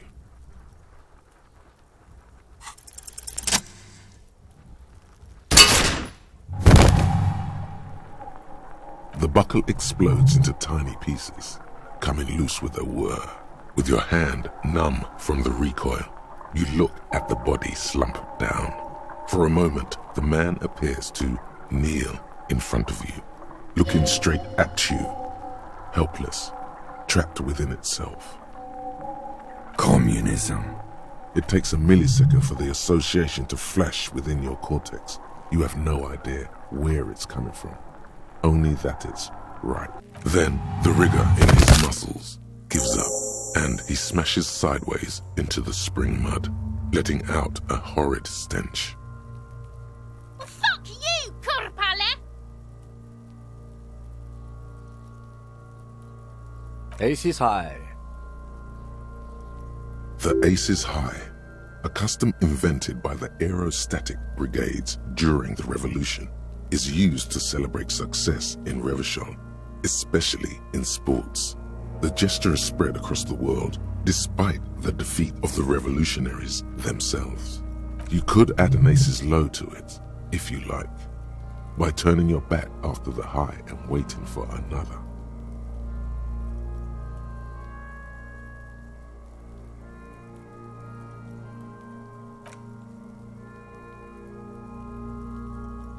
The high arrives with a sharp slap. As you turn around, there is a moment of doubt. Feels like that low ain't gonna connect. Chill. It's gonna connect. But then it does, and with furious precision.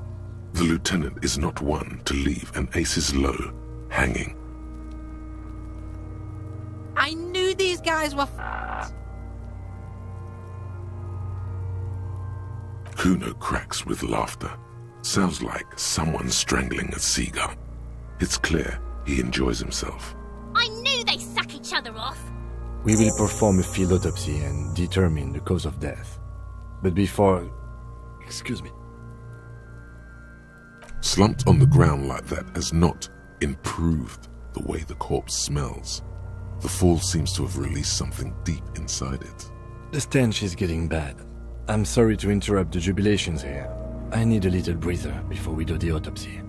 In the meantime, we should try to interview Evrard Clare, the leader of the Union. Harbor property was clearly used in the hanging. The harbor just east of here. Getting in might prove a challenge, though. Or we could ask around for the representative of the logistics company. My initial information says the Wild Pines have sent some sort of strike negotiator to wrangle control back from Evrard. Yes. And those were the interviewees. Let's go.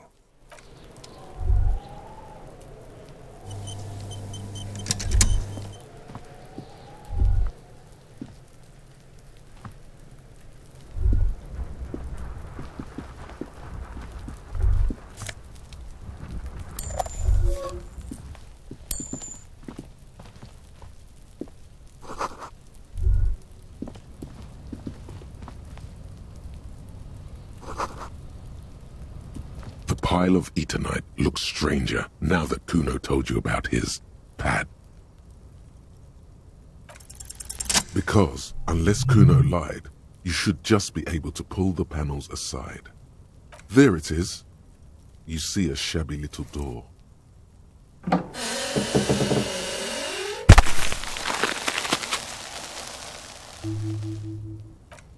So this is the shack Kuno mentioned. Let's take a look inside there.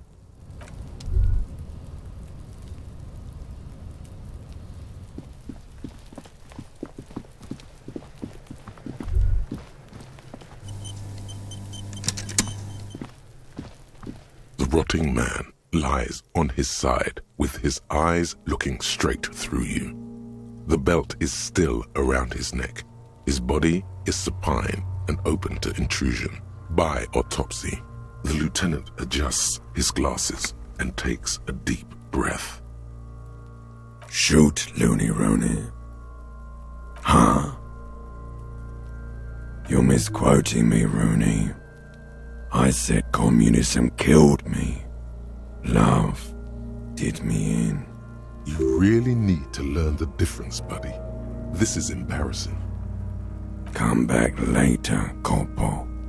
Amuse yourself with my frank manners and my memento mori features. If possible, also, see me in your dream. Come on, officer. You know what a field autopsy is. You've done 100 of them. What you do know is, at 18.9 kilometers, the dormant shield volcano, Corpus Mundi, is the world's highest summit, and the failure of the 38 single, Et puis descend, to crack the top 20 was the death knell of disco.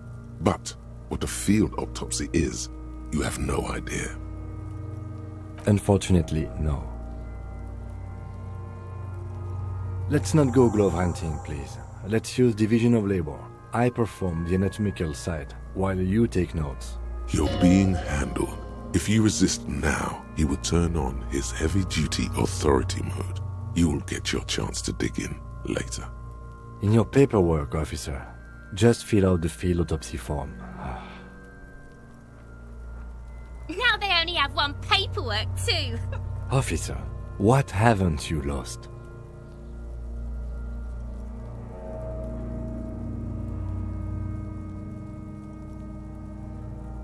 Yes, barely. I can give you my paperwork. There's an autopsy form there. Several, actually, but only if it helps move things along. I should have just brought a dictaphone, he mumbles. As the words leave your mouth, there it is again. That strange feeling. Like there's something in there. I guess you've got to start finding at least some of the things you've lost before they hurt someone. We should locate your ledger, then hurry back to the autopsy as soon as possible.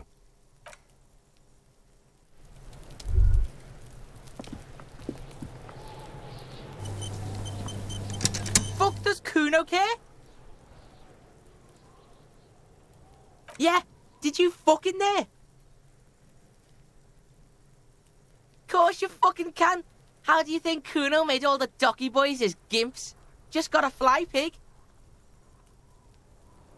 Not for you, pig. Kuno can't wait to see you get all scared and shit your pants. Kuno can't wait to see you shit your fat pants. That's all there is to it then. Don't be a pansy. Just jump. Good call, Pigmeister. Don't come and talk to Kuno about his kingdom. Kuno doesn't fucking care.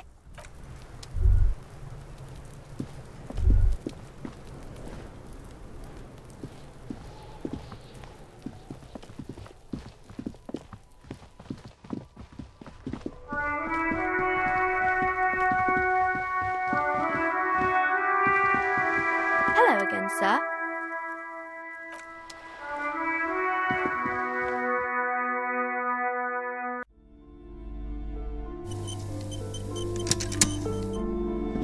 You're alive and well. Don't keep me waiting now. What's in there? In that dark sarcophagus? Yes, yes. How? Tell her how. ghastly it was. You know it's what she wants to hear.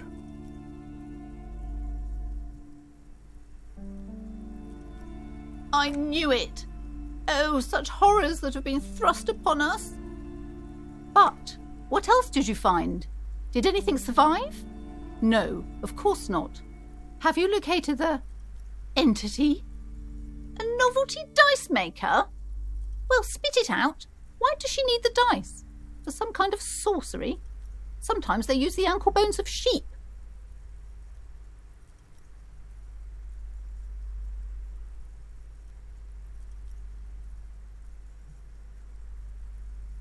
I don't understand. If it's not her, then where is the source of the doom? How did she explain the curse?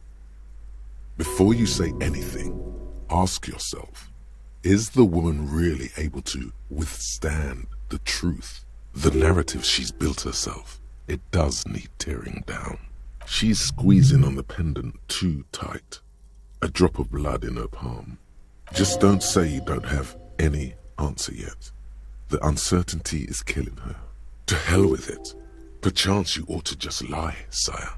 You've come this far. You know how to end it. There is an entity behind the entity.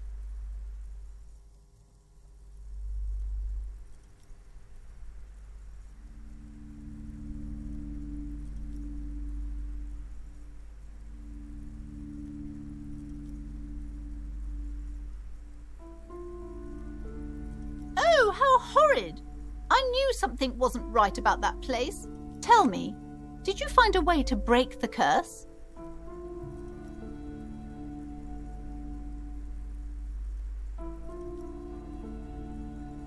Guillaume Le Million? The singer who made that awful face? Well, I do see the resemblance. All that matters is that the energies are retreating. I can already feel the curse lifting. It will be a long time until we're fully free of it, of course, but still. Thank you, officer. Truly, you've brought a better psycho-emanation to this humble bookstore, and that's no small achievement. She so badly wants this to be over. She would have believed anything. It will only last a day or two, a week tops. Then her mood will sour and she will feel the curse again. All right then. All's well that ends well. Should we return to our ordinary lives? The shop around you feels ancient suddenly, damp and saturated by the coastal air. The books are rotting. A great cold lives here, and there too, 1,200 meters away on the urban coast. The dark shape of a church is reflected on the water, calling. Oh yes, how's my precious doing? She's a good girl. The woman before you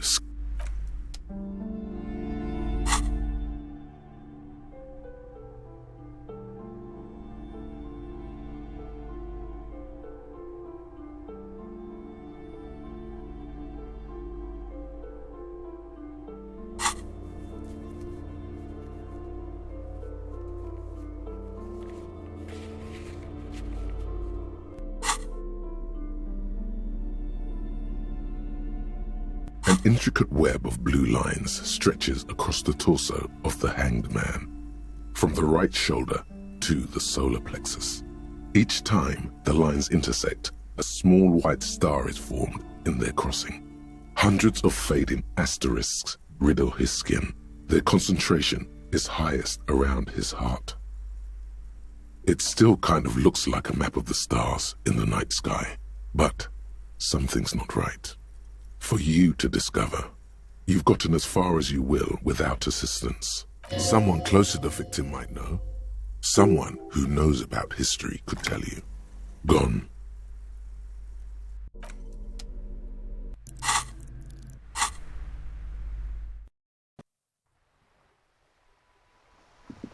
Hello again, sir.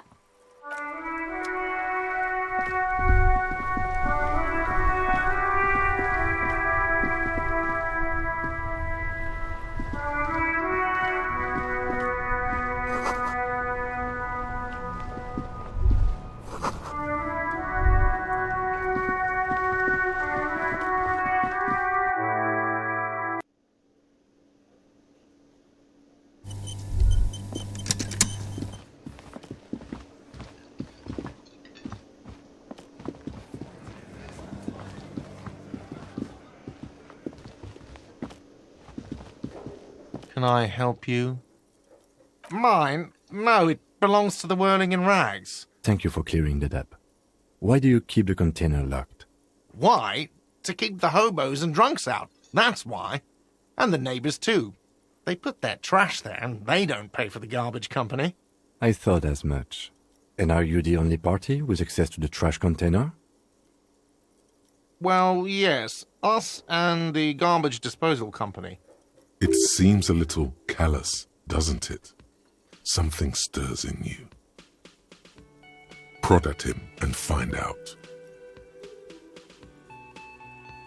Callous? What are you, Kras Mazov? Almost all establishments in Revachol keep their trash locked. The Whirling in Rags is not special in that regard.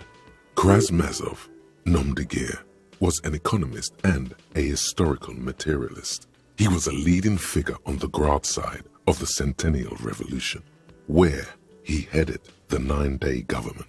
Mazov is considered the father of scientific communism, Mazovian thought, or Mazovianism. He killed himself. No one was implying you were, officer. Where were we? What do you need them for? It concerns the case. Please cooperate. Just bring them back once you're done, please. Hey. Psst. Psst. Hey, you. Yes, you. Word on the street is you're ready to start building communism again. You keep saying things like, down with the bourgeoisie, eat the rich, sodomize the landowners, impale all people who have more than 25 real in their pocket, literally murder all human beings regardless of their political beliefs. That kind of stuff. Oh yes, the mask of ambivalence. Don't deny it. You're about to rip it off and reveal the monstrous seven-eyed lamb of global communism that would devour and masticate mankind. Everyone can see that. So tell me, do you have any questions before we fire up the big communism builder? Or do we get right down to it? Failure. It's about failure. Of course you do. You are failure. You are communism. Absolutely vanquished, beaten, curb-stomped, shat on, while everyone else is out partying, having a callous laugh. You will reverse the fortune of the workers of the world. You alone, against every living thing, against every human alive. 800 trillion real in the hands of an impossibly well-organized ruling class. Towering city blocks of bankmen who have the ears of prime ministers. Million-headed armies of nations and the love of your own mother. You against the atom, the charm and the spin. Where the whole world failed. Matter failed to bend to human will. Human will failed to get out of bed and tie its laces. You alone, single-handedly, will rebuild the dreams of the working class. You are the last communist. Now get to work, comrade. Oh yeah, get the firing squads and the animal wagons ready. Too late to back out now. You can't make an omelette without breaking a few million eggs.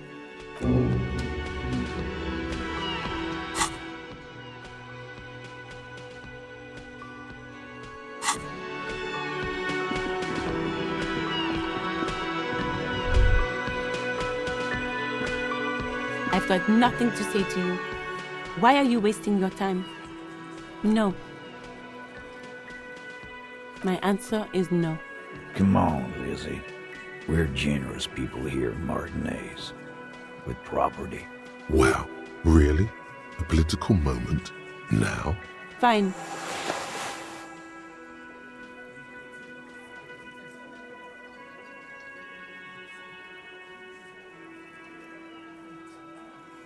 Vulgar idiot.